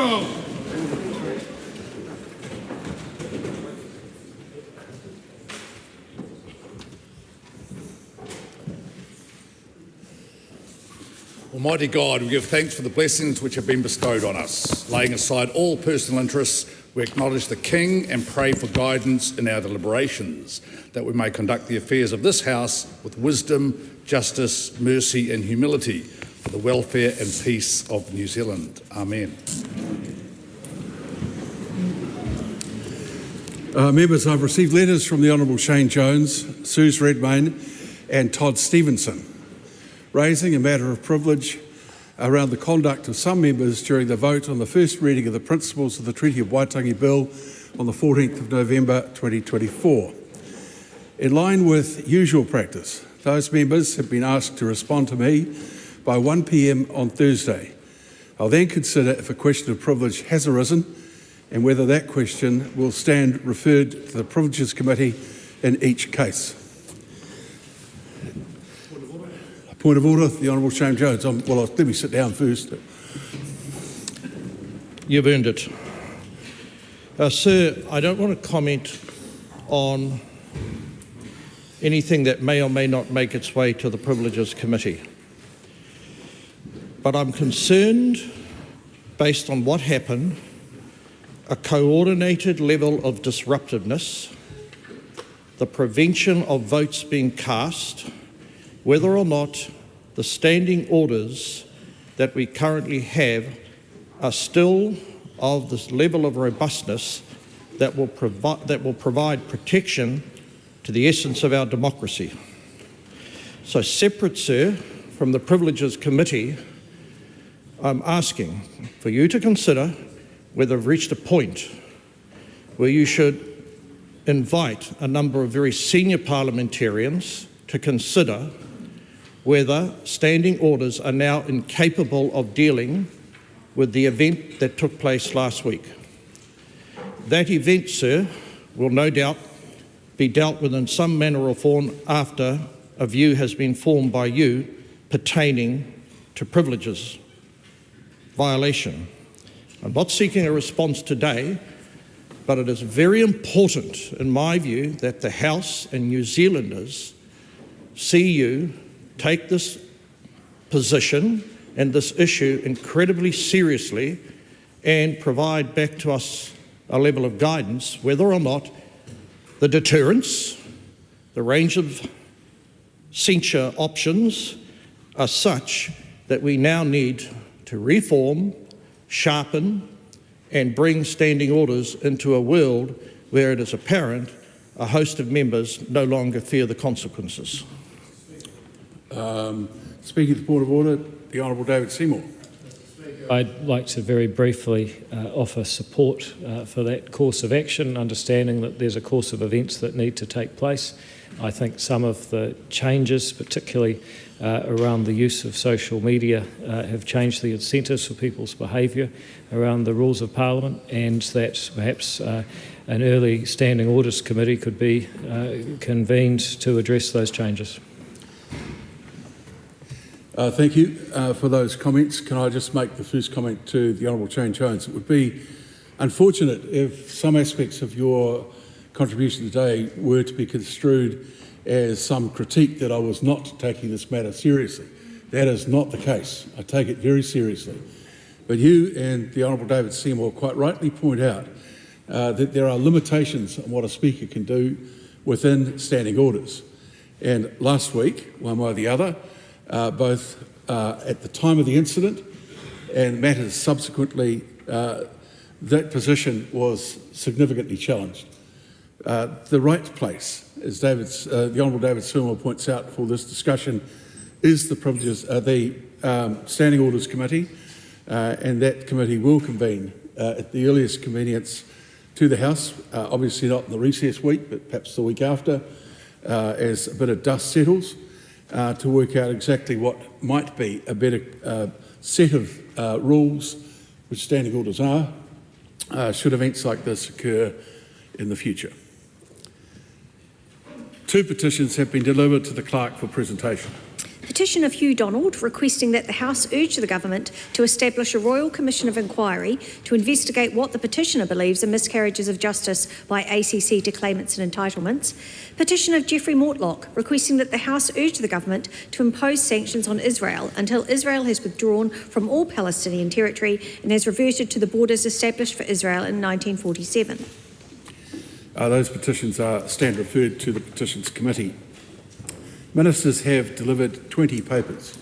2023-24 annual reports for Antarctica New Zealand, Crown Infrastructure Partners Limited, Education Payroll Limited, New Zealand Infrastructure Commission, Ngāti Muvisi and 28th Māori Battalion Memorial Scholarship Fund Board, Privacy Commissioner, Rupainga Limited, Real Estate Authority, Transport Accident Investigation Commission, Maritime New Zealand, Te Mangai Pāho, Te Taurawhiri I Te Reo Māori.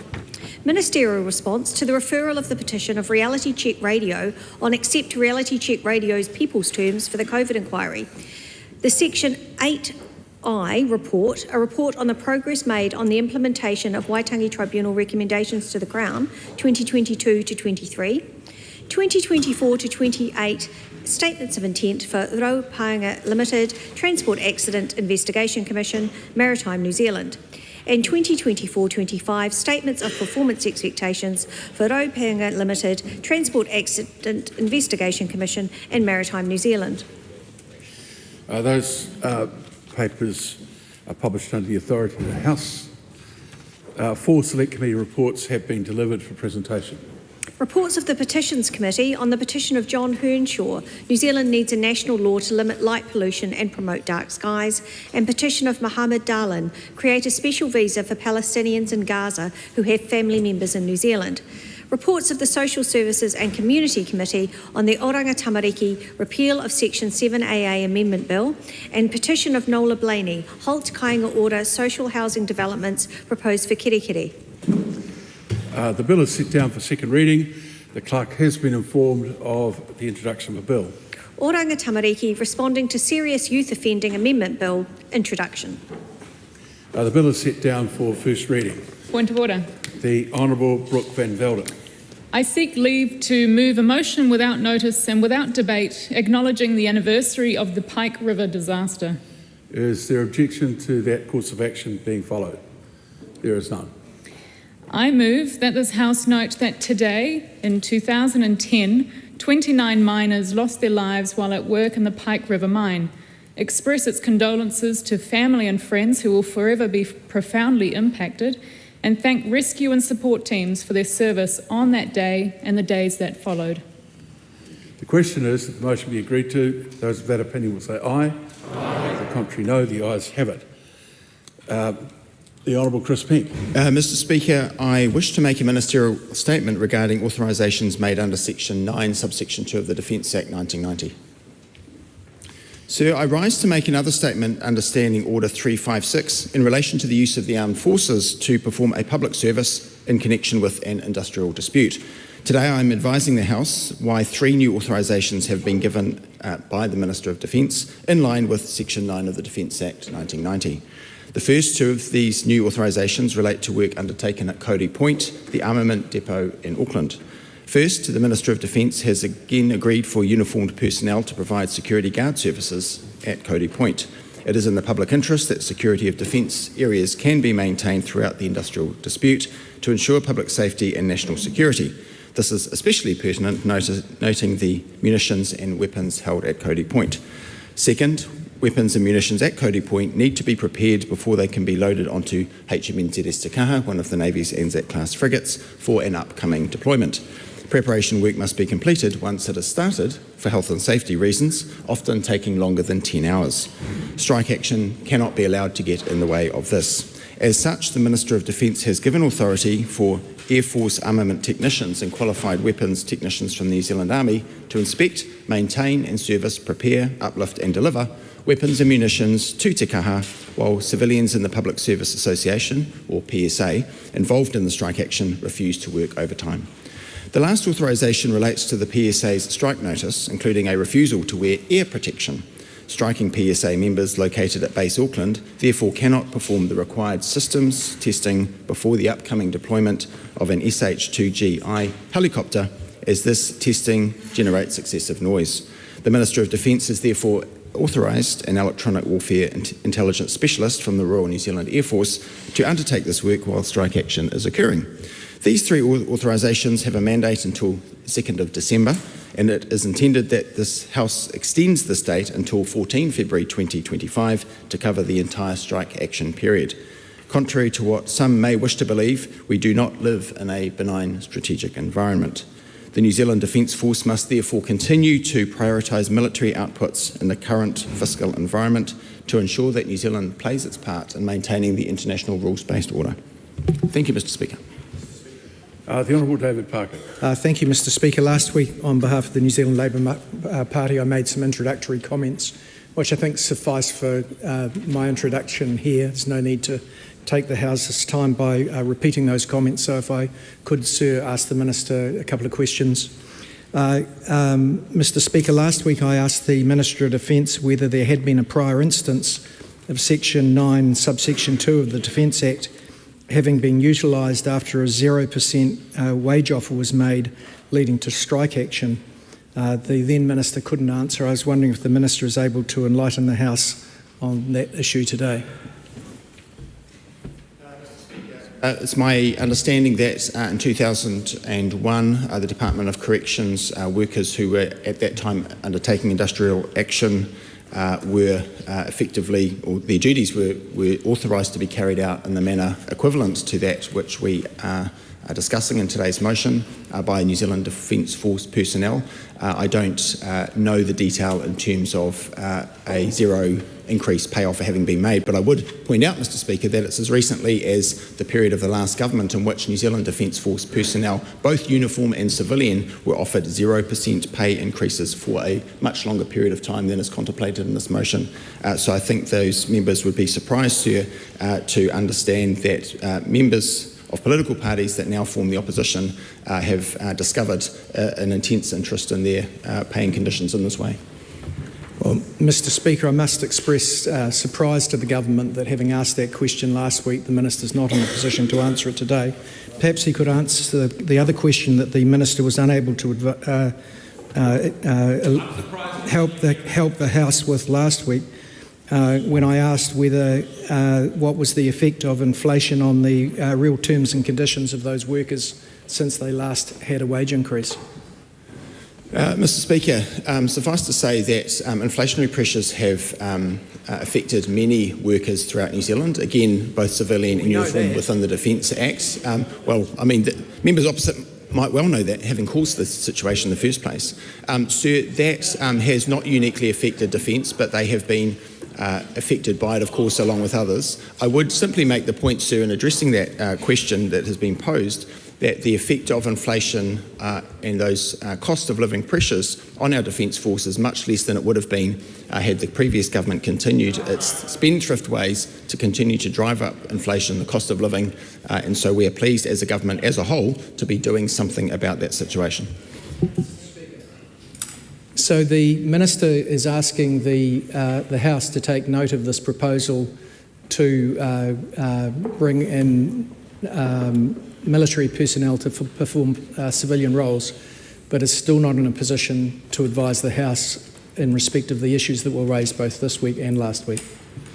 Mr Speaker, I consider that I have responded. If the member doesn't like the responses, that is his problem, not mine, and it's not the problem of the government, sir. Our focus has been to ameliorate the situation as best we can, both in terms of our international security situation, and I'm pleased to note, as recently as days just gone by, the level of international engagement from the Prime Minister, Minister of Foreign Affairs and Minister of Trade at APEC. But in terms of the security situation, sir, we are very minded of the need to prioritise the preservation of the international rules-based order. That's one of the key priorities of our Defence Force. In turn, we know that our defence need to be valued, they need to be looked after in terms of being provided with the resources. Within that, we have, or rather Defence has made the decision, and we support the decision, to prioritise uniformed personnel who are delivering those outputs in the very direct way that they are, albeit that, of course, we recognise the important role played by Defence civilians. No doubt the good faith negotiations that are taking place now will be resolved as soon as possible. We hope and expect that this will take place by late January, or if not by then mid-February, and that is the basis for these authorisations having been made, including with the extensions of time as already discussed. Mr Speaker. Ricardo Mendes-March. Thank you, Mr Speaker. Yeah, and I acknowledge the 3 new authorisations that the Minister has spoken about, and I echo the sentiments of the Honourable David Parker around the sense of frustration about getting clear answers from the Minister when it comes to the history of using these powers to bring in military personnel to cover for civilian personnel. I want to pick up on one of the last bits of the ministerial statement, and I quote, particularly the bit that says that the New Zealand Defence Force must continue to deliver military outputs in this strained fiscal environment. So I wanted to ask, what level of advocacy, if any, has the Minister done in the past to prevent this fiscal environment from happening? Because we acknowledge that this fiscal environment did not just happen organically. It was due to political decisions by successive governments, but including this one that led to the strike action. So can I ask what level of advocacy has the Minister done to alleviate the so-called strained fiscal environment? Mr Speaker, I'm not a research assistant for either of the members of Parliament opposite who have asked me a question that is not directly relevant to the motion today. If they wish to know the history and the background of industrial relations, they are welcome to research that themselves. Sir, in terms of the advocacy that this side of the House, and I acknowledge the 3 parties that make up the government, including my own party, and I was pleased to be able to have a role as opposition spokesperson defence at a time that the previous government was devaluing their contribution by giving an indefinite deployment in relation to COVID-19 that was very far removed from the intention that most of them had when they signed up. Of course, they did that without complaint while they were in uniform, but many left, a huge attrition rate. We were consistent in advocating for those personnel to be given pay and conditions, and more importantly deployment that actually reflected their intention and their desire to serve our country in that way. I also note the advocacy that this side of the House made in relation to members of the Defence Force who were being paid below the minimum wage at a certain period of time during the last government, you know, we're surprised. Well, actually, Mr Speaker, I didn't wish to take the House's time too much, but for the benefit of the Honourable David Parker, who actually clearly missed that point at the time, and colleagues of his who clearly didn't. The situation arose where minimum pay was set for members of the Army who were doing certain work for the government.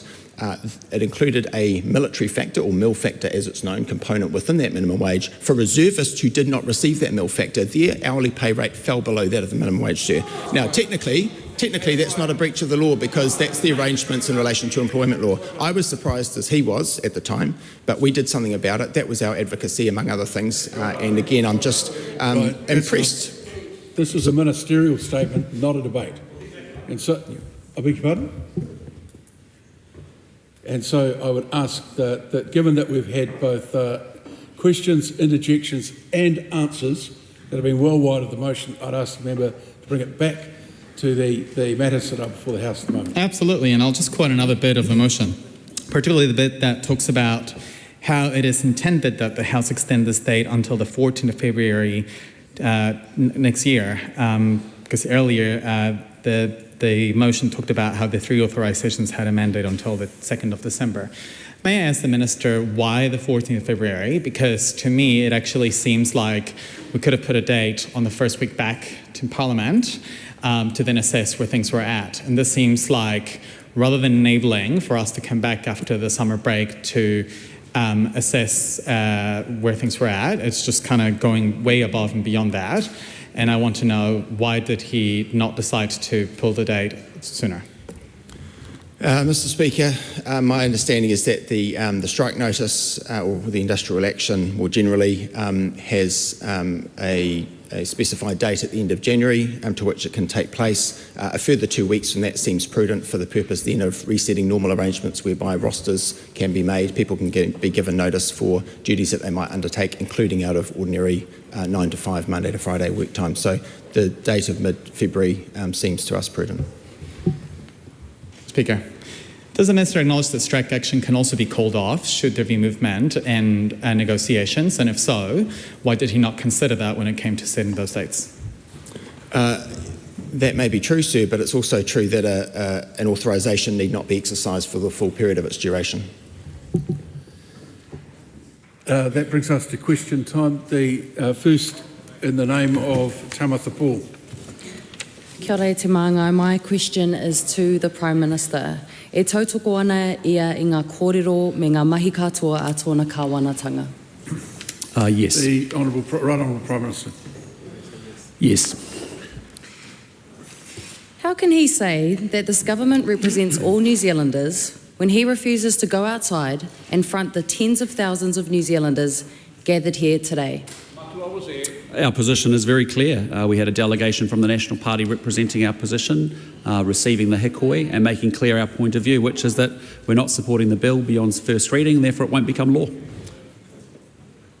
Why is that crowd of tens of thousands of people not good enough for him to go out there and front the decision that he just made? I reject the characterisation of that question. As I said, the National Party sent a delegation out representing our position to receive the hikoi. I've also met with iwi leaders up and down the country and will continue to do so. What's the point of meeting with iwi leaders across the country when their clear demand is for the government to kill the bill, and he has not done that with all of the opportunities that he has had to abandon this bill? For the first part of your question, the reason I meet with iwi leaders is because we want to improve outcomes for Māori and non-Māori. When we see 12% of Māori getting to high school at the standard they need to be for mathematics because of the previous government, that's not great. When we see the number of Māori young kids in emergency motel accommodation and the work that we've done subsequently since coming to government to take them out of there to put them into a proper house, that's the stuff that we talk about. When we work about with Waikato Tainui to make sure we're working on social housing, that's the work that we're interested in, making sure we improve outcomes for Māori, not this stuff. This is not going to be a day where there's a great deal of tolerance for repeated interjections that are more of an insult than anything else. Tamatha Paul. Why would he give false hope to New Zealanders that their voice matters when he has said that the bill will be killed at second reading? Well, it's been a long-standing position of the National Party. We came to a compromise under an MMP environment in forming a coalition government. We agree on many, many things between the three parties in this coalition government. We don't agree on this. We came to a compromise. We're not supporting it beyond first reading. It won't become law. The Honourable David Seymour. Can the Prime Minister tell the House which of the following two organisations is most supportive of charter schools kura horua? Is it A, the Green Party, or B, the Iwi Chairs Forum? It's iwi Chairs Forum, but they're also very supportive, many iwi, about what we're doing around fast-track legislation, which is actually getting things built in this country. And I would really ask the member to actually get her party to support the fast-track legislation. If you care about climate change, end the oil and gas ban, support fast-track legislation, and get in behind that agenda. The Right Honourable Winston Peters. Point of order. The Honourable Kira McAnulty. Thank you, Mr Speaker. The Speaker's rulings make it quite clear that ministers are not to introduce new material into the answers. The question was quite clear and in my view was questionable, but nevertheless, we don't dispute that. It was allowed in, and so we go with it. But the question was about charter schools. It wasn't about fast track. It wasn't about deep sea mining or anything else that the Prime Minister introduced. He shouldn't have been allowed to carry on with that. Well, that might be your view, but when the primary question says all statements and actions, then I think it's fair game for anything that gets introduced. Ronald Winston-Peters.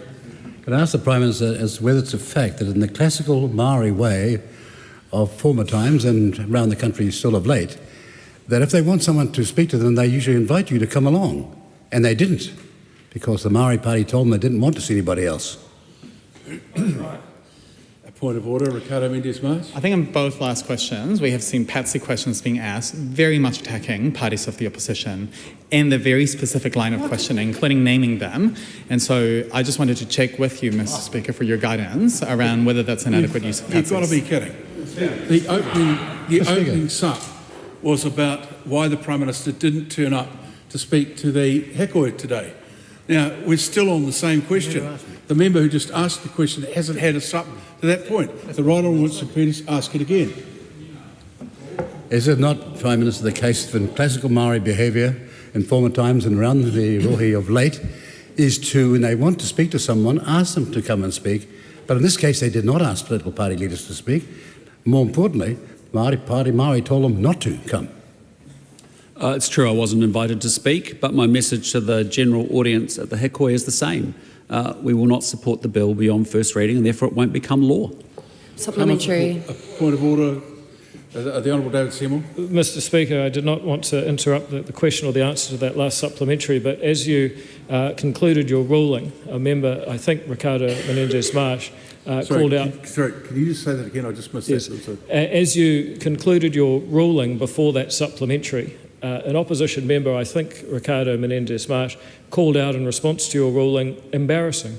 Now, I think if we're going to uphold standards in the House and that sort of thing, contesting a Speaker's ruling like that should be called out.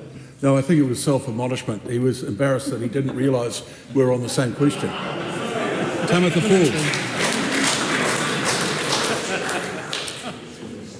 How are people supposed to trust him when he's willing to compromise on the founding document of our country in his coalition agreement? Well, New Zealanders can trust us that we're going to deliver for improving outcomes for Māori and non-Māori. That is why this government is working so incredibly hard to rebuild the economy, because Māori want higher incomes, Māori want better quality housing, Māori want much better quality educational outcomes, and they want access to timely quality healthcare as well. That's what this government's focused on. Question 2, Dr. Pamjit Palmer. Thank you, Mr. Speaker. My question is to the Associate Minister of Justice. What recent announcements has he seen regarding the principles of the Treaty of Waitangi Bill?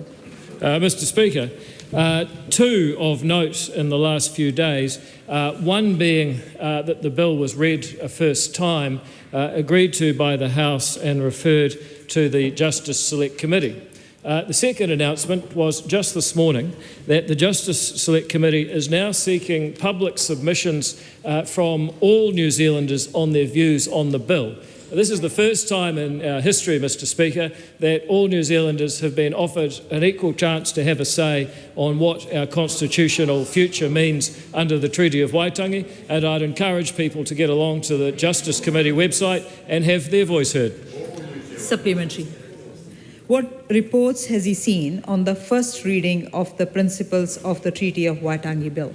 Well, Mr. Speaker, I have to say there's been quite a lot of reportage on the topic, but if I was to try and boil it down, it would be a contrast between people who want to have a respectful and rational debate about our constitutional future and the way the principles of the treaty have evolved in recent years versus people who resort to name-calling, abuse and theatrics, but not actually engaging with the argument. And I think that contrast is perfectly clear for New Zealanders. And I think there'll be some people in this House who want to review which side of that divide they'd like to be on.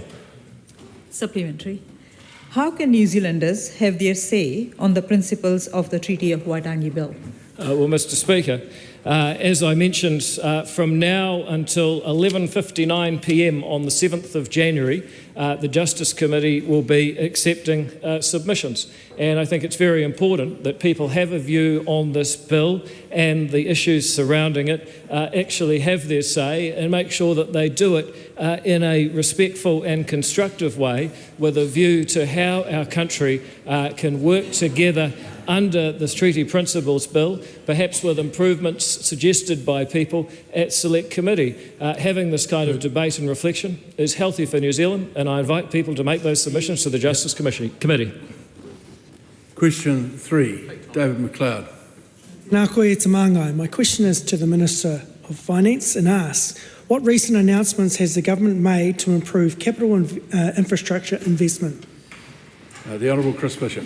Thank you, Mr Speaker. On behalf of the Minister of Finance, last week the Minister for Infrastructure and Under Secretary Simon Court announced a refresh of the government's public-private partnership framework to improve investment practice by utilising private sector expertise and discipline, which will help the government lift our game in how we plan, deliver and maintain significant assets. We've made 6 targeted changes to the framework involving smarter allocation of risk, recognising and in some cases reimbursing bid costs, stronger collaboration between the Crown and bidders in the tendering phase, and ensuring the upcoming National Infrastructure Agency provides robust and centralised PPP expertise and improvements to the dispute resolution process.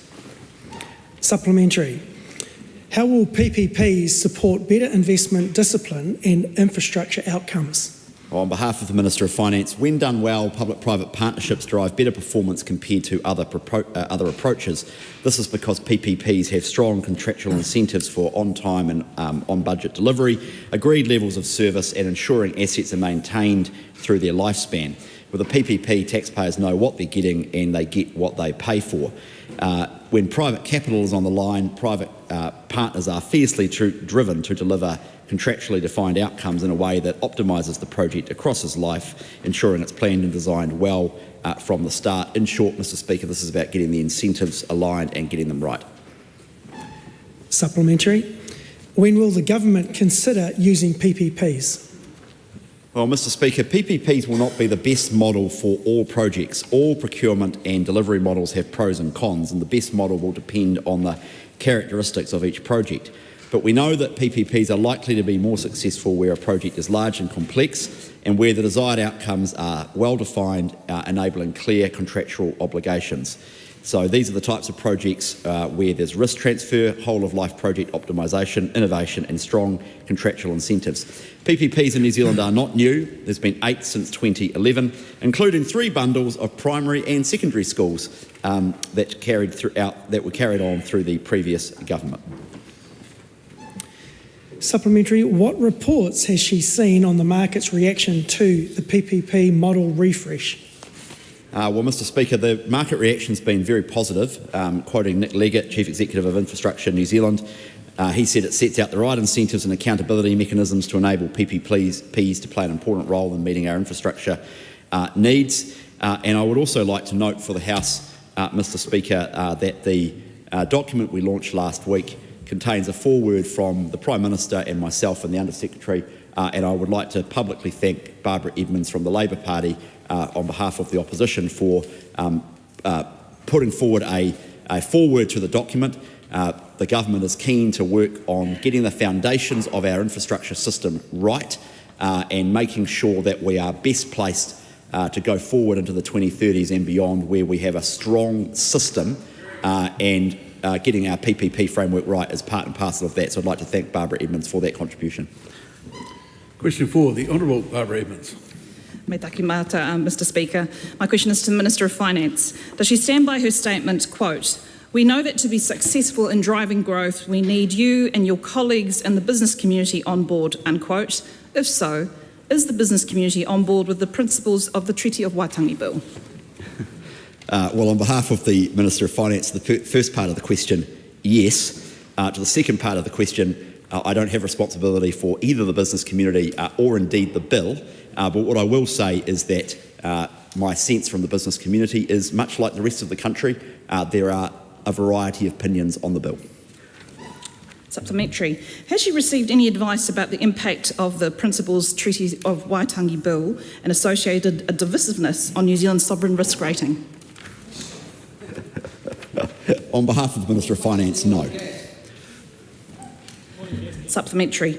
Does she agree with Morrison & Co CEO Paul Newfield Morrison that, quote, we need to move away from small-minded divisive issues and focus on building a better New Zealand together, unquote? Well, I generally agree with what Mr Newfield has to say. He's a very smart man. What I would say is that this government is intensely focused on building a New Zealand that is more productive, smarter around how it uses capital and drives economic growth for the future. I know Mr Newfield shares those ambitions. Metri.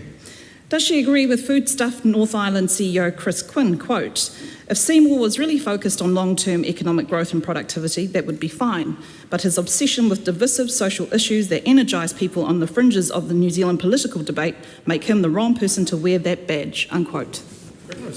Well, on behalf of the Minister of Finance, it's possible to walk and chew gum at the same time, and while the National Party has a different view to one of the governing parties and the Coalition's view of the Treaty Principles Bill, that's been well canvassed. What I can say in a ministerial context is that Minister Seymour is intensely focused on productivity and is leading the charge on foreign investment reform inside the government and on a range of red tape busting initiatives to get government off the back of business who are just trying to make an honest buck in the world and grow this economy.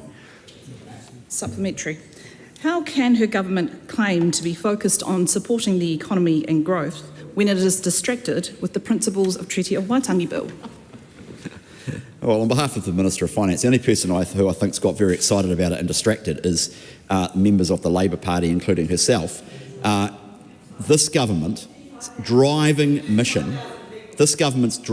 ambition and mission in politics, and the reason why it was elected almost a year or so ago, is to lift our ambitions as a country, get out of the mire of low growth, both in growth and productivity, get this economy growing again, because ultimately the only way to build a prosperous and ambitious country that New Zealanders want to stay in and not leave, and build the type of public services that New Zealanders demand, the only sustainable way to create that is economic growth and getting this joint going again, and that's what we're focused on.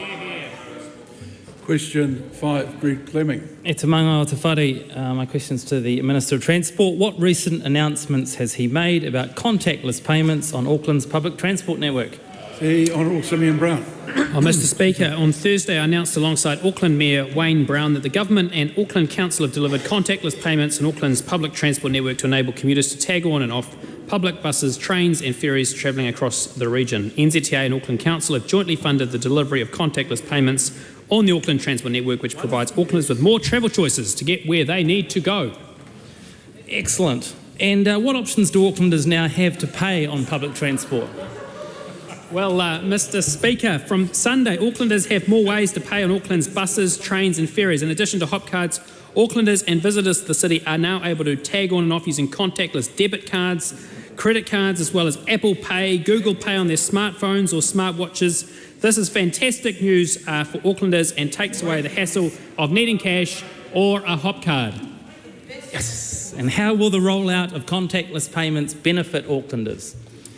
Well, Mr Speaker, rolling out contactless debit and credit card payments for public transport users will be a game changer. Not only will it make public transport services more convenient and easier to use, but it will also help give Aucklanders more transport choices. It's all part of our government's plan to increase travel choices and help people get where they need to go quickly and safely. And what plans does the government have to roll out contactless payments across the country? Well, good question, Mr Speaker. The rollout of contactless payments in Auckland's public transport network is the first step delivering New Zealand's one national ticketing solution. Contactless payments on public transport are common elsewhere around the world, and this will ensure New Zealanders have the same standard of service. The rollout of contactless payments will expand to Timaru and Christchurch in early 2025 and reach other regions by the end of 2026. Question number 6, the Honourable Ginny Anderson.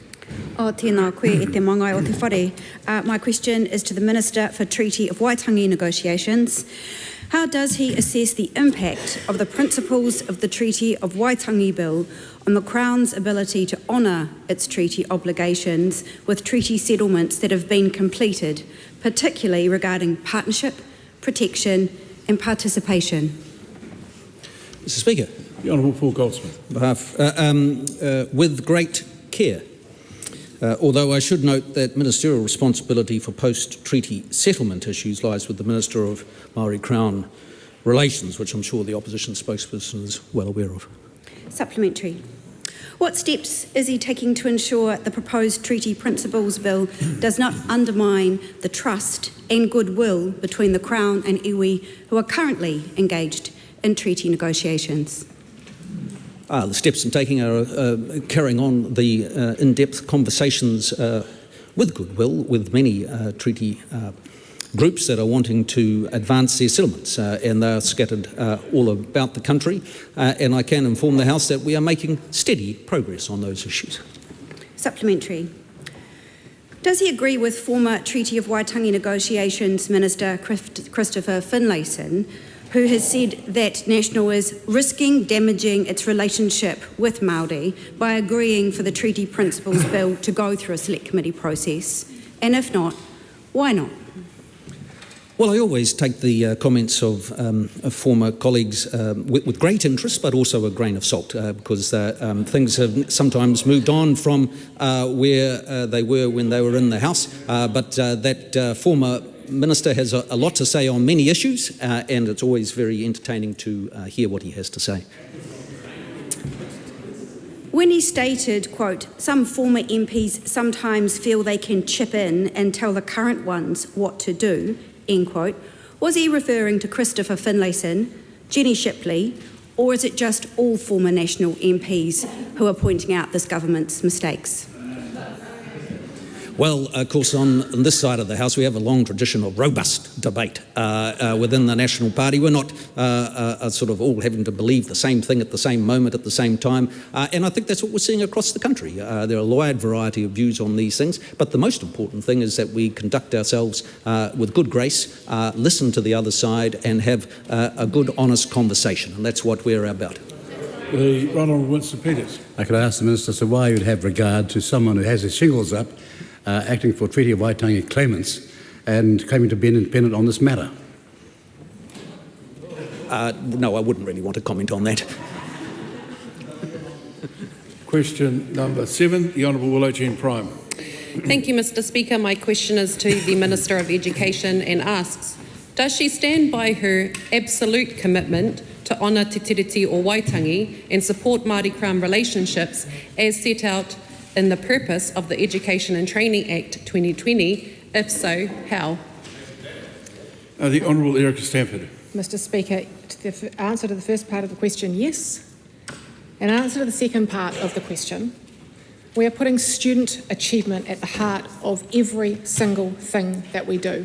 If we want to honour the treaty, it means closing the equity gap so that decades of disparity that have pervaded our system and the disproportionate representation of tamariki Māori and rangatahi Māori and the lower quartiles of our education and achievement system is closed. It is my utmost belief that education can and should be the primary protective factor for our kids in a way that they can break through intergenerational cycles of poverty and disadvantage and live the life they want. Supplementary. Can she explain how Te Tiriti o Waitangi has been embedded and authentically reflected in the refreshed curriculum following the outright removal and erasure of Te Tiriti o Waitangi from the curriculum framework Te Mātaiaho and dismissal of Māori advisors on the curriculum refresh working group? Mr Speaker, in answer to the first part of the question, I answered this last week and I'll repeat myself.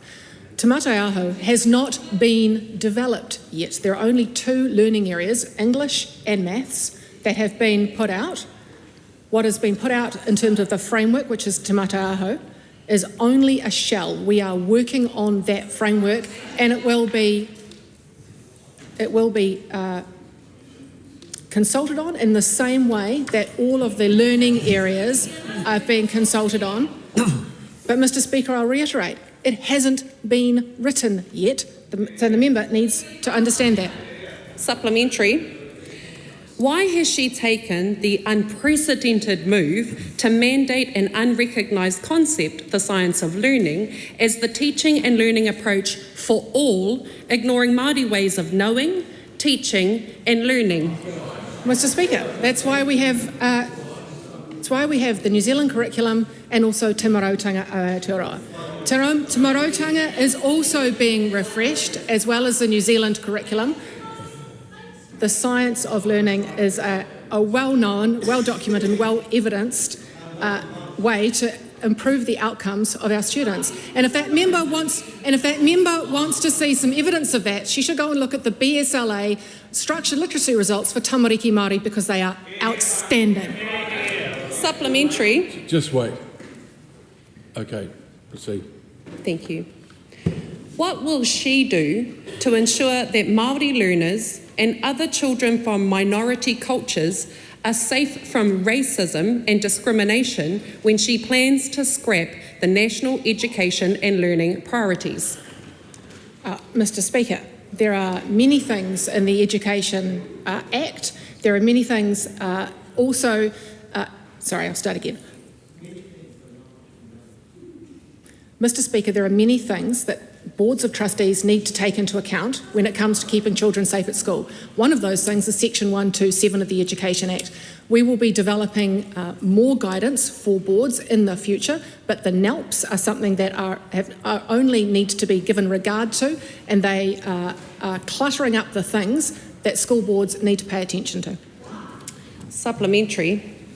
Why do tamariki have to attend a hikoi today instead of relying on an education minister to live up to her promise to honour te tiriti o Waitangi? Mr. Speaker, as I said today, all schools should be open for instruction, and the most important thing for our tamariki Māori is that they are in front of a teacher learning every single day that they possibly can if we're going to close the equity gap. Question number 8, Rima Nakli. Thank you, Mr. Speaker. My question is to the Minister of Police. The House needs to go quiet when a question is being asked. Thank you. My question is to the Minister of Police and asks, what recent announcements has he made about crime statistics?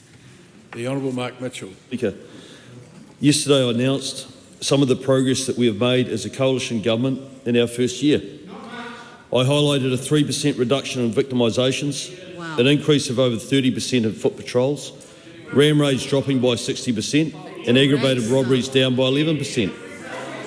As I said, there is a lot more work to do to make New Zealand the safest country in the world and to restore law and order, but this coalition government is committed to deliver on that promise. Supplementary. How does gang membership growth compare this year to last year? Mr. Speaker, gang membership recorded on the national gang list grew 1% to October this year. Last year, for the same period, it grew by 10%. Under this coalition government, gang membership growth has slowed tenfold. Supplementary. What does a reduction in overall victimisations mean? Mr. Speaker, victimisations reducing across the board by 3% this year is a significant early sign that things are getting better. While there are still areas of improvement and the job is by no means done, to see a reduction in total victimisations by 3% is a sign that we're becoming a safer country.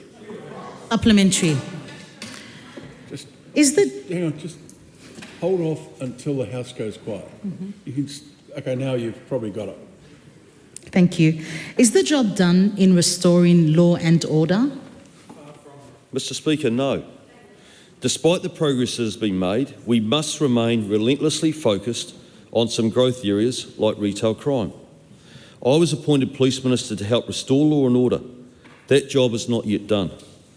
But I'm firmly committed to seeing it through with my ministerial colleagues inside our coalition government and with our combined desire to make New Zealand the safest country in the world. Question number 9, the Honourable Penny Henare. Thank you, Mr. Speaker. My question is to the Minister for Māori-Crown Relations, Te Rawhiti, and reads, does he stand by his answers to oral question number 11 on 7 November 2024 that, quote, there are a number of matters that have strengthened the Māori-Crown relationship, end quote, if not, why not? The Honourable Paul Goldsmith. On behalf of the Minister, yes. Supplementary. To the Minister, if he is confident that the Māori-Crown relationship has been, quote, strengthened, unquote, by this government, is he able to explain why there are currently tens of thousands of people outside on the forecourt? Well, I'd say on behalf of the Minister, there is a very large population of Māori in New Zealand, 900,000, and I'm sure there's a wide variety of views amongst them as to progress or otherwise. There'll be some who are particularly focused on constitutional matters, and they will be included amongst some of the people in front of Parliament, and that's absolutely appropriate, and we'll listen to those conversations. There'll be others who are more focused on economic opportunities and the chance for their family, their hapu, their whānau, their iwi to advance, and those will be seeing many opportunities through pieces of legislation that this government is advancing. Does he believe that the Māori-Crown relationship is as strong as it needs to be?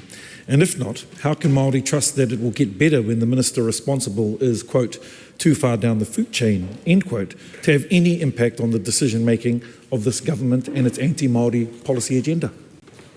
The last part of that question is not acceptable. Withdraw, apologise and start again. I withdraw and apologise. To the Minister, does he believe that the Māori-Crown relationship is as strong as it needs to be? And if not, how can Māori trust that it will get better when the minister responsible is, quote, too far down the food chain, end quote, to have any impact on the decisions of this government? Well, to the first part of the question, on behalf of the Minister, there's always room for improvement. To the second part, a snide and unhelpful comment, and this is a government that is absolutely determined to ensure that we work collaboratively with Māori on all sides of the House, recognising that when he talks about Māori as if they all think alike and have the same view on any given topic is completely nuts. There is a wide variety of views and there are many opportunities to collaborate, and that's what this government's focused on. Supplementary. To the Minister, does he stand by his answer in oral questions last week? Quote, it is absolutely clear to us that the treaty responsibilities and obligations, whether they come from a settlement arrangement or otherwise, need to be upheld and pursued by agencies across his government and future governments, end quote. If so, will he direct the Associate Minister of Health to instruct Whāmek to resume considering Te Tiriti o Waitangi in its decision-making? On behalf of the Minister, yes, I agree to the first comment, and exactly how that is done in any particular instance across government and the many multitudinous variety of issues that are dealt with across government, it falls on the government to be clear about what it does and doesn't mean by those comments. Supplementary. To the Minister, how can he stand in this House and speak about the strengthened Māori-Crown relationship when Māori die 7 years earlier than non-Māori? Māori are overrepresented in the justice system and are overrepresented in emergency housing. Well, on behalf of the Minister, that's why this government is focused on those very issues. And in terms of the justice sector, Māori are much more likely to be victims of crime. And that's why we're very focused on restoring law and order in this country to the benefit of all New Zealanders, including Māori. And that's what we'll continue to do. Question 10, Nancy Lou. Thank you, Mr. Speaker. My question is to the Minister of Trade. What recent actions has the government taken to boost New Zealand's economy? Mr. Speaker, Mr. Speaker, it's been a big year for New Zealand in trade negotiations. In May, the European Union Free Trade Agreement entered into force many months sooner than predicted, providing $46 million of tariff savings for Kiwi exporters this year that they would have otherwise missed out on. In September, we concluded the New Zealand-United Arab Emirates Economic Partnership Agreement, our first FTA in the Middle East, giving Kiwi exporters commercial advantage in that growing market. Last month, we concluded a trade agreement with the Gulf Cooperation Council, unfinished business for successive governments over 18 years, with a particular focus on goods and services trade. And last week at APEC in Peru, we signed the agreement on trade and sustainability with Costa Rica, Iceland and Switzerland, particularly good for our sheep farmers and wood producers. Growing New Zealand's trade relationship was part of the government's plan to grow the economy, lift incomes for all Kiwis and create jobs. Supplementary. To the Minister, how will these trade agreements with the Middle East benefit Kiwi exporters? Good question. Well, Mr. Speaker, as I said, in September, after just 4 months of negotiation, we concluded a trade deal with the UAE, delivering 98.5% tariff elimination on New Zealand exports on entry into force, rising to 99% after 3 years. And just 3 weeks ago in Doha, we concluded a high-quality trade agreement with the Gulf Cooperation Council, having significantly re-engaged with them in February of this year. The GCC agreement delivers duty-free access for 99% of New Zealand's exports over 10 years, and when combined with the UAE agreement, removes tariffs on 51% of our exports to the Gulf on day one. These two agreements secure market access in a highly competitive market for beef, lamb, dairy, manuka, honey, fish, many other goods, and contribute towards our ambitious goal of doubling exports by value over 10 years. Supplementary. To the Minister, what additional provisions are included in the Gulf Cooperation Council agreement? Well, Mr. Speaker, the NZ GCC FTA includes provisions that will make doing business easier with preferential access for our primary sector exporters, streamlined customs procedures, reduced trade barriers, and commitments to level the playing field for Kiwi services businesses entering the market. The agreement also includes chapters and provisions on intellectual property, transparency and trade and sustainability or sustainable development, and includes commitments to ILO labour standards, climate, and women's economic empowerment, committing to the Convention on the Elimination of All Forms of Discrimination against Women. New Zealand also secured our Treaty of Waitangi exception to allow us to meet treaty obligations. Supplementary. What additional actions has the government taken to double export value and grow trade? Well, Mr. Speaker, 2 weeks ago I led a business delegation of over 70 companies to China, our most significant economic relationship, to attend the China International Import-Export Expo in Shanghai and then on to Guangzhou. This was the largest number of companies to attend or exhibit at the CIIE and New Zealand's largest footprint and presence there. The companies and their products were very well received and built on New Zealand's reputation for producing high-quality, safe, environmentally friendly food and fibre. 24 agreements and MOUs between New Zealand and Chinese companies were signed during the visit, worth an additional $340 million in export revenue to New Zealand over the next 3 years. And also, Mr. Speaker, earlier this year with the Chinese government, we announced and committed to upgrading the services component of the NZ-China FTA. As I said, Mr. Speaker, a big year for trade negotiation. Well done. Question 11, Dr. Lawrence Sunard. My question is to the Minister of Education. E tautoko ana ia ngā kōrero me ngā mahi katoa. Mr. Speaker.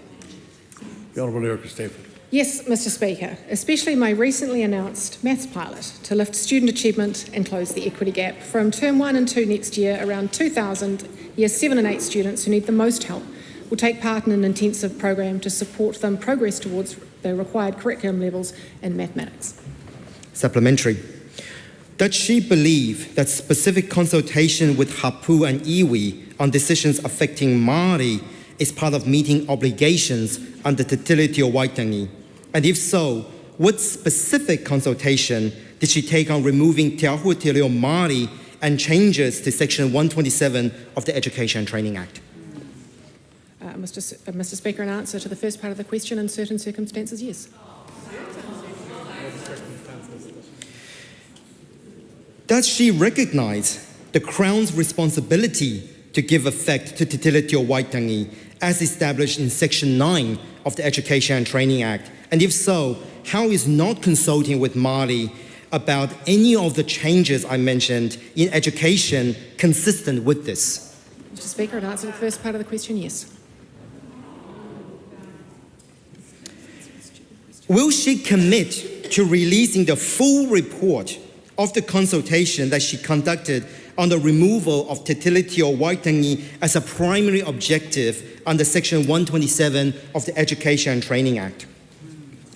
If it's required by law, then yes, we will. Supplementary. Does she agree that for Akonga to attend today's hikoi is entirely consistent with Section 5, subsection 4C of the Education and Training Act objective to, quote, instill in each child and young person an appreciation of the importance of Te Tiriti o Waitangi? And if not, why not? Mr. Speaker, there are many things in the Education and Training Act, one of which is to make sure that students are achieving to the best of their abilities. And in order to do that, Mr. Speaker, they need to be in school in front of their amazing teachers.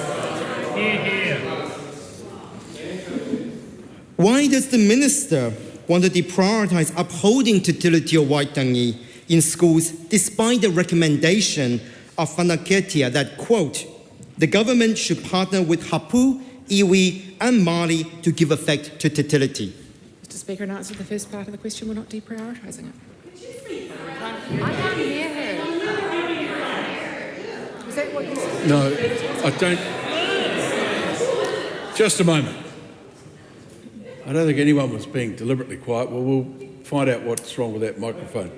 The Minister was speaking into it and it should have picked up better than it did. Question 12, the Right Honourable Chris Hapkins. Mr. Speaker, my question is to the Prime Minister. Does he stand by all of his government statements and actions? Right Yes. Prime Minister. Oh, very good. Supplementary. Does he agree with former Prime Minister Dame Jenny Shipley, quote, I caution New Zealand, the minute you put the treaty into a political framework in its totality, you are inviting civil war, end quote. If so, why is his government asking a select committee to spend the next 6 months attempting to do exactly that? Well, in answer to part of the question, no, we're not at risk of civil war in New Zealand. That's inflammatory language. Why is the government asking a select committee to spend the next 6 months attempting to put the treaty into a political framework in its totality? Because it's part of our coalition agreement. Supplementary question.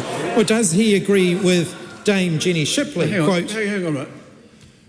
His own side should respect the person asking the question. Does he agree with Dame Jenny Shipley, quote, this sort of malicious, politically motivated, fundraising motivated attempt to politicise the treaty in a new way should raise people's voices because it is not in New Zealand's immediate interest, end quote. If so, why did he prioritise the government's political interests over the best interests of New Zealand? In answer to the first part of the question, I don't believe it's linked to fundraising.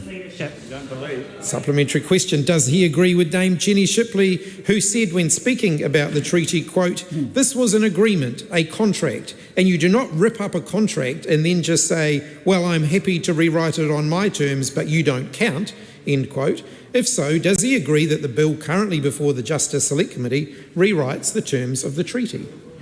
No.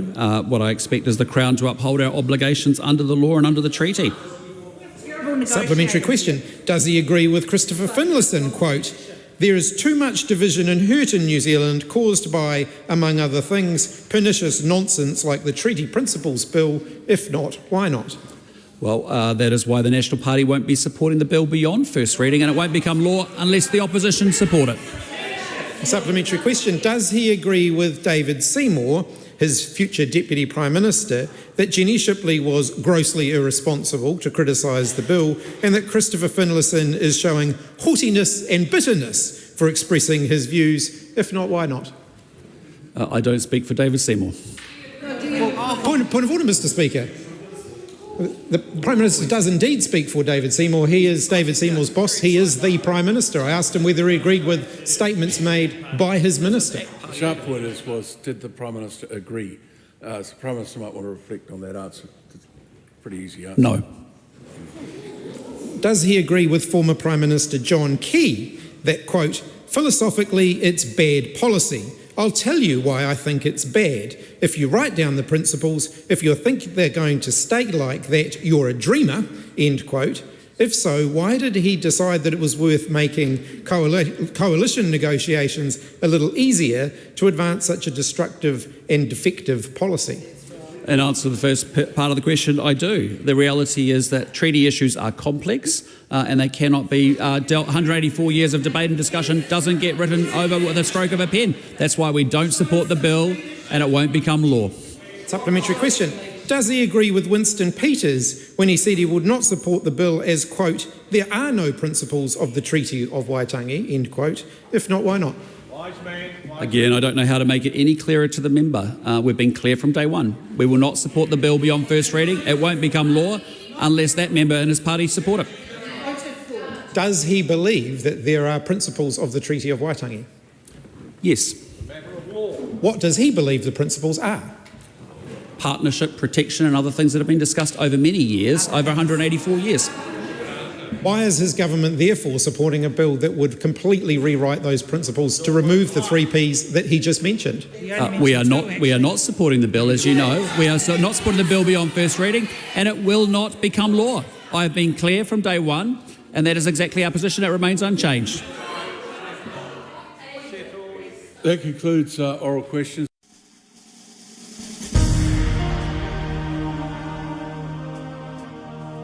Live coverage from the House of Representatives will resume at 7:30 p.m. An uncorrected transcript of today's oral questions is available at www.parliament.nz.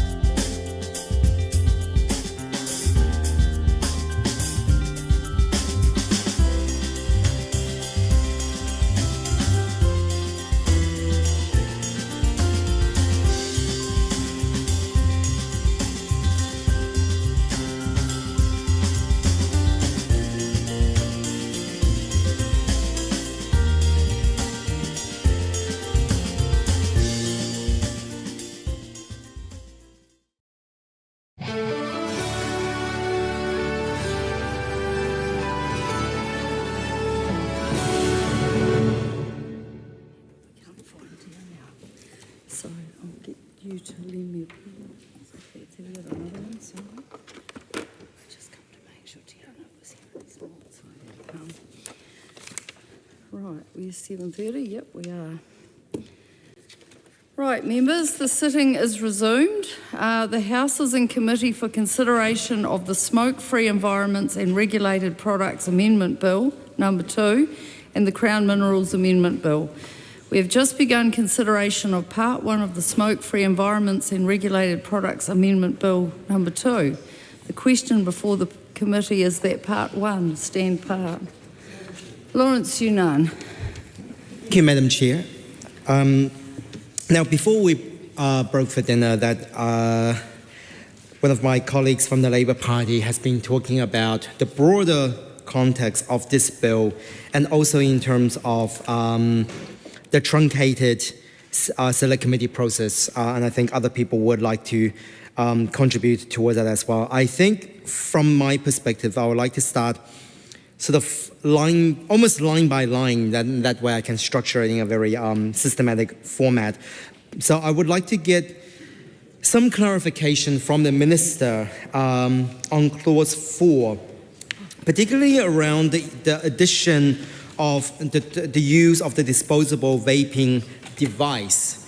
Now, from the Select Committee process, one of the things we did hear, well, I say we, one of the things the Select Committee heard during that process is that it may have unintended consequences and limiting certain elements of this, and which is one of the reasons why in the amended version has been changed from product to device, and also with additional, with some clarifications around the definition of a vaping device.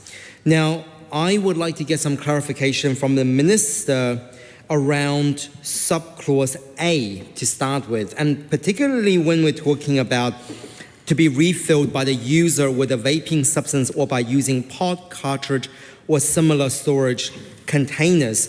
And this is something that's a little bit different from the previous version, which has been crossed out.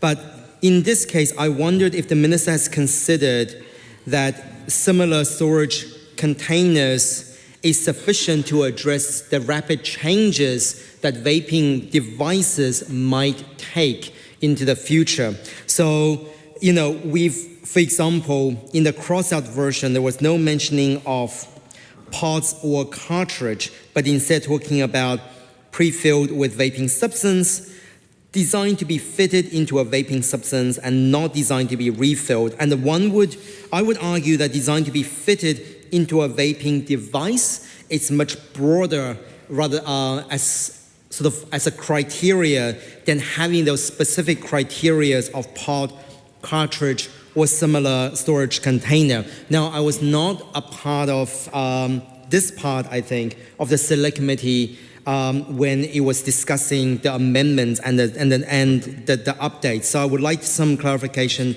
from the Minister on whether she thinks that this will capture everything in terms of the refill component by this. And I think another thing that is just also looking at this, I want to briefly mention and sort of want some advice from the Minister, and it's one of semantics. It's around the use of the preposition by. And in this case, in the first part, when we're looking at refill by the user and then by using a pod, I think I just want some clarifications in terms of that it does simply only captures the single-use element that I think was the intention of this bill. So I guess the main question for the Minister is around what was the change, why was there a change into pod, cartridge, or similar containers when previously I think the design to be fit into a vaping device is much broader and captures more possibilities. Ingrid Leary. Minister Casey Costello. Thank you. I'll just respond to the member just to reflect. So when the bill was put forward, we did approach it on a very to get rid of disposable vapes completely. And that was the challenge, which is what we were trying to do, was get rid of the devices that were most commonly used by young people. What happened in the select committee process, and overwhelmingly the submitters, reflected that that would have had some unintended consequences, as the member has referred to, which was that we needed to balance that we were not going to end up with smokers going back to smoking, because the vaping device that they used and relied on are most commonly used by those who had quit smoking. So there was a balance struck there around ensuring that the devices that were commonly used, not used by young people, but not commonly used by those who had transitioned away from smoking and were relying on vaping. So there was a balance that was struck there. The members also touched on the truncated process, and I thank you for that question. It has been raised before. As I said earlier, this was about trying to ensure that we got something as quickly as possible, because there was a lot of pressure around this vaping environment and getting it away from young people. So the reason for this legislation being truncated was so that we could get something before the summer and get this in place. There's still going to be a lead-in time for these products changes. So as soon as we could get the legislation, then we can move forward on it. Ingrid Leary. Thank you. I'd like to pick up on the comments from the Green member just around the time frames and also the 2 RISs that were done. And there are a number of areas in there where they talk about the constrained time frames, and also in some ways the process being a little bit reversed. So on page 3 of the August RIS, it talks about the constraint of analysis because Cabinet had already made decisions. So my first question is, why had the Minister made decisions and why had Cabinet made decisions prior to the second regulatory impact statement being made? That seems to be a little bit the wrong way round. Also, the lack of consultation, the timeframes in which the policy proposals were considered and agreed by the government did not allow for consultation beyond governmental agencies, and this was itself limited. And then it talked about the select committee process providing an opportunity for public consultation. So if I marry that then with the first regulatory impact statement and the second one, in there is quite a detailed analysis around those ideas of vaping products, whether they, how broad or narrow the constraints should be. And it was never in the RIS that single-use vapes using pods would be an exception, and yet we had many, many submissions saying this was really important for a number of reasons. One was around child poisoning and children getting hold of refillable containers and poisoning themselves. There were also news items from overseas where there was some kind of YouTube craze where people were trying to create their own refillable pods and ended up poisoning themselves. And then there was also the other unintended consequences around preventing people from being able to access vapes if they were trying to give up smoking. So my question is really just following on from the Green members. Why was the exception that the Health Committee came to pretty quickly and pretty unanimously, that reflected the majority of the submissions to us, not even an option in the regulatory impact statement? Was there not enough information? Was there not enough consultation? Were we relying too much on evidence coming from overseas? Because it seemed to me very apparent that a lot of the research that was being relied on came from overseas, and in fact the regulatory impact statement says this best marries with the experience of Australia and the UK. So we were able to come to that conclusion pretty quickly, pretty unanimously, and yet it wasn't in the official advice, and that gives me some alarm bells and some red flags, particularly given the RIS very specifically mentioning the limitations and constraints on analysis, and also the fact that Cabinet had already made decisions. The Minister said earlier in her response to my question, which I appreciate, when I was talking about the truncated timeframes, something about wanting to get something in the House before Christmas, and she has again alluded to pressure on the sector. However, the overwhelming sentiment from people who have submitted to the Health Committee outside of the submission process, simply on vaping in general, and then again in the submissions, was that we need to do this properly. We're talking about substances here that are consumed into the human body, into the tinana. This is not something we take lightly, and in fact there is other legislation, for example, if it was around alcohol or drugs, these would be conscience votes. So I'm really curious to know what is the importance of the Christmas deadline for getting what appears to be kind of half the legislation through the House, so that we can better understand the urgency, because already we're seeing red flags in the advice that was given by officials, and I don't think that bodes well for good lawmaking. If the Minister could answer. Thank you. Dr. Tracy McCallum. Mr. Chair, I would like to ask a couple of questions, probably in a very similar vein. When the Minister first responded to the first question, she again, as has just been said, mentioned in response to the question about a truncated process that it was really important to get something up by the end of the year. And in a slightly different take on that, but certainly still with regard to unintended consequences, I just wondered if the Minister can give us a little bit more information or step us through what has been her thinking or what is her intention insofar as that tranche 2. Because often, as we've just heard and we've heard through the Select Committee process, there's always some unintended consequences, be they big ones, be they small ones, be they things that can be resolved, or be they things that make things worse than if you had not done anything to start with.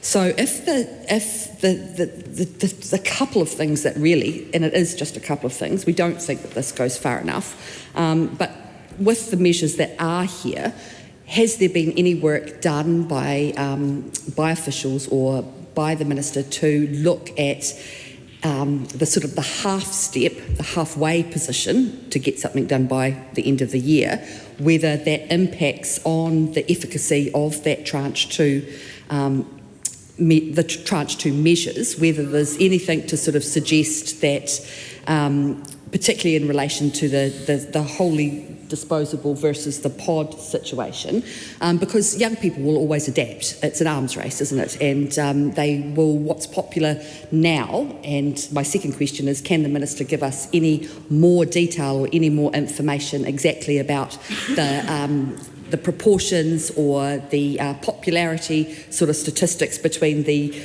single-use disposable vapes versus the pods in that age group? Because I do think that if the first tranche comes in, young people who are by definition addicted to the nicotine that they've been getting through these devices then choose to a different modality.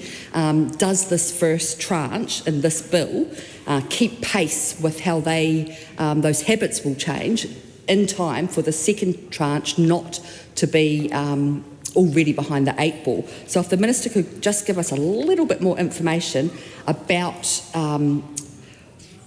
given that it's a specific intentional decision to get something done before Christmas, so I'm assuming that there were these measures that were sectioned off from a larger plan.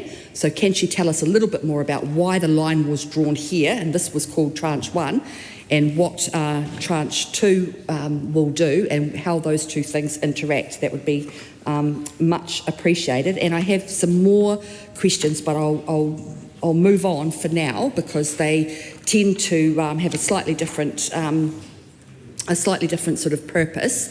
So, but just to give the Minister some notice of where we might go after this, I certainly would like to know some more information about, because the purpose of this bill was to reduce access, and by definition that has been operationalised as reducing visibility. So I think there's several questions, and my colleague Ingrid Leary has alluded to this insofar as the research that's been relied upon to make those assumptions, but those first two questions would be much appreciated.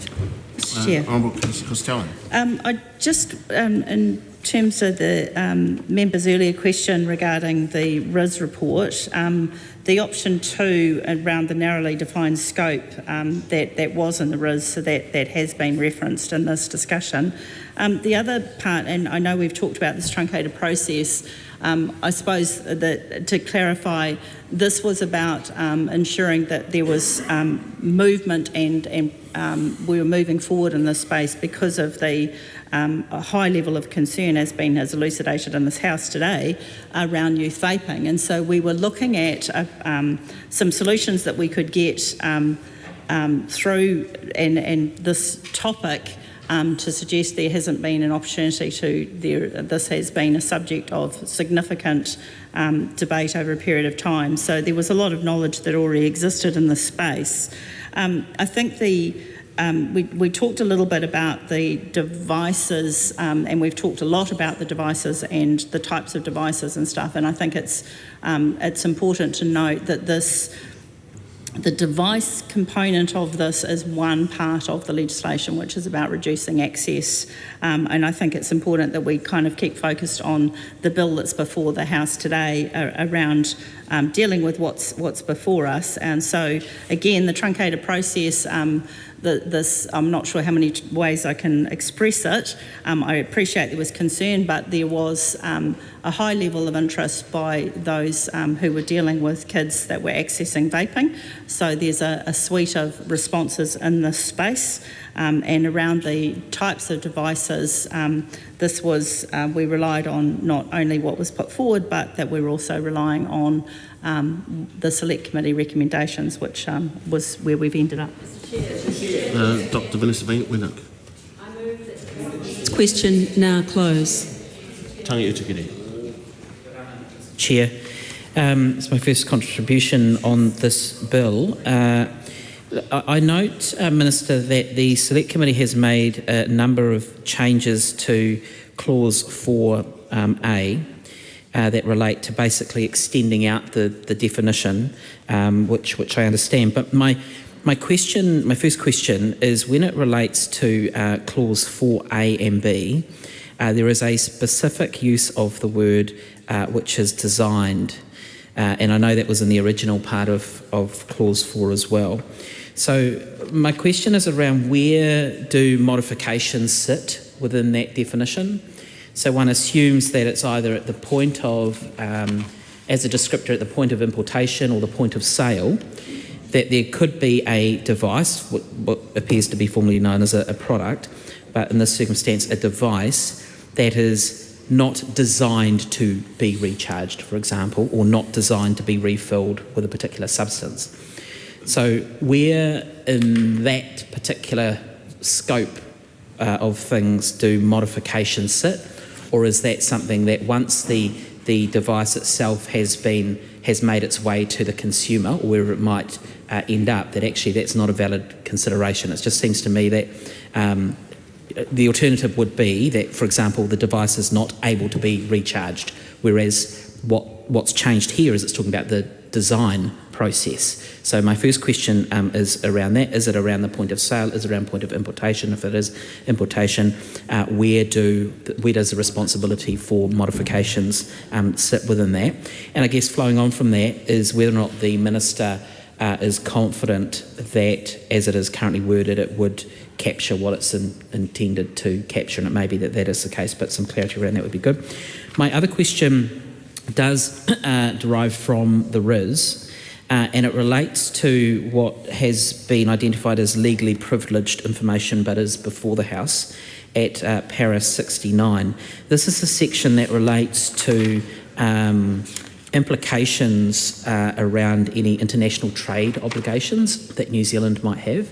And so my question is just around the ease and cost of implementation, which is contained in the matrix within the RIS, whether the Minister can inform the committee around what particular international trade obligations are engaged. Could the member just repeat that, what the reference is? Yes, it's in the RIS and it's on page 15, paragraph 69.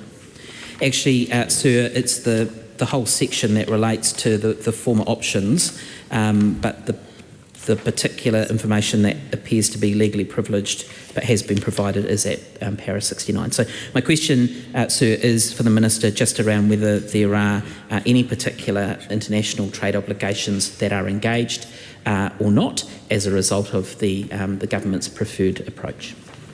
Mr Chair. Camilla Bellich. Thank you, Mr Chair. This is my first opportunity to contribute to this bill at committee stage, although I was lucky enough to be able to make a contribution in an earlier reading. I was not on the Health Select Committee that examined this bill, but I have had an opportunity now at the last reading and at this committee stage to look at some of the changes made by the Select Committee and have a few questions for the Minister around some of those changes and also some of the other changes to the bill that were there prior to the Select Committee process. And some of them, this is certainly not an area that I'm expert in, but might be quite straightforward for the Minister to answer some of those questions that I have in part one. So I will reiterate briefly that obviously comments made by colleagues and in previous readings didn't agree that this bill went far enough.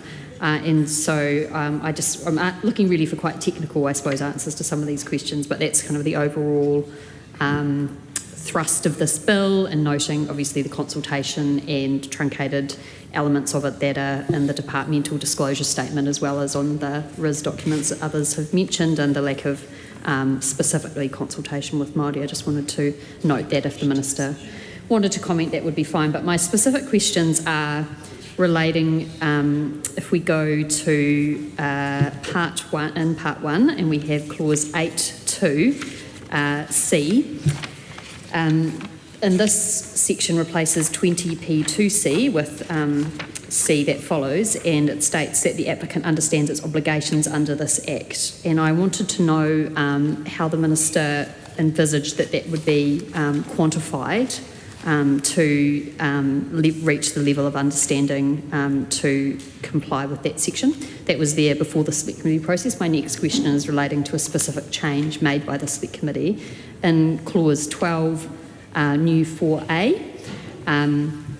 The Select Committee has added in something which I imagine was to avoid a particular type of mischief, as lawyers tend to call things that they want to avoid under an Act, and that is to specifically add after section 25.4, to avoid doubt, subsection 4 does not permit publication on an internet site of a link to a regulated product or advertisement. I wondered if the Minister could inform the House of the particular issue that new clause added by the Select Committee was to avoid. The next question I have is in relation to, in part one again, 14.3b, and this is, I think, having read the Select Committee's report, a specific change that was added, as I understand, as a result of submissions, and that is in 3b that a specialist vape retailer must not display vaping product or its packaging in a way that makes it visible from outside of their place of business.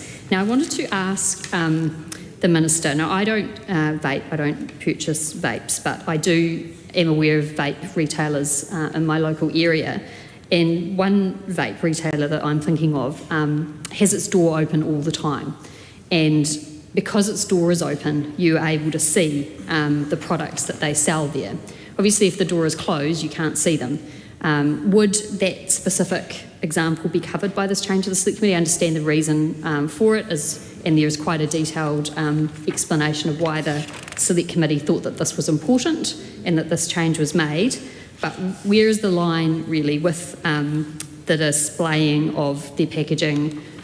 Is it a requirement that they must but never be visible at any time, or is it just, simply displaying in a form of advertising which would be possibly visible when the door is open, but otherwise that would be compliant? So just a question around the extent to that. And I think it's important to get these details clear for retailers prior to the progress of this bill so that they are able to comply with it. The other question, and the last question that I have for the Minister, if I have time, is in relation to clause new 62 under 18, and it's going to be replaced around pre-notification requirements.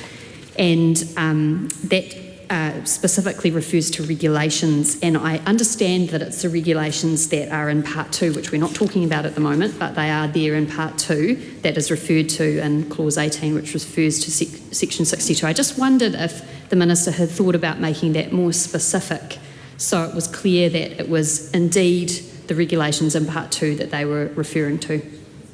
Mr. Chair. The Honourable Casey Costello. I thank the member for your contributions, and I'll try and work backwards a little bit. I'll get some more advice around the pre-notification requirements that you mentioned. The display component, there was quite a lot, from my understanding, within the Select Committee. The driver behind this, I suppose, was, as you mentioned, is that it has become very attractive to young people, the way the stores are set up. But we also were cognisant around the submissions that the risk of being opaque and behind closed doors, that the potential for generating prime risk around that. So it was balancing the ability, and the language was changed to demonstrate that this was about not being visible to children. So if you have open doors, then the product cannot be visible. So how they choose to do that. I think the internet links was something that was raised again through the Select Committee process, which was we were stopping the ability to display the product online, but the concern was raised that you could then create a link to an international website that would then so that was the discussion around it, was that it would circumvent that discussion that you were basically taking it off this site, but you could link through to another site. So it was a way of trying to address that, again, that not being able to make it visible. In terms of the trade implications, there was some discussion over trade implications. The battery component was the area that was of concern. I think that has been addressed through this process of ensuring that so the level of risk around the trade implications, that's the response that I can give on that component. I think there was an earlier question regarding the modifications of the devices. So after point of sale, when they're modified, how is that done? I think the control that we've got in place is what we're selling. What happens once that device is purchased is beyond what we can deal with. But I think it's important that when we talk about vaping, that we're looking at a process of not just enforcement, but we're also talking about supporting this program of work around education and awareness and changing the way we view vaping.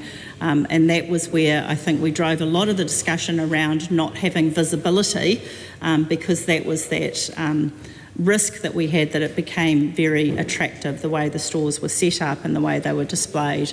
So we were trying to get some balance in that the way it was being seen as something very attractive and interesting, so to take it out of front of mind. So that was where we're at. Huhana Linden.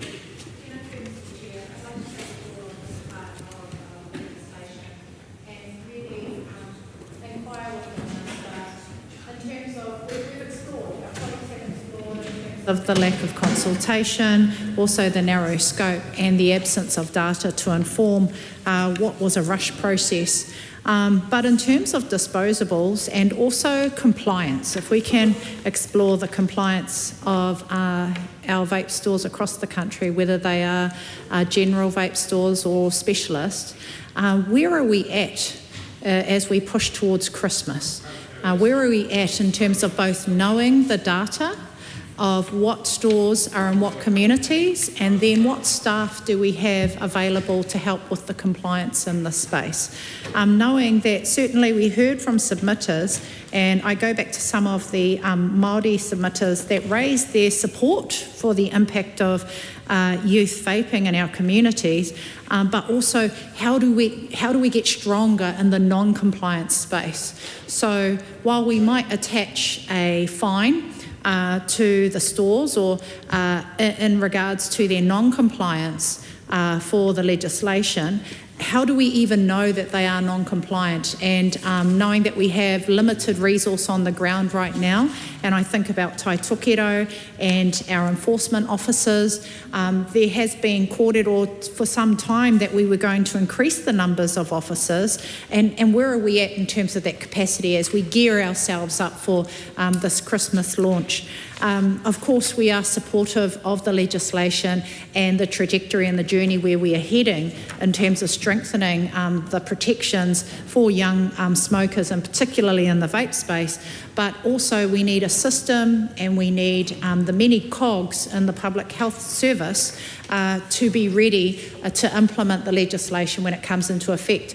We heard from submitters also in local government, and local government spoke to their desire to be strengthened in the space in terms of the stores that they have in their communities, their abilities to apply the bylaws in their local communities, but also be resourced in the space of compliance. So these are questions generally for the Minister in terms of our readiness, and what does that look like so far? Do we know the numbers of stores in our communities? Apologies, point of order. The purpose of this is to ask questions about the bill. It's not general questions, as that member has just stated, that are outside the scope of it. What's your point of order? The point of order is relevancy. It's not relevant. And I will determine relevancy. Okay, I was just raising it as a concern. Thank you. Mr. Speaker. Thank you. London.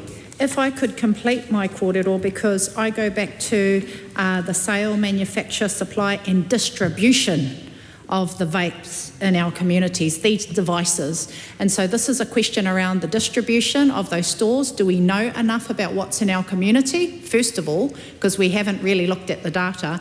And then further, is our system ready for launch? And what do our numbers look like in terms of resourcing the system to give effect to this legislation?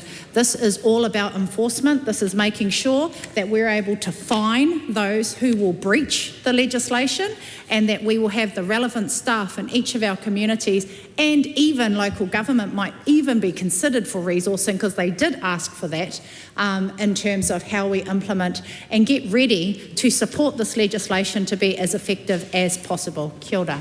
Mr. Chair. Before I take the next call, just reflecting on comments made, we have traversed a bit around timeframes, and of course the importance of Christmas, just around the corner as well. So with further contributions, I do want members to be mindful of that, and I call Dr. Lawrence Zunan. I think the point that was raised, and it'll be really by my colleague Hukana Linden, is a really important one. It'll be good to get clarification from the Minister in the context of Section 6 of the bill on the enforceability of this. But what I want to pick up on is a few things. The first thing is what the Minister mentioned before. First, thank you, Minister, for responding to my question around Section 4 before. But I guess one of the things I am slightly puzzled by is the fact that submitters have mentioned that there might be unintended consequences if the scope is too broad, and that way it's not going to allow people to switch from don't have an alternative switch from smoking into vaping. But one would assume that since this bill only covers disposable use of vaping devices and not non-disposal, as stated very clearly in Section 4, that anything that has unintended consequences of not capturing would simply allow people to transition into using potentially non-disposable and rechargeable and refillable devices instead. So I'm still a little bit puzzled as to why we need to have the level of specificity that we're seeing in subclause A of clause 4 of this bill. Something else that our colleague from Labour, Tangi Utikere, mentioned is something else in terms of the regulatory impact statement that I also want to pick up on from a trade perspective, particularly with the phrasing of paragraph 69 and 70 of the regulatory impact statement. It does raise a little bit of alarm bell in terms of whether the Minister has had any consultation from either MFAT or any other agencies around the use of interstate dispute settlement process is that going to be any part of this that is going to be considered here? Because the way that I'm reading paragraph 69 and 70 of the regulatory impact statement is that we have to almost justify to companies that we're not going to disadvantage them, and that is for the health of our people in Aotearoa, otherwise they might take additional actions. To me, sounds like an ISDS thing. So clarification from the Minister would be great, because that would potentially be an example of us actually prioritizing the interests of overseas tobacco or vaping companies and batteries over the health of our own people, which may also in this case justify one of the reasons why we thought, why was non-disposable, rechargeable and refillable product, vaping product wasn't banned in this bill, and why it wasn't going as far. And that potentially does answer that. But I'm not sure. So advice from the Minister would be appreciated. The next thing I would like to address, and there are still quite a few different components to part one of this bill that I would like to address, but one of the things I want to address next is around the fine and what is going to become an offence. And this is both in terms of Section 7 and the new edition of 20FA, as well as Section 15. Now, in the regulatory impact statement on paragraph 22, it talks about the existing offence and the existing fine structure, and there is a two-tier structure between what is a body corporate and what is in other instances. What we're seeing in in Section 15 is that what is going to be the fine for corporate will be increased from 10K to 100K, and what is going to be for other cases has increased from 5,000 to 10,000.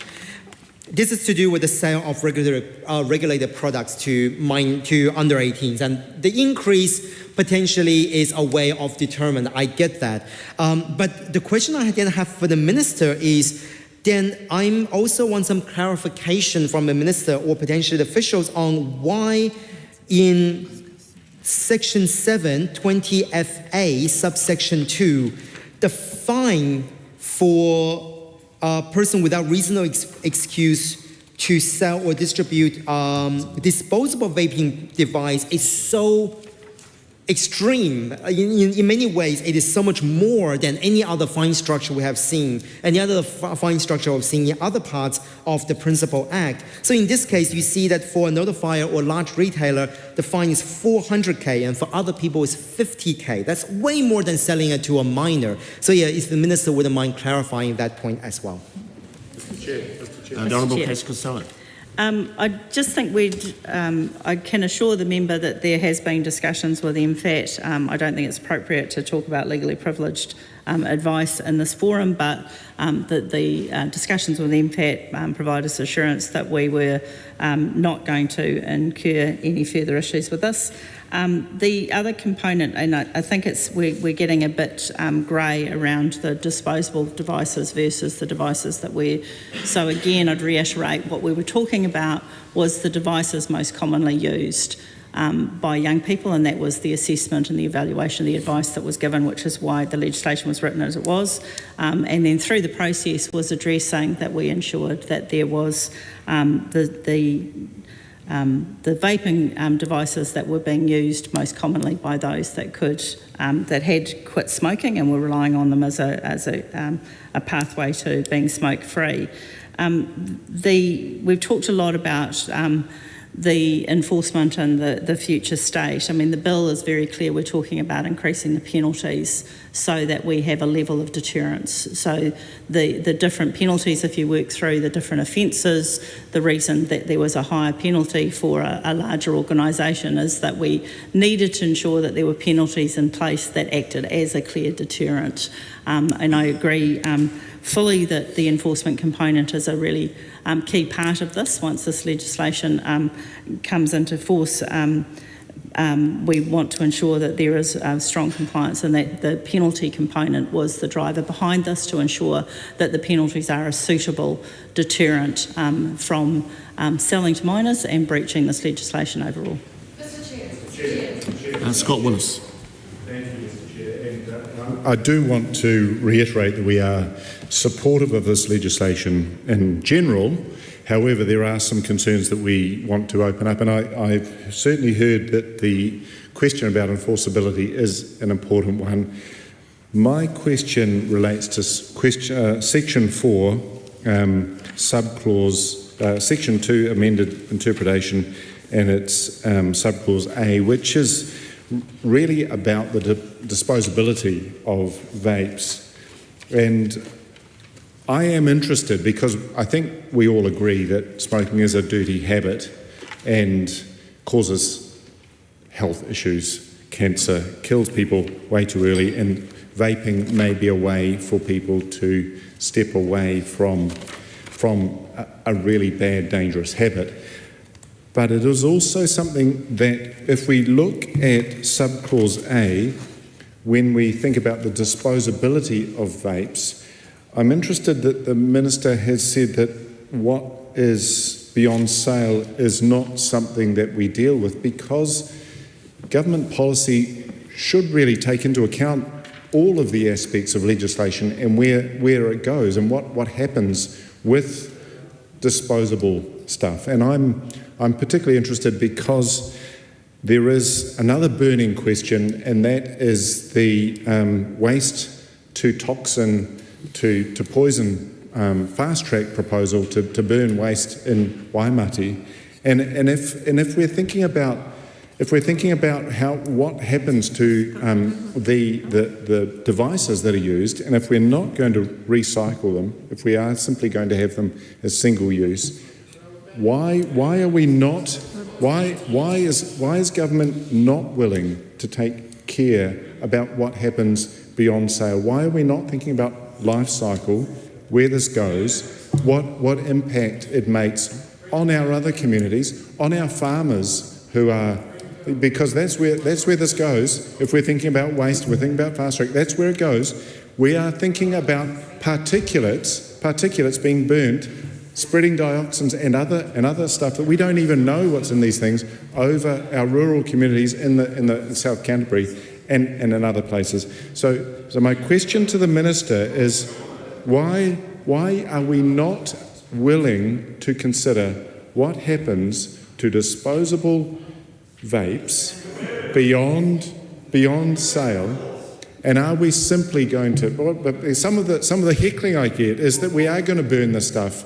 We're going to burn it even more, and we're going to distribute it across rural Aotearoa and destroy our farming communities as well. And that's something ironic in that. But my question to the Minister is about how we are going to deal with this holistically. How are we going to manage the waste that is coming from this legislation? It is a serious question because we are in agreement with the legislation that we need to limit the risk to our health sector, to our community, but we also need to think about the consequences of legislation, the unintended consequences that might lead to even greater risk to our communities, that might lead to more waste, that might lead to the fast-track destruction of our rural communities, but with poor legislation. So we need to consider this. We need to consider this in a very clear.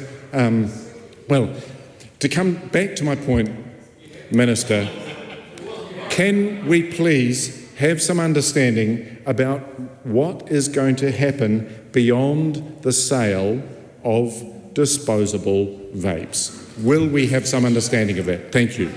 Honourable Casey Costello. I thank the member for his concerns. I probably need to redirect you a wee bit back.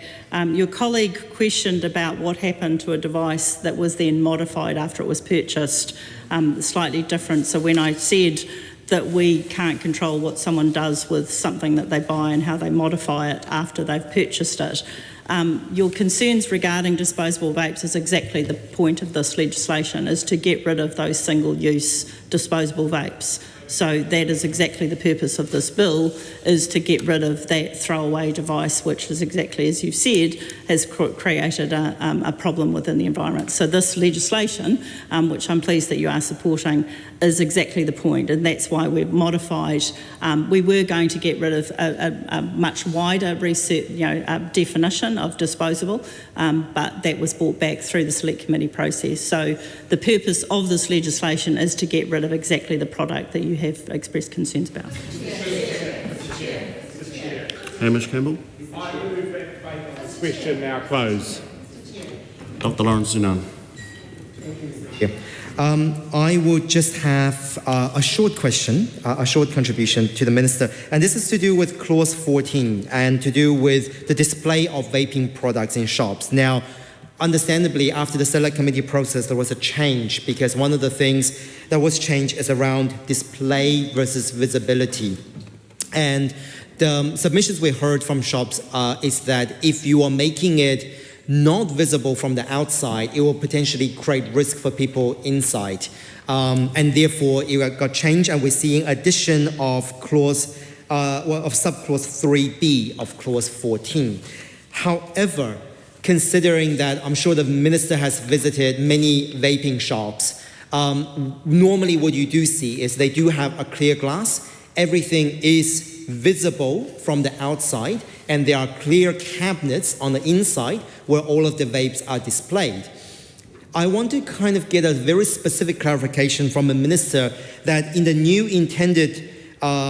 intention of Section 3B of this, in terms of must not display, what then would be the limit of that potentially display? As in, is it a display of a clear window and you are displaying it in the shop looking outside, or display have a much broader sense of none of the products should be available to be seen, at least made out to be seen, even through glass cabinet on the inside of the shop? So yeah, so I just want some clarification from the Minister regarding display. Thank you.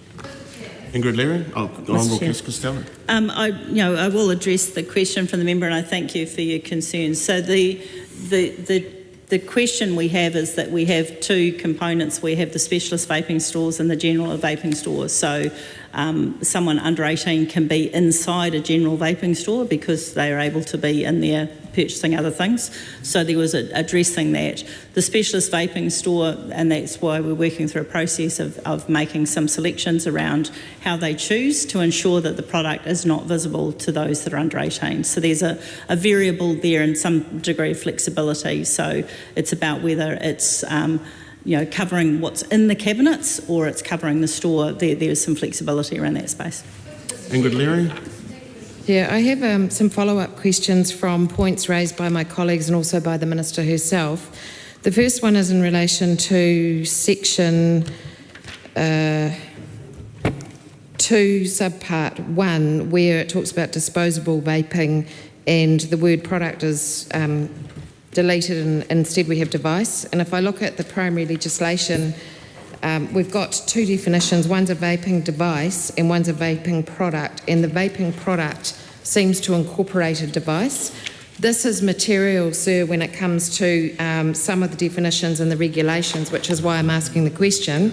So my first question is, I wonder if the Minister could please explain why, when the change was made to having single-use pod vapes, the word product was changed out for device in that section and in subsequent sections in 2A, Part 1AA as well. My second question is in relation to the offences, and I note that the Minister said the reason for such a large jump in the change of fine was as a deterrent factor, and yet when I read the RIS, in fact, the RIS says the reason that there needs to be a much larger fine is to enable prosecutors to take a case that is cost effective of taxpayers' money.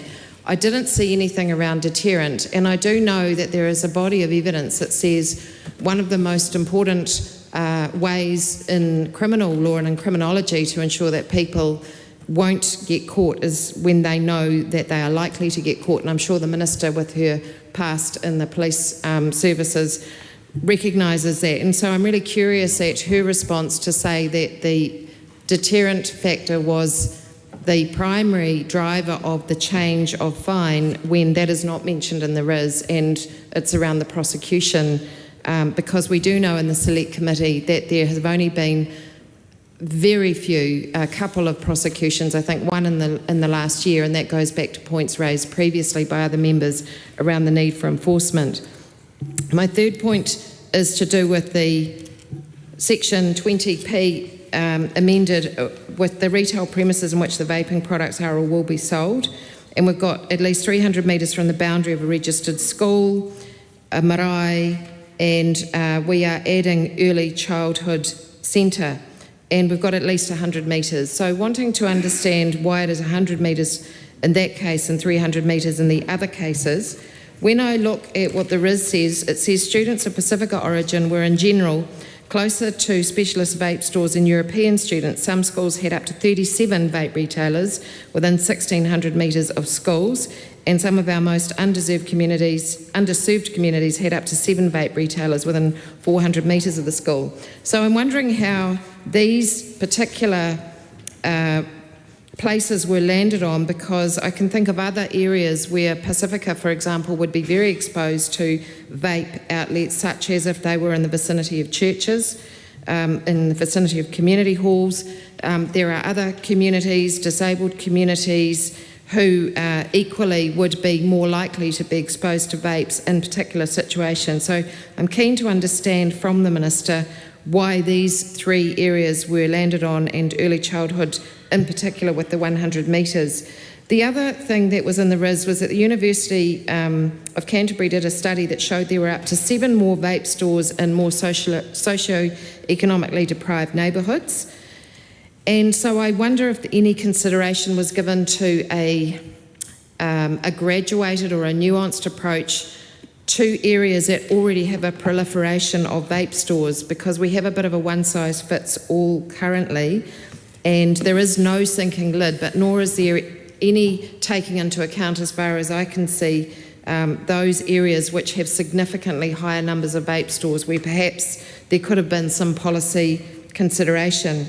The other thing is that the research, there's very scant research to come out of New Zealand, but one of the things that it does say in the RIS is that many young people are exposed to vapes and the provision of vapes through family members, and yet we have this big focus of the online scenario, which I understand may become a problem in the future, but currently accounts for very few vape purchases. It's in the less than 10%, very, very few.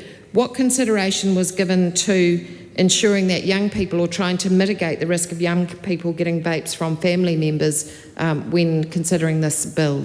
Mr Chair. Dr Vanessa Wennick. I move that debate on this question now close. The Honourable Casey Costello.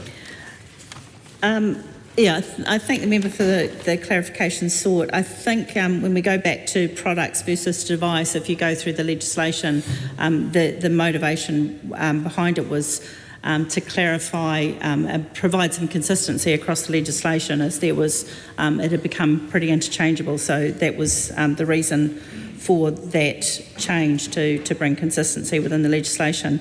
I note that the RIS referred to the process or the more efficiency around prosecution, but from a principal point of view, when we were talking about this legislation and when we were first looking at the issues around the space, was that the penalties were not representing a deterrent factor, and I completely acknowledge the fact that that has to be accompanied by enforcement, and that is the whole reason for increasing these penalties, is ensure that there is a component of real concern if you get prosecuted, and the penalties would align to that. The 100 metres, the ECE stores, and we fully acknowledge that there is too many vaping stores out there. This is the 100 metres for the ECE versus the 300 metres for the other proximity components was really just the sheer volume of ECEs. If we'd pushed out to 300 metres, it was becoming pretty complex around the extent. So it was assessed that bring it back to 100 metres proximity because of the sheer volume of the ECEs around the country. And I do acknowledge the point of view around the fact that we have way too many vaping stores in the low socioeconomic areas, which is the ones that incur the highest harm. This is a process that we've talked about a lot. But within this legislation, this is the step forward that we're trying to take, which is ensuring that we get rid of the disposable vapes, that we increase the penalties and we reduce the visibility. So even though the stores are there, if we can make them less visible and less in the face of our young people, that's the step in the right direction. Just to note, members, that we have traversed a lot of different issues, and I am looking for new material, and I'm looking for relevant material that is focused on the parts in question. Dr. Tracy McCallum, so on that. What the Minister has just said, so I'll ask a very short question because I just want an actual answer. Given what the Minister's just said in relation to ECEs and therefore the 100-metre change, it doesn't now feel as if choosing ECEs, A, it's not really congruent to the cohort, to the age cohort that we're trying to reduce the visibility for, and B, as the Minister has quite rightly explained, it was fraught with all sorts of considerations because there's just so many of them that having a 300-metre limit would make it nonsensical. So was any other consideration made of other actual age-congruent likely destinations and environments where this cohort of people actually do find themselves, like churches or halls or other things, because it feels as if just another educational environment was just sort of chucked into the mix to say that there's been an extension for the sake of it. So if the Minister can she please provide us with any information about whether other venues, other contexts, other environments were considered, because it doesn't feel like this ECE one has really got much of anything behind it to justify it being included in this bill. The Honourable Casey Costello. Mr. Chair, thank you. I think it's an important point that you've raised around the proximity component.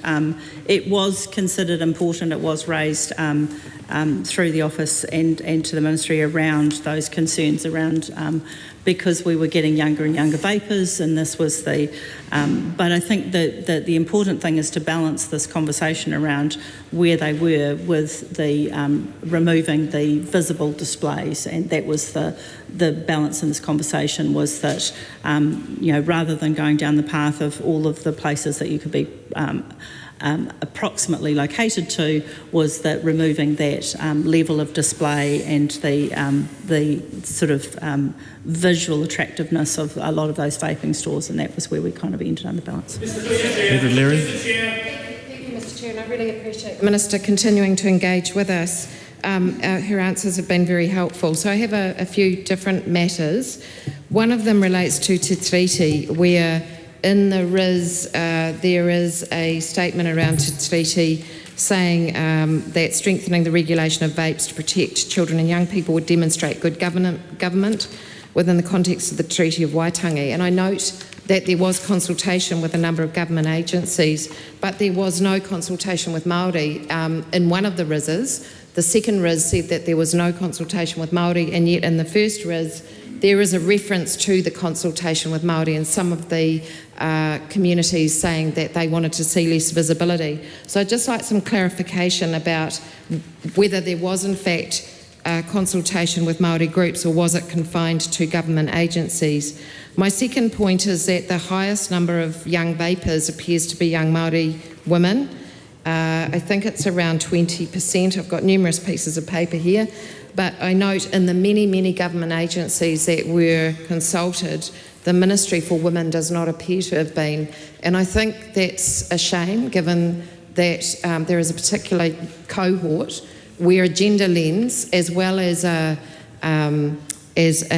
tangata whenua lens or a tiriti lens, might be relevant in terms of coming up with reasons why the prevalence is higher and what some of the mitigations could be, so that we do have appropriate policy in place. Then I also have a question around the CBACs, the cost-benefit analysis, because there's a number of references in both the regulatory impact statements to wanting to get the legislation right for all interested parties based on costs and benefits. And yet when I look at the CBACs in the second one, which goes over a number of pages, interestingly. So if I look at the August document, page 20, 21 and 22, it tries to make some findings about monetised and non-monetised costs and benefits to stakeholders, which includes regulated groups, regulators, and government, consumers and so on. And this is, for anyone who's watching at home, this is a pretty critical piece of analysis, because it is really trying to weigh up the different interests at stake and put a monetary value on them.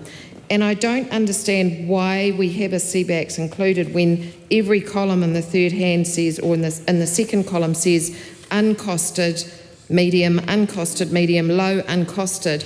How can the veracity of this evidence be accepted when the CBACs is so lacking in evidence? Then it also, if I go back to the departmental statement and some of the caveats around the quality of advice, it says that the RISs should be accepted, but there is a caveat around the quality of advice due to the time constraints again. So I'm really curious to know from the Minister how reliable she thinks the cost-benefit analysis is, and whether it was even an exercise worth doing for the purposes of this bill, given that there appears to be no evidence to base the CBACs on. If, in lay people's terms, it's kind of guesswork. And that seems a very big stretch to take when we're talking about young people's health, young people consuming something that goes into their body where we don't know the full effects. We suspect it's probably worse for them than caffeine. We will know in the fullness of time. And in the meantime, we have pretty inadequate evidence. So just wanting to understand that, as well as the questions about Te Tiriti. The Honourable Casey Costello. I would reassure the member that the advice that we've received, there has been prior consultations, received many submissions on these issues through previous processes, and gender analysis is carried out as part of that inclusion. I think the points that you're raising around the importance of this issue is the reason why we're addressing this legislation. We appreciate that we are very concerned about what young people are putting into their bodies, that we don't want them vaping. That has been a cornerstone of this legislation. We're absolutely committed to that, and all of these points that you're raising are leading to exactly the reason this legislation exists, is that we are doing what we can in this process to get vaping away from our young people and our children.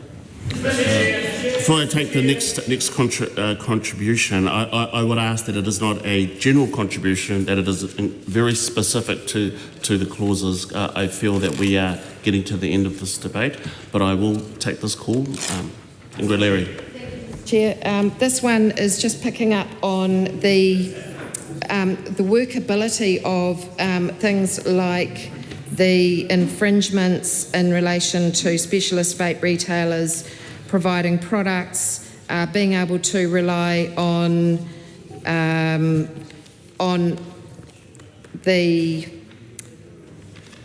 legislated or the proposed exemptions to when they might be able to be in breach. And again, in relation to the fines, 400,000 for a large retailer or 50,000 for a small one. And it has been raised very briefly, but Sir, there is so much about this bill that is dependent on enforcement. And we have heard the Minister say that there will be another bill coming that will provide that element to it. I'd like to know from the Minister specifically how that will work. How many staff will there be enforcing these provisions, and what will be their powers of enforcement? Because as I understand it, there's been one change made to the enforcement powers under this bill, which is to require people to give their birthday pursuant to regulations that flow from the bill. But is she satisfied that there is provision, and if so, what is her plan? Because it's really hard for us to be blind in this process when we don't know what the next tranche of legislation is. As this bill currently stands, without provisions relating specifically to enforcement requirements so that we know that there will be compliance, this is a bit of a toothless tiger, it's a bit of a wet bus ticket. We need reassurance from the Minister about what her vision is for enforcement. It has been raised, and so I realise that it is not a specific enforcement provision, sir, but that is because there isn't one in this bill, and that's what's missing from this bill. So if the Minister could please respond to that, that would be very helpful. Dr. Carlos Chong. I move that the debate on this question now close. The question is the motion be agreed to. Those of that opinion will say aye. Aye. To the contrary, no. No. The ayes have it. A party vote has been called for. The clerk will conduct a party vote. New Zealand National. 49 votes in favour. New Zealand Labour. 34 votes opposed. Green Party of Aotearoa, New Zealand. 15 votes opposed. ACT New Zealand. 11 votes in favour. New Zealand First. 8 votes in favour. Te Pāti Māori.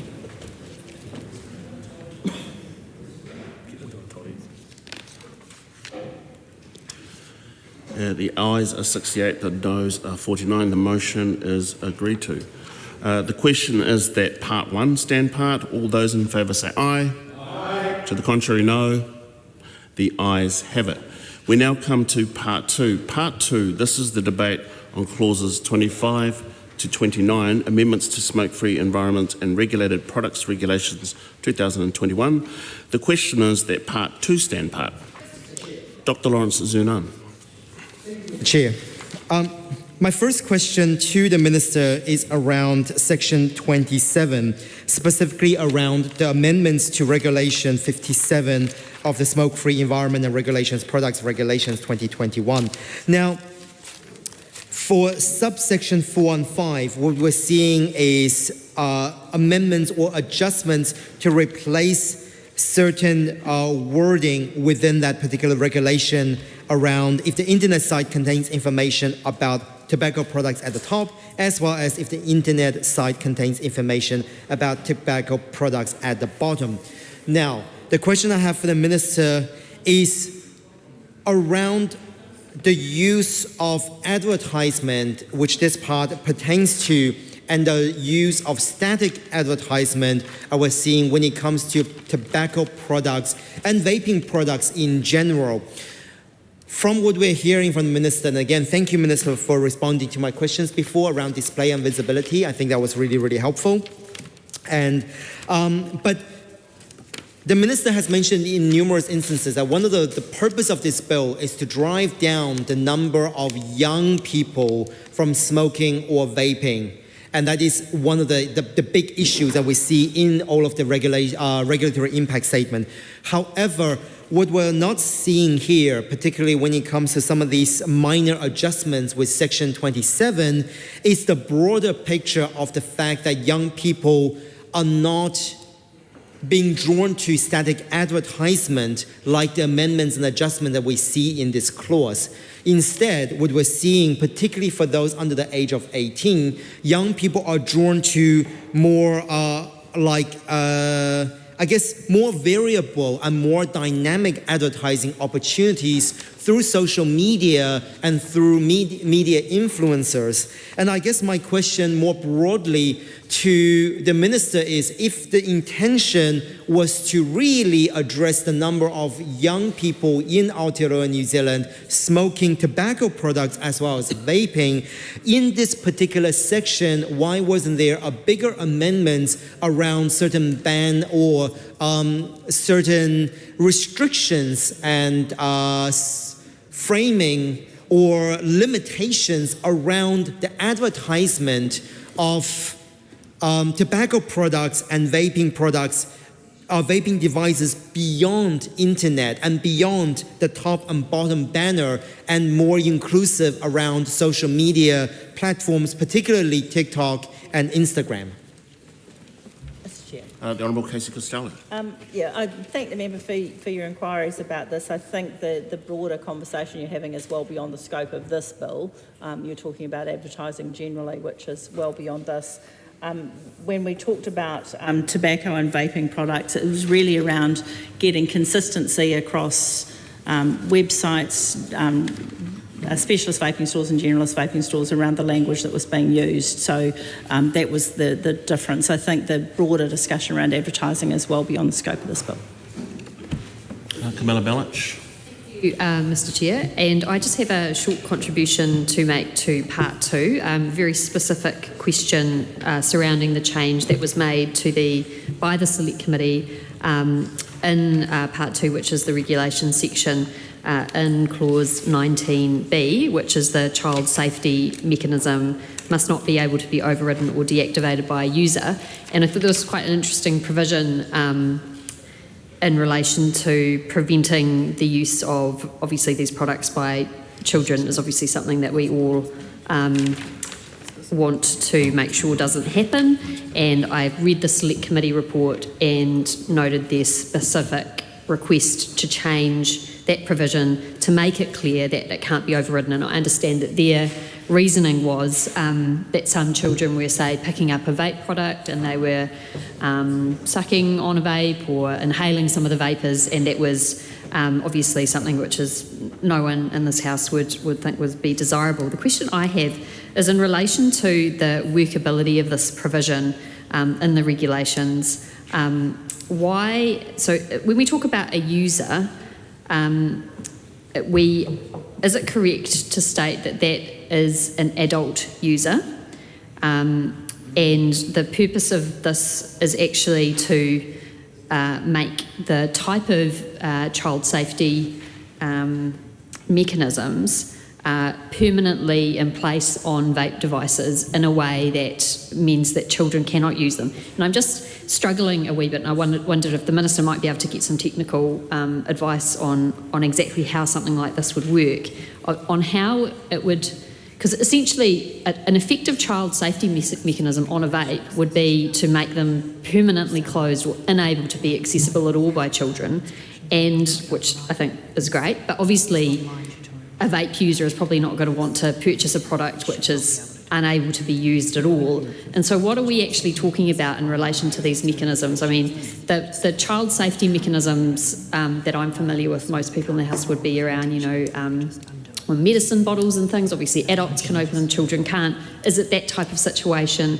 What are we putting in place that will keep children safe that still means that adults can purchase a product? I did look through the Select Committee report to see if there was further information on that. I couldn't see it, so if the Minister has any more information, I'd be interested to know. The Honourable Casey Costello. Thank you for that question, and I have received some clarification on it. So the child safety mechanism, as you know, already existed. What this process was addressing was that the ability to override it, and that included providing instructions on how to override it and all of those other steps that were, so it was to make sure it was clear that it had to have the mechanism, but also that it couldn't be overridden either by advice or by process. So that was the reason. Ingrid Leary. Up on that, and I'm hoping the Minister will indulge us wearing one of her other hats as customs, because I note that one of the easier ways to get around all of this complexity would be to just make sure that we don't import these devices, that they are ready to go and fit for purpose. And I'm curious to know why that, from a policy perspective, was not considered the best way to deal with this. Instead, we have a sort of complex set of rules that involves overriding of devices or not. My second question is relating to the one raised by my colleague Camilla Bellich. How does the Minister envision that will be enforced in terms of overriding of child devices? I'm just trying to imagine a scenario. Is that through enforcement officers checking products? Is it through I can't really imagine how it would be done, and so I'm really keen to hear from the Minister how she thinks that will be able to be achieved. And my third question is just around the regulations where tobacco product in the regs has been replaced by regulated products. And my understanding is that some vaping products have no nicotine, and I'm wondering if she can clarify whether a non-nicotine vaping product is a regulated product for the purposes of this bill. Dr. Lawrence Zenon. Thank you, Mr. Chair. I would just like to pick up on what the Minister said before, and I would sort of, I guess, in some ways respectfully disagree with the Minister, because in many ways the scope of a bill is as the Minister shapes the bill, and we have seen in numerous instances in this very House during the committee stage where ministers has taken certain amendments that are completely outside the scope of the original intention of the bill to make those kind of changes. And I think if we're looking at going back to the problem's definition of the regulatory impact statement, and the Minister is being very persistent around the smoke-free 2025 goal, how we are advertising to young people and how we know avenues which young people are drawn by advertisement very much would be in the scope of this bill if the Minister willed it to be in the scope of this bill. So I don't think that just because we're trying to make things consistent across various legislations by adding specific phrases is sufficient to these sort of changes. But would you like to take a call? That is genuinely important because it's come down to what the purpose of this bill is. So if this is something that we are really serious about, we might as well do something genuinely progressive about it by looking at how social media is being used as an advertisement for tobacco products and for vaping products. That's a legitimate question for the Minister. So the second part of my question, and I would also like to get some clarification from the Minister regarding clause 20, section 29, subsection 19B, or subsection 2A, which is the new 19B of Schedule 5. Now, when we are looking at child safety mechanisms, one of the things that has been in the media as of late is the issue around the heated tobacco products and the fact that child safety mechanisms has been a hindrance because it was something that Philip Morris has to pull off the shelf because the products they have didn't meet the regulatory requirement of that safety mechanism. In this particular case, now noting that this is an additional addition after the Select Committee process, can I get a clarification from the Minister if the existing products and the existing mechanisms, both in terms of rechargeable and refillable vaping devices, but also potentially other things that are being captured by this particular clause, in fact, are compliant currently, or has the Minister received advice from companies or from organizations who do import, who do sell vaping devices, that this is something that currently isn't available or isn't currently compliant, and a whole new device system will need to be compliant? And additionally, on top of that, what happens to those people who currently have those existing devices that are not potentially have those child safety mechanisms? Would any refill parts or other mechanisms potentially meant that they're no longer sort of fit within that, fit within the disposable vaping, the non-disposable vaping devices or parts cartridges?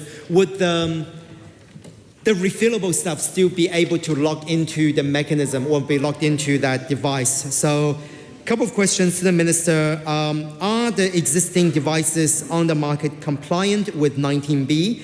And would any of the reusable devices that people have who are not compliant, are the refillable options or rechargeable options still available to them going forward? Mr. Chair. Honourable Minister.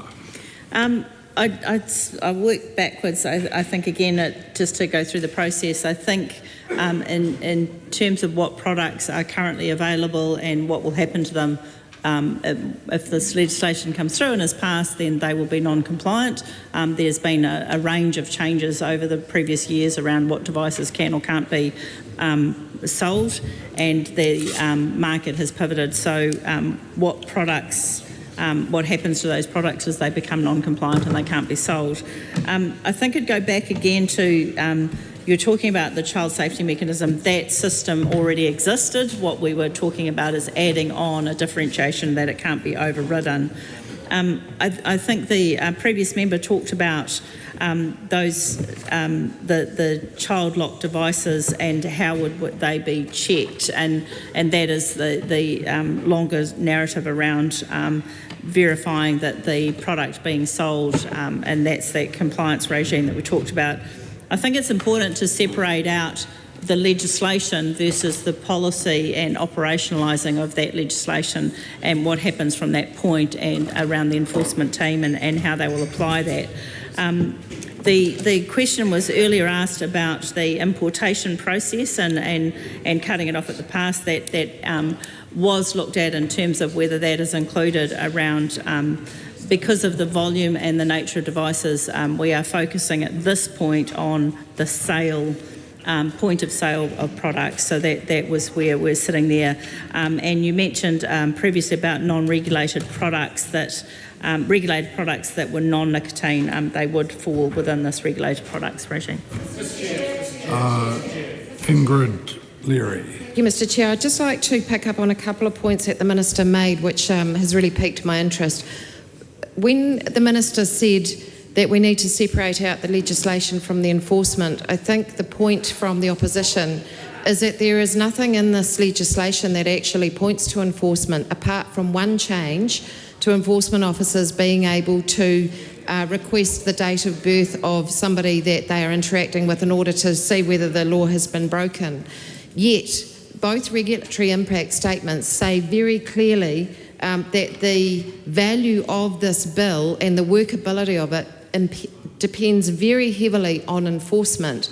We've also heard the Minister say that there will be new legislation coming in that will deal with enforcement, and yet she has not answered questions about how many enforcement officers, what powers they will have, what resourcing they will have, whether there will be a weighting towards areas that have a higher prevalence of vape stores, and all of those questions which this bill is entirely contingent upon, if it is to have any impact at all, on the youth vaping rates. So I'm curious as to the statement about separating enforcement out.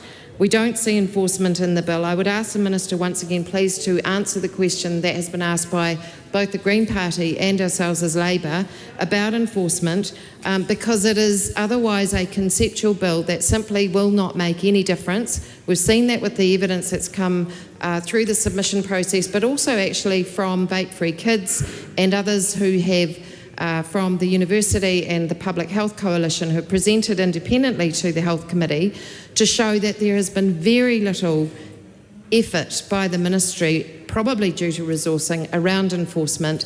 That is kind of the $64 million question here, and it is the one area that we're not getting any answers from. So I'd really encourage the Minister to please continue in the really helpful vein that she has been this evening and shed some light on enforcement. If it is going to be in the next bill, please to let us know the vision of how that will occur so that we can have some confidence that this bill will indeed achieve its legislative purpose, given that we are voting in favour of it.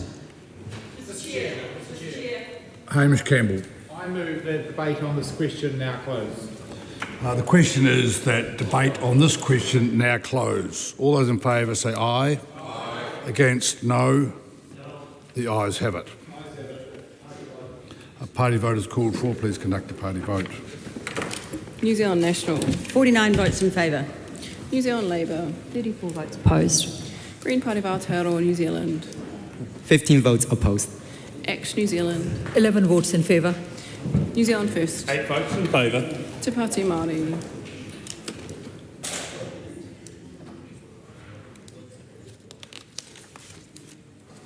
The ayes are 68, the noes are 49. The question is agreed. The question is at part 2, stand part. All those in favour say aye. Aye. To the contrary, no. The ayes have it. We come now to the debate on clauses 1 to 3. This is debate on title and commencement and principal act. Question, Ingrid Leary. Thank you, Mr Chair. I would like to ask the Minister questions about the name of this bill, which is the Smoke-Free Environments and Regulated Products Amendment Bill number 2. As we have submitted continuously throughout this evening, this feels like it's kind of a fraction of a wider piece of work, and therefore we would like to suggest that perhaps the name be amended to the Smoke-Free Environments Part of and Regulated Products Amendment Bill number 2. And I'd just like to draw your attention, Sir, to the things that the bill does not do, which many submitters were really frustrated with, because these are things where there has been evidence from submitters and also New Zealand-based evidence, rather than all this UK, Australia, I think there was even Hungary or something in the RIS at one point. This is New Zealand-based evidence that speaks to the correlation between young people vaping and what is enabling them to vape. And it is not all just about visibility and about advertising and marketing. What we heard from submitters was there may be a need, if we're really serious about cracking down, to license retailers, to actually have a licensing regime so that we can get the information and evidence, which seems to be so scant, and I have referred to that in a previous contribution around the CBACs, where there hasn't been a fulsome cost-benefit analysis because the information simply hasn't been gathered. By licensing retailers and having a licensed regime, we would be able to get valuable information to be able to inform policy and to make this a better piece of legislation. There's also been no regard that we can see given to the idea of a sinking lid on retailers, that is, once vape stores close, enabling, just allowing them to exist until they close and then not letting any others in those areas, particularly where we know that some of them have 7 times the number of vape stores in, for example, low socio-economic areas than others. So this is another reason why we would want the title to reflect that this is incomplete and that there is more work to do. We've also heard submissions about the density limits for specialist vape retailers, that they be given a more scientific approach to that. And we've heard nothing from the Minister, nothing in this bill, and yet many submissions in the Select Committee process about further restrictions on flavours. So, well, if we could maybe call it the Smoke-Free Environments, not changing any of the flavours and Regulated Products Amendment, if that was going to be helpful to members opposite, and it's great to see them engaging with this.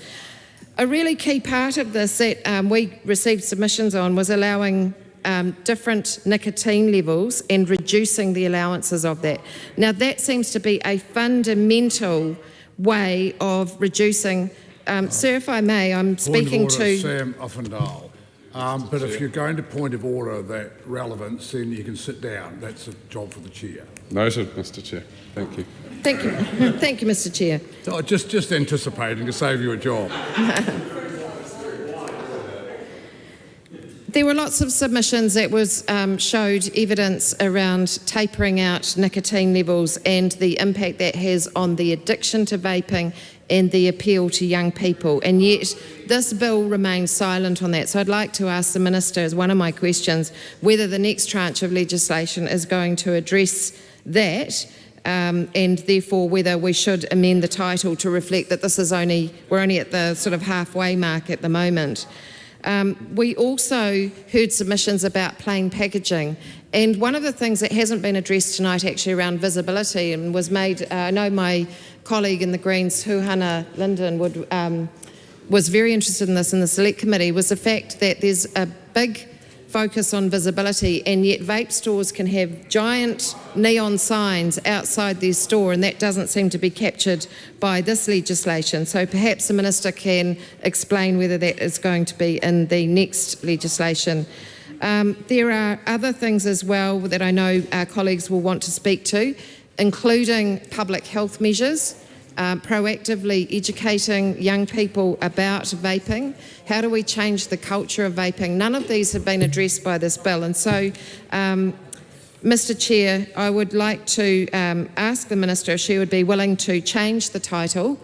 I think that would be very helpful in terms of allowing the public to understand that this is not the full measure of her commitment to reducing youth vaping, but that there is indeed much more work to do, and perhaps we could also have enforcement in there. Councillor Bellich.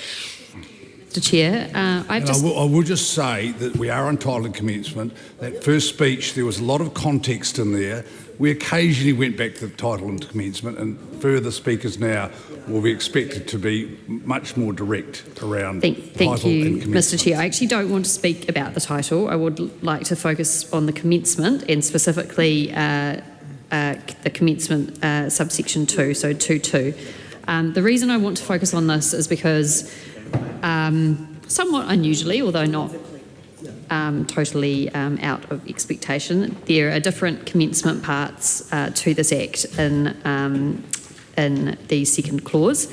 And the first one is a relatively regular one, day after royal assent, and the second one actually goes through, and I've just gone through the bill and tried to highlight all of the sections that come into force 6 months after royal assent, and it is quite a substantive part of the bill, Mr Chair, and I don't want to go through all of those sections. One could, but I don't.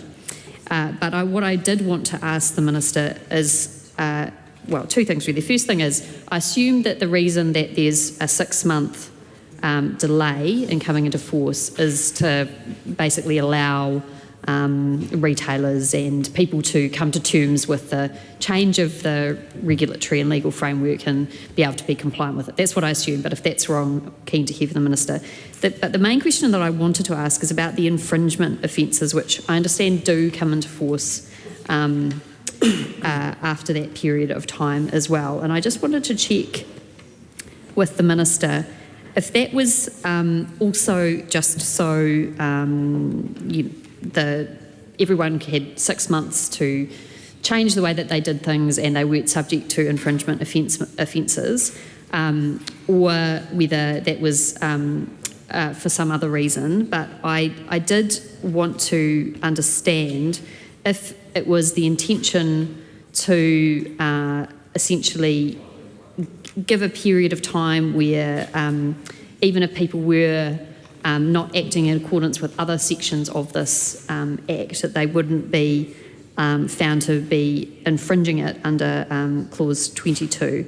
That just stood out for me as a particularly interesting one, which obviously it's not to do with allowing compliance, it's due to punishing under this particular section, and I just wondered if she had any further advice about why that was specifically included. I note that it was not one that the Select Committee specifically included, or they did move them around quite a bit. So we're in a difficult situation really, where we have some of this coming into force one day after royal assent, and then from what I can see, the vast majority of active sections coming in after that date. And so I just wanted to get some clarity on that from her, and if I'm correct, that the main thing is to give notice and then people are going to be covered by this, both retailers and law enforcement in terms of enforcing infringements under this Act, and why in fact some of it is therefore appropriate to be introduced at an earlier stage. It was just seemed to me quite an unusual way to divvy up an Act, and I just wondered if she wanted to elucidate the reasons for that. Mr. Chair. The Honourable Minister. I thank the member for the question, and yes, you've largely touched on the reasons. There was, because we're talking about displays, there are some components around that there would require some preparation around that process, and therefore the changing of stock and those sort of things, which is consistent with when we've made previous changes in this legislative process. So, was cognisant of the fact that there would likely be some significant changes around displays, as we've seen with the stores as the way they're currently set up. So there was recognition of a need for preparation. So important that the legislation was put through, but allowing a lead-in time for those things where there may be penalties applied. Lawrence Sunan. Thank you, Mr. Chair. I would like to ask a few questions to the Minister regarding the title of the bill. Now, one of the things that we've heard through the committee stage when it comes to the Minister's response to a lot of our questions is around the fact that many of these are considered out of scope of this particular bill.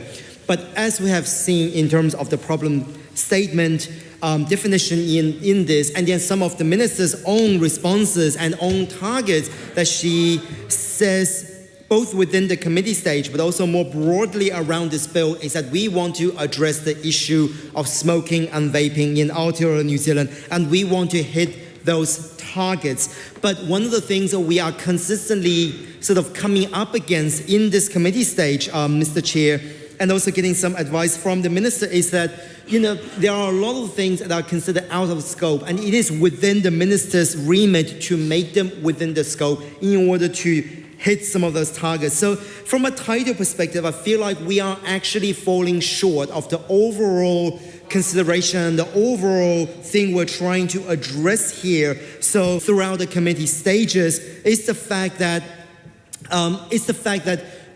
this bill looks great on paper, but there is still a lot of uncertainty, and all of the regulatory impact statement submissions expresses the uncertainty around the enforceability of this, and particularly some of the harsher or some of the limitations and restrictions that we're going to be putting around disposable vaping devices. So in that sense, you know, we're looking at this bill being called regulated products, but in fact, possibly what might be better for this particular bill is around smoke-free environments and regulated but not enforced Products Amendment Act number 2. I think that's much more adept in terms of some of the responses that we are getting from the Minister regarding this particular bill. But Mr. Chair, some of the other things that we are hearing as well from the Minister on this suite of different bills is the fact that this is one of many. In fact, this is number 2. But we have no certainty to know how many there are going to be in this number. So it would be really, really helpful, and I genuinely would like to hear if the Minister would consider having, you know, she probably has a plan for this, but having that total number being indicated as part of the title name. So for example, we have number 2 here, 2024, but maybe it's good to give a signal to the House and to the legislature that this is number 2 out of 3, number 2 out of 4, out of 5. You know, how many more of these sort of bills are we going to be seeing dragging things out? Please, if the members would like to contribute, take a call, and you too can contribute on the title of this bill. Now, finally, if the Minister would consider as another alternative title, because often we do see, Mr. Chair, often we do see that bills going through the House having titles or brackets that pertains to at least somewhat of the content of the bill.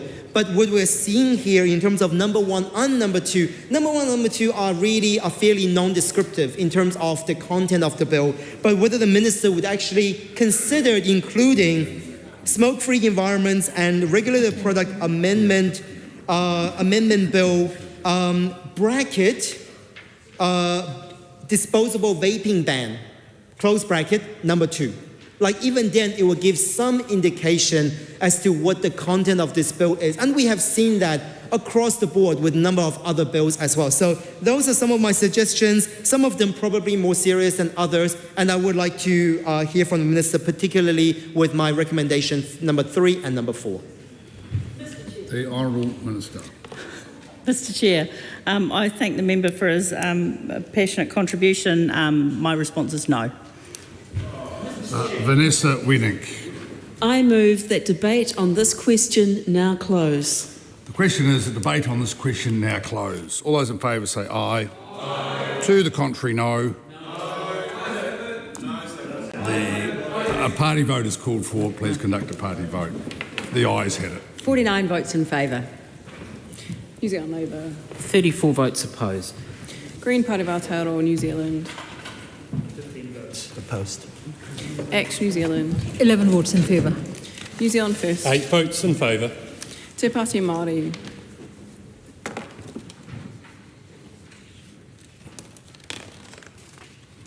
The ayes are 68, the noes are 49. The question is agreed. The question is that Clause 1 stand part. All those in favour say aye. Aye. To the contrary, no. The ayes have it. The question is that Clause 2 stand part. All those in favour say aye.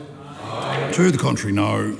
The ayes have it. The question is that Clause 3 stand part. All those in favour say aye. Aye. To the contrary, no. The ayes have it. I'll report this bill without amendment presently. Thank you.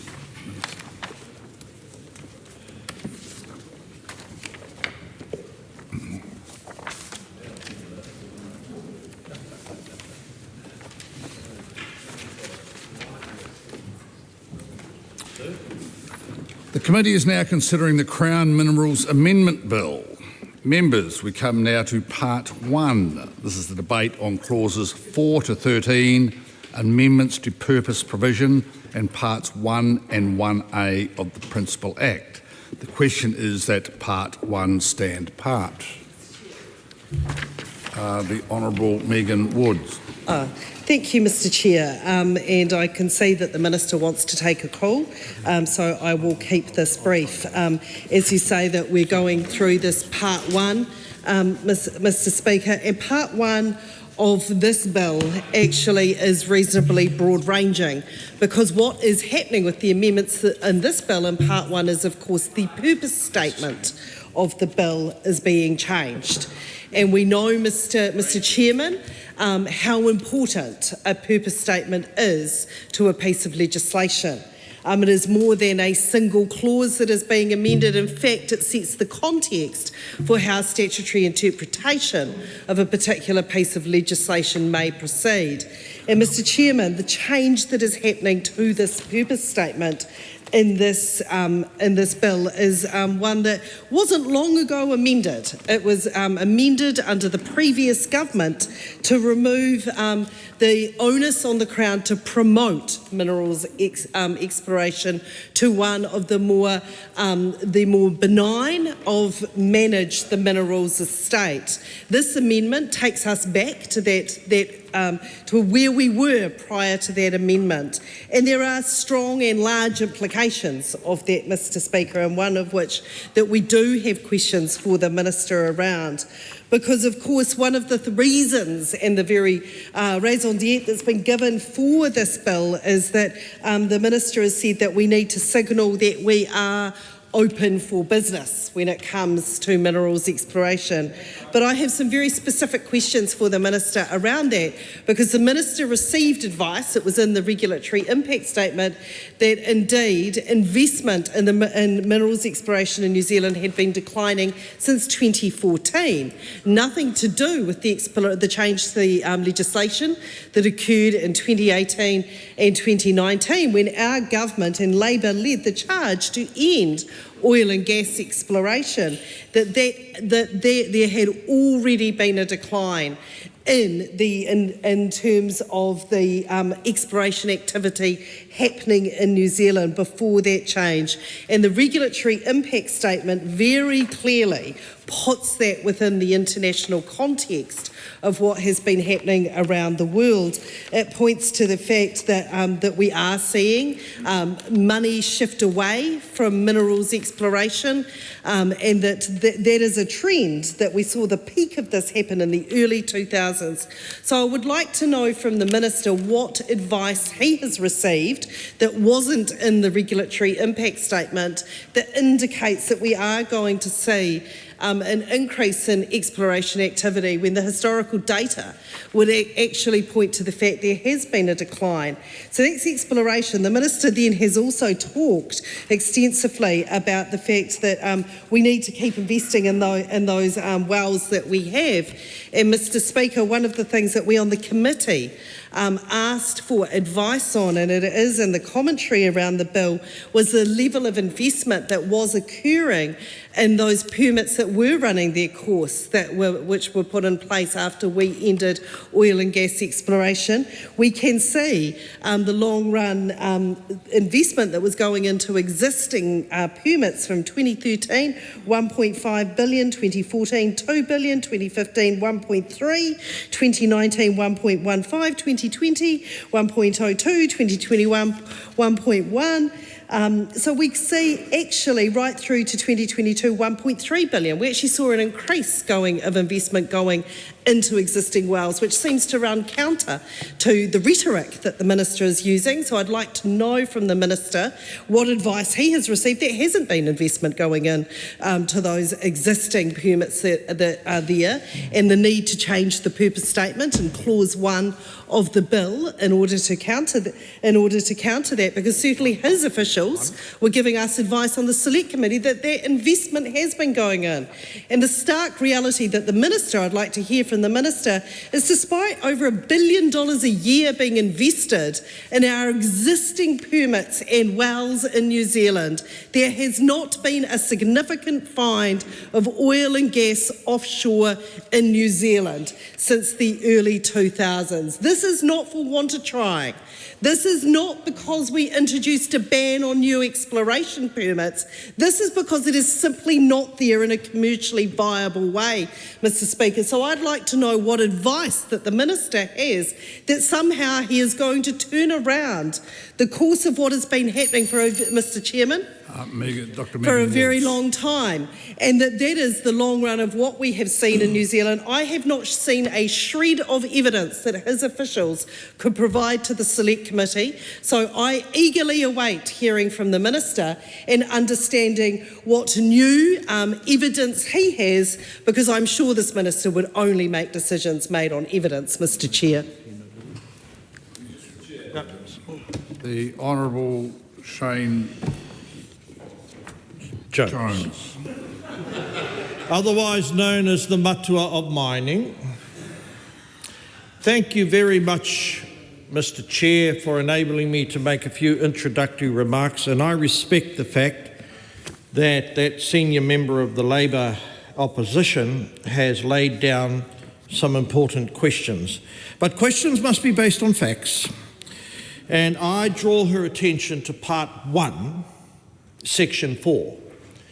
And a key portion and a key motivation for this legislation is to get rid of the dewy-eyed expression, backward orientated, i.e. to replace the word manage with promote. We belong, sir, which is the underlying impulse beneath this bill, to a government who is possessed of confidence and optimism that gas and oil has a long-term role to play in the functioning of our economy till 2050 and beyond. I only hope that I might outlive Moses to enjoy that sight in 2050, but that lies in the world of providence. So the question that the member asks is why are we, one of the questions that the member asks is why are we settling upon the word promote rather than manage? If we do not promote, and I'm being quite open and unfettered here in the philosophical area, or sorry, direction that we're travelling. If we do not promote our economy if we do not promote our Indigenous resources, if we do not convey to investors, both domestic and overseas, that we're open for business and your rights will be protected. They will not be summarily stripped in the way that 2018 decision had the unintended effect of stripping people's confidence and certainty, thus they abandoned their rights. That is why, sir, the word promote is there. I don't need to trail through the words and the detritus of various bureaucratic statements. This is what we were elected to achieve. Now, if I can go on and respond to a few other remarks. Yes, the member is correct. There are some challenges in terms of accessing the geologically existent gas resources.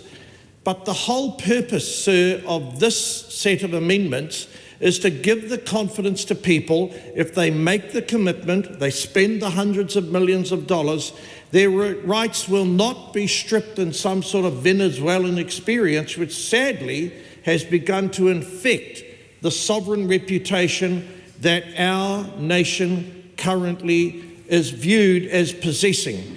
Oil and gas was, at that particular point in time, closed down. So it's not just correct to say that it's a geological reality. The chilling effect of an earlier decision, reversing that foolish, naive, juvenile decision, is what this bill seeks to do. And there are a host of other improvements, sir, and if, with your acquiescence, I'd like to quickly outline them so that members on the other side of the House can follow the narrative and identify where there may be opportunities for them to contribute. I've already spoken about investor confidence. That's not to be trivialised. I will also, during the course of this debate, talk about the decommissioning regime. Why on earth should the taxpayer be left exclusively with the obligation or the liability to write out the Gregory to meet the costs of decommissioning, i.e. clean up after firms have profited from the utilisation of this Indigenous resource? But at the same time, we do not want to impose such onerous obligations and duties that are so burdensome it scares away investors. And that's why this is like a Swiss watch, finely balanced, not unlike the character of the matua of the mining. That, sir, is what actually is going to be, and I think, take a bit of time this evening, the decommissioning. And there's a loophole. Sadly, a loophole was left by the old regime that would have allowed Flash Harrys and other untrustworthy characters who may from time to time poke their nose into the affairs of New Zealand. And that, sir, is what we'll be fixing up later this evening. The Honourable Megan Woods. Thank you, Mr Chairman, and I thank the Minister for addressing some of those questions, but more specifically on the change from manage to promote, which is at the crux of this part one of the bill. Part of it, and Mr Chairman, I'd like to flag that the other piece that we will come to under this part of the bill is, of course, the provisions around the government policy statement, but I will address that in a further call. But the Minister went through why they were changing from manage to promote. But Mr Chairman, that's not actually what I asked. I asked the Minister what advice he had, and to quote him, why he is possessed with confidence and optimism that we can have get oil and gas through to 2050, and why they are changing that provision in part one of the bill around promote, given the historical data that shows us since 2014 we have had a decrease in exploration in New Zealand. That is the facts. The Minister said that he wanted to deal in the facts. Well, the facts are in black and white, Mr Chairman, from his own officials in the regulatory impact statement. The exploration activity in New Zealand has been declining since 2014, before the 2018 ban on new petroleum exploration outside outside onshore taranaki. This is consistent with global trends in upstream oil and gas investment, which peaked in 2014 when the oil price crashed and has not recovered at the same levels as oil and gas firms and traditional lenders navigate the energy transition. So the Minister tells the House he is possessed with confidence and optimism. I want to know why that is, given what advice that he has received, given the advice that we are seeing from his officials, absolutely counter to that. The Minister also tells us, and again there's a nuance in what was asked of the Minister and what he did not address with the contribution he made to the House, was I asked him why we need to do this. He talks about there being all this risk and investors fleeing. The evidence, the facts, Mr Chairman, and it is laid out in the commentary to the bill, show that actually investment in existing fields increased after the ban. The facts do not stack up with what the Minister is saying. There was no investment flight. In fact, investors put more and more money into those existing permits that were left untouched after the 2018 changes, yet there were not the significant fines. So what evidence, Mr Chairman, is the Minister working off?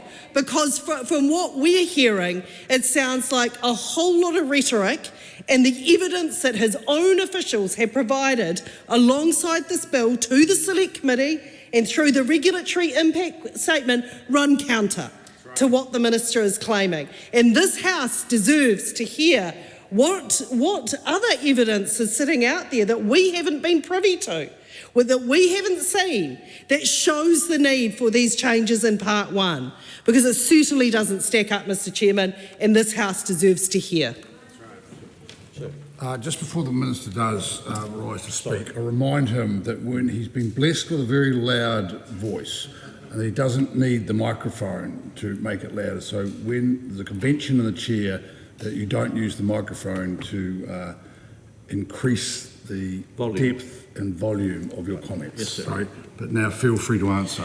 Honourable Shane Jones. Sir, I shall take that admonition on board. It's just that in my life I've found that volume is proportionately related to intellect. I will now respond, sir, to the questions. And this is how this debate should work. The questions that the honourable member has put before me. And this is a very senior member of the current House of Representatives. She is complaining, sir, that underlying the words in this statute is an absence of quality information. The information that I have amassed as a minister often comes from the industry. And they were frightened, sir, to share that information with the former minister. They were scared. They had been scared. They had been demonised, sir. Now, my volume will rise if there's too many interactions of an unprofessional nature. They were intimidated by the last government, and they were so open, sir, after the election with sharing with me, for example, they were 5 days away from signing major contracts for that massive gas resource off the coast of Te Waipounamu, Oamaru, Timaru, 5 days away. And then that indiscriminate, random cancellation decision was made by that Prime Minister, aided and supported by the Minister. Sir, I've been invited to provide insights as to where I might have got them from. And in this House, I'm endeavouring to do that. So, because the industry had been chilled, the industry had not been given an opportunity to openly engage, and they knew that if they shared information, it would be used against them. And I'm so thankful that many of the representatives from the current industry are so open and forthright with their information. For those reasons, I'm possessed of a great deal of confidence and optimism for our country. We, of course, didn't know, certainly we the politicians of that time, that the consequence of cancelling the oil and gas industry in 2018 would be a growth in Indonesian coal. But the industry knew that. The oil and gas industry, they knew that, but they were afraid to share that with that minister because they knew they would be demonised. And a number of them have been driven out of New Zealand. That's why they are now flocking back. They are now flocking back. They're 10 deep in terms of people wanting to meet with me and share their enthusiasm in relation to trusting the word promote.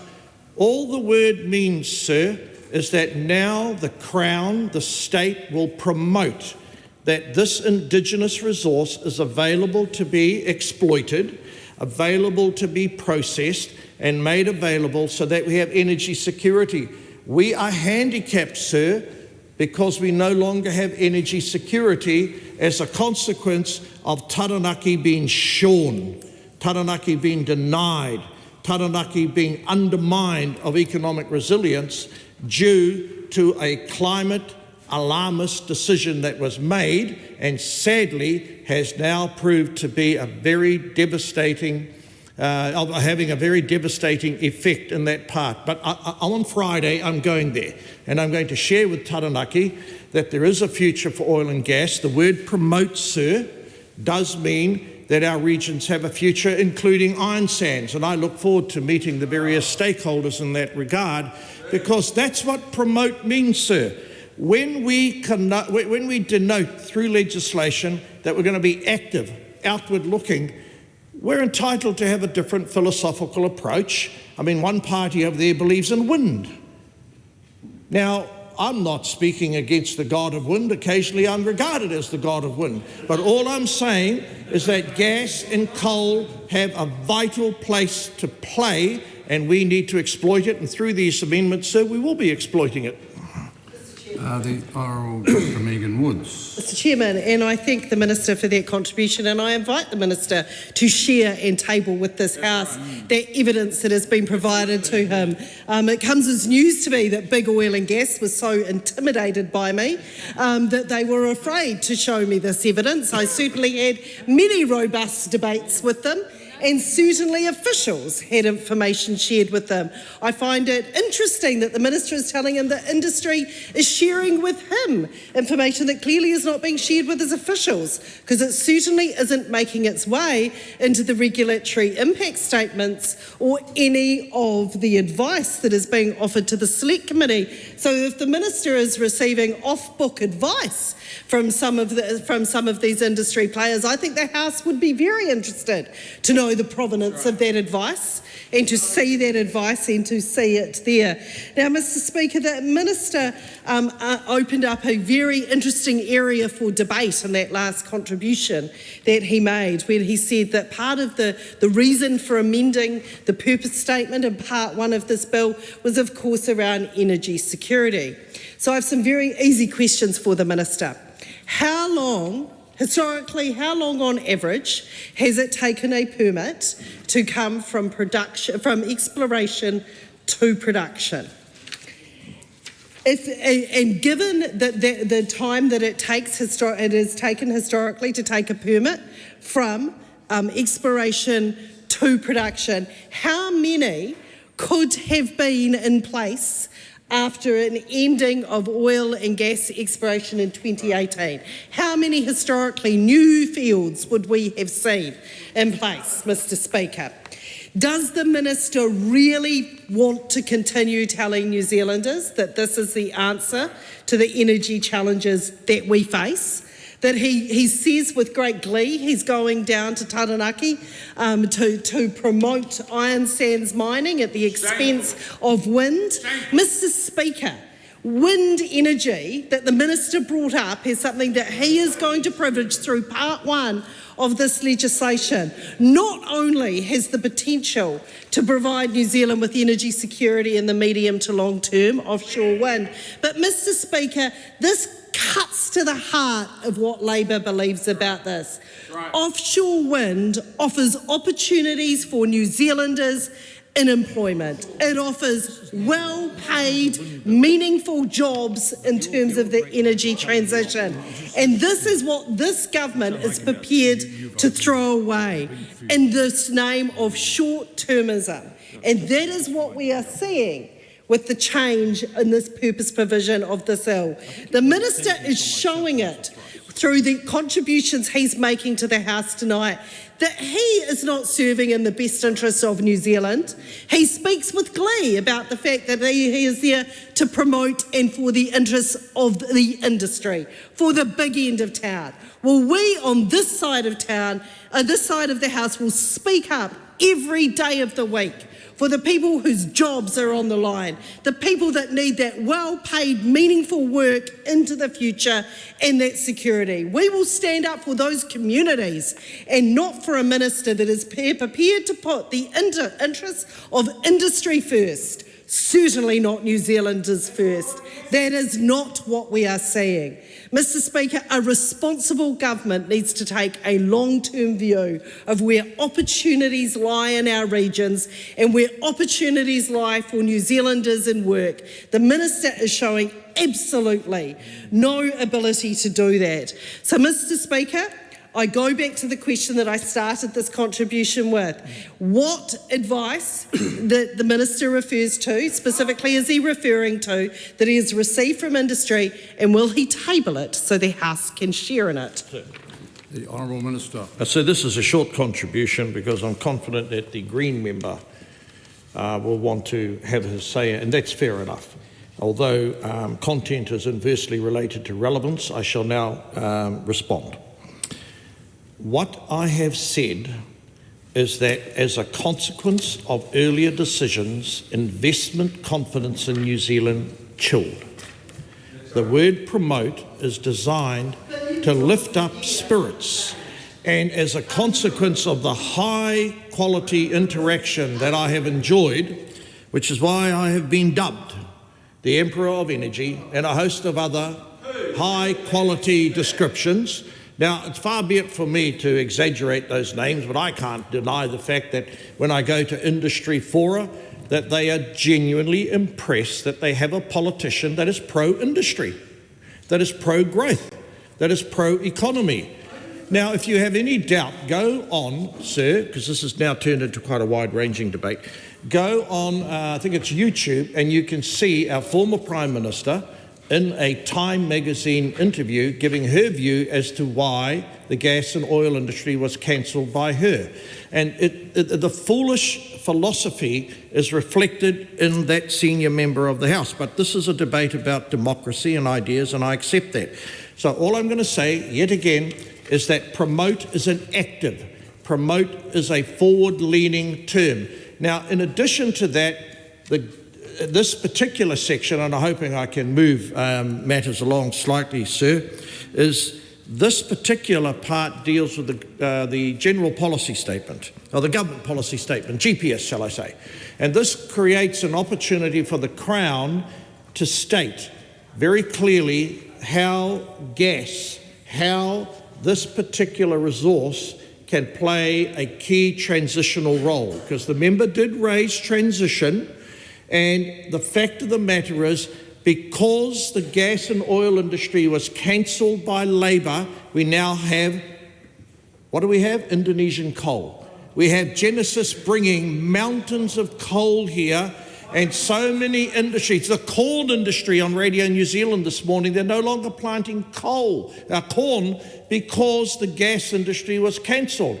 That is jobs lost in agriculture, jobs denied regional New Zealanders. So it's not unreasonable for us to reinstate the importance of this particular resource being made available to investors, either domestic or fresh international investors. And you know what they're going to say, sir? They're going to say, but how long is this going to last? And that's a very, very sad and quite frankly depressing prospect, because they fear that this lurching, which has defined energy policy in New Zealand, will continue. I suspect it will only continue for as long as that member is the speaker or the representative of her party for energy. And that, no, it's quite true, because so much of what we do in our positions is informed by the heritage we feel we need to protect. It's all okay to say we made a mistake. I should never have stood with Jacinda Ardern in 2018 with my kabuki faces and acquiesced with the worst decision ever made on energy policy in New Zealand. Now I'm correcting it, which is why I'm highly applauded throughout industry in New Zealand. I'll just make the comment at this stage that while the Minister continues to make each of his replies sound like a general debate speech, it's very, very difficult to narrow the topic. And so while he continues to introduce new topics, then of course it's going to be very difficult for the Chair to rule that the debate has become repetitive. Mr. Chair. To Steve Abel. Thank you very much, Mr. Chair. And well, it's very kind. I appreciate the acknowledgement of the Chair that the debate has been widened somewhat, and Thank you, Minister. we do appreciate that. Minister Matua of Minerals. The suggestion, Minister or Mr. Chair, that the Minister made that it was juvenile to respond to the existential threat of climate change by keeping minerals in the ground, oil, gas and coal, is an interesting suggestion, and I would like to ask the Minister, once I outline the nature of why his use of that term juvenile needs to be explained somewhat, because is it juvenile to take into account the advice of the International Agency for Energy, which says that we need to leave all oil, gas and coal unexplored and unextracted from 2021, 3 years ago? So one of the members opposite suggesting we should have nuclear energy in New Zealand. I do not think that's a popular suggestion. But are you suggesting that there should be nuclear energy in New Zealand? I do not believe that nuclear is a good idea. Tweet it out. Now, given that the International Agency for Energy suggests that we need to leave oil, gas and coal on the ground, and it may suggest that in some regions nuclear is appropriate. There's a whole lot of other problems with nuclear. I'm sure most New Zealanders do not want to see nuclear here. Perhaps the Minister has a view on that, given that perhaps his colleagues think that nuclear is a good idea. And also that in the transition to a decarbonised society, there is an expectation that the remaining gas that we have will be used wisely, i.e. not expended on things that are inefficient, perhaps not exported as methanol, which is not the most wise use of gas if it's such a vital energy resource for us, given a Canadian company is doing most of that exporting. And in that regard, making the decision at a political level in 2018 to say we will lock away the remaining oil, gas and coal in the ground and thereby begin that crucial journey of transition. What advice has the Minister received that he regards as so juvenile on the climate and energy transition impact of reopening oil and gas and coal, as he advocates for, in such a way as the Minister talks about locking us into a commitment and a dependency on that gas to 2050? What is the impact of New Zealand's obligations and commitments to achieving global climate targets, to deal with that existential challenge of climate change, which the Minister describes as climate alarmism? Is the Minister not only saying the International Agency for Energy is wrong, but also saying the International Governmental Panel on Climate Change is incorrect when it says the greatest threat facing humanity, all of us, is existential climate change? And how has the Minister justified, in the light of whatever advice he has received, the reopening of oil and gas exploration? The energy crisis that the member opposite has interjected about is in fact a crisis, is in fact a crisis of a failure of governments to actually plan sufficiently for how we do the transition. A refusal to intervene in the market in such a way as it makes the generators build the consented wind farms that they have. As it makes sure that the actual market incentivises the creation of the new renewable energy that we need to electrify our entire energy system, to respond to the member opposite. This strategy of digging up new gas and oil, does not take us on that journey to decarbonisation.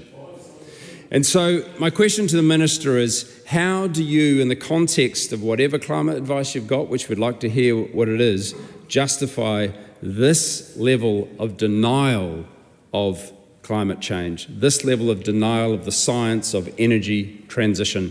Thank you. Mr. Chair. The Honourable Minister. So I will respond to the allegation that the pulpit of truth now is in an international energy organisation.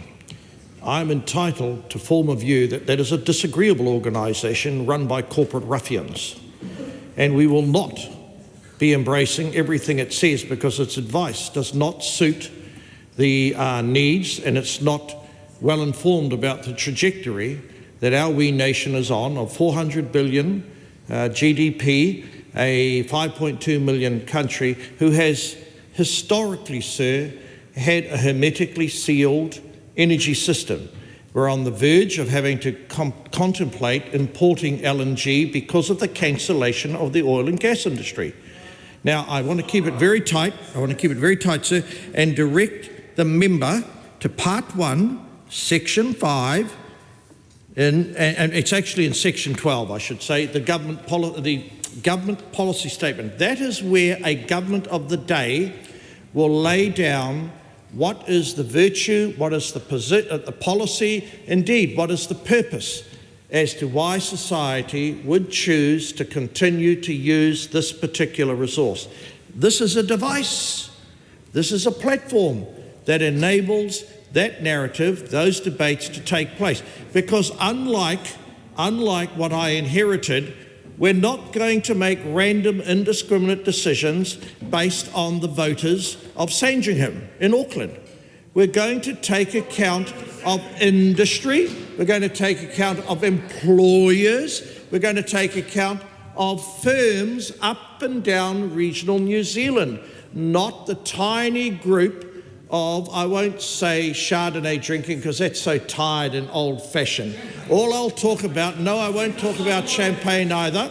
I'll just talk about the fact that a tiny, narrow group of swivel-eyed, ill-informed people living in that general area of I'm astounded I'm saying this because my nephew Stacey Jones actually comes from Sandringham Point Shed, one of the greatest players of rugby league. I have no idea whether he depends on gas. So I just want to bring my debate to my contribution to a point for the members on the other side of the House. The GPS is where these priorities, these different points of opinion can be articulated and the public can have their say. And because I'm very, very open-minded, I look out to gather information in, but I'm not going to be guilt-tripped by any organisation that is dominated by people who are anti-growth, anti-development, and have swallowed the virus of climatism. It's just not happening. Mr. Chair. Glenn Bennett.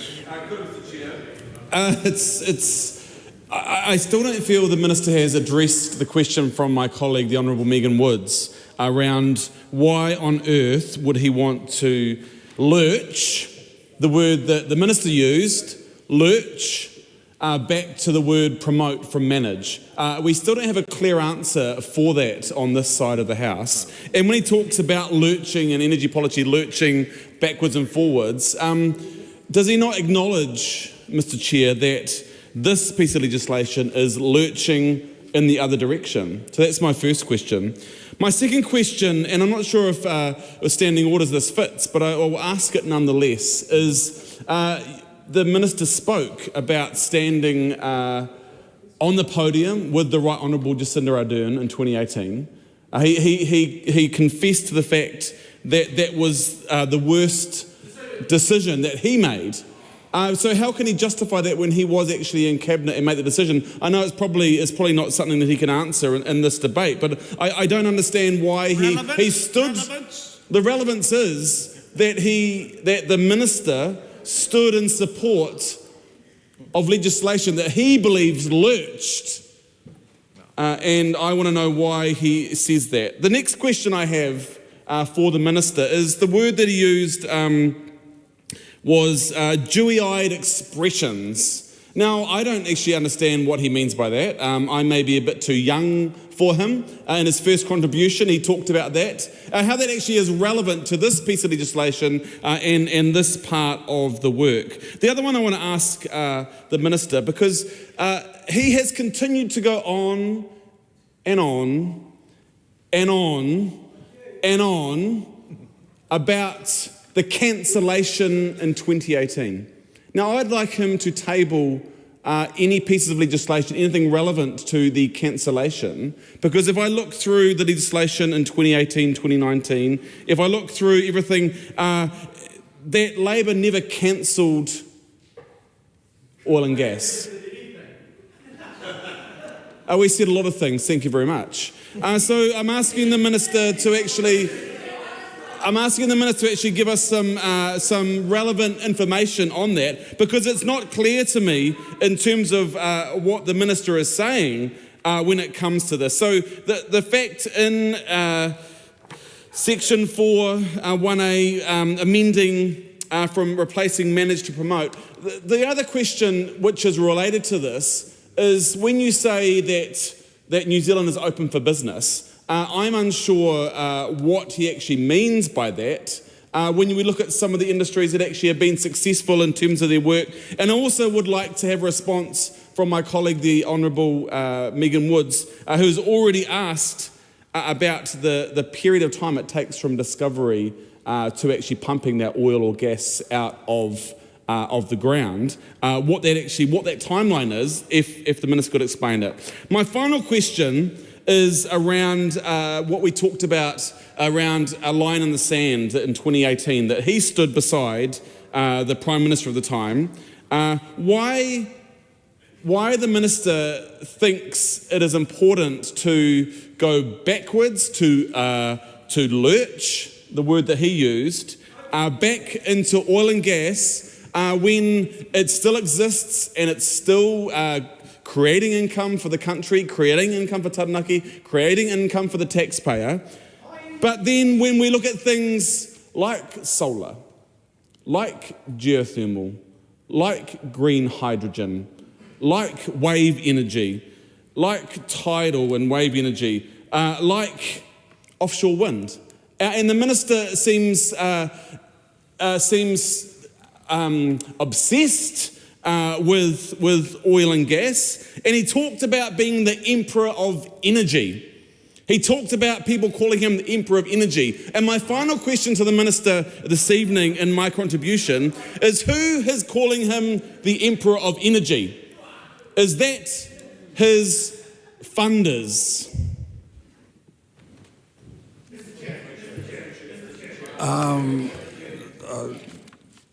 Mr. Willis, Scott Willis, my travelling companion. Could have been Francisco Willis, but that would have been. And thank you, Mr. Chair. My apologies. I know it is what's the time? 10 to 10, late at night, and I am not going to address the minister's climate denialism. As interesting as it is, I do want to look at Section 1A, the amended purpose, as has been addressed, because I was interested to hear that the Minister believes that we're hermetically sealed in terms of our energy. We have never been hermetically sealed. We may have had an abundance of renewables, and we did something very, very well, even under the Muldoon days when we built so much renewable electricity generation, but then we've rested on our laurels. And I'm keen to hear from the Minister where the energy strategy is at. Where is New Zealand's energy strategy? Do we have a national energy strategy to be delivered before Christmas?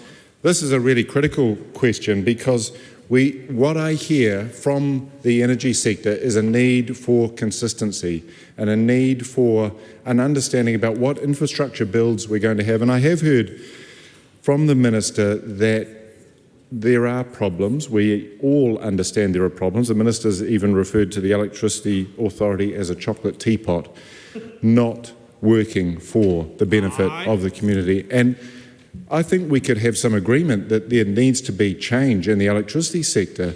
And there is a bill, for example, called the Electricity Industry Separation of Generation and Retail Businesses Amendment Bill. The Minister would be free to pick up to enhance and more rapidly build the renewables that we have and to enable better competition in the market to ensure that we fast-track the doubling or tripling of renewable electricity supply that is called for but is not actually enabled through anything this government's doing, because this government seems fixated on fossil fuels.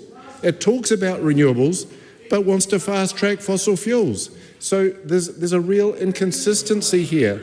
And so my question is to the Minister about the energy strategy. Are we going to see something delivered that will ensure not fossil fuels fast-tracked, but the doubling or tripling of renewable electricity generation, which is the other purpose this government's told us they're interested in? And if we could see something that said, instead of fossil fuels, we are going to double or triple renewable electricity generation, then I can guarantee that the Greens would be in support of something that would do that. But at the moment, we don't see anything down that pathway. So I'm really, really keen to hear about where we're going and how we can be open for business to assist new wind development. Is there going to be a challenge with our minerals extraction that will put at risk some wind development, perhaps? The Minister might like to respond to that as well. And I'm coming back to the ability for us to build the renewables that we need so that we do not need to dig up minerals, so that we do not need to dig up fossil fuels, so that we do become a hermetically sealed, energy sovereign nation, electrify our economy, ensure affordable, cleaner, cheaper, smarter electricity for everyone. Will we be able to have an energy strategy before Christmas? Will we be able to reform the market to enable the faster build of renewable electricity generation? Will we be able to see that we are focused on electrifying our economy based on renewables rather than turning back to some bizarre past where we didn't care about the climate? Because those days are gone. We do care. We care because we've got children and we've got grandchildren, some of us, and we want to ensure that there's a future for them. So I'm really interested in hearing how we're going to support the transformation of our energy sector into something that will deliver for not just this generation, not just the next generation, but 7 generations into the future. The Honourable Minister. So I'm conscious that time is winding down. I just want to repeat again, I don't want to broaden this debate because we'll lose the focus on the genius of this bill. Now, what I would like to share with the House, Mr. Chair, is that this bill will have a GPS, but this bill is only one contributor to energy security. Now, when I was invited to hold this role as the Associate Energy Minister and Minister for Resources, because I'm not of resources, I'm for resources, I came across a cobweb-riddled report that had been neglected and overlooked by the last regime. In fact, it was almost infested with the katipo spider. Now, after I got rid of that climate-riddled, exaggerated, hyperbolic critter, I found there was a report that the last regime never followed up for deep, critical, magma-close geothermal energy. So it has fallen to me to identify how deeply relevant that source of energy is. They had cried plaintively in the face of the last regime, sought incessantly to talk to a former Minister of Science and Energy, but they were rejected because it did not suit the ideology. So yes, I admit this bill does turn over ideology, and it replaces it with practical, adaptable strategies. Yes, it is true that there are challenges. There are challenges with emissions. There are challenges with policies that are being imposed upon us, such as an ill-conceived deal that Jacinda Ardern agreed to that we've had to make the best of with the EU.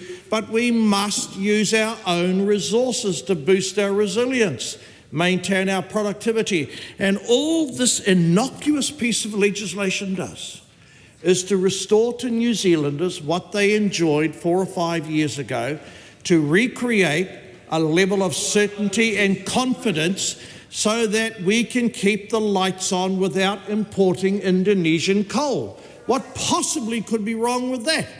That is why, sir, and I won't go on too much longer, the word promote is an active doing word. And a doing word is not some word like an adjective that you describe everything. It's an active verb. You go and do something. You get out there and you ensure that people are instilled with confidence, as all the industry is, and they most certainly will be when this bill passes. Thank you very much, sir. So I will just say to the Minister, I wouldn't make too many plans. If he's going to make as wide-ranging statements as this, I wouldn't make too many plans for later tomorrow morning, because he is introducing a lot of material that the Chair has no choice but allow to broaden the scope of this part of the bill. And I'll certainly be briefing the incoming Chair tomorrow morning on that matter. Given that, members, the time has come for me to leave the Chair. The committee will resume at 9 a.m. tomorrow.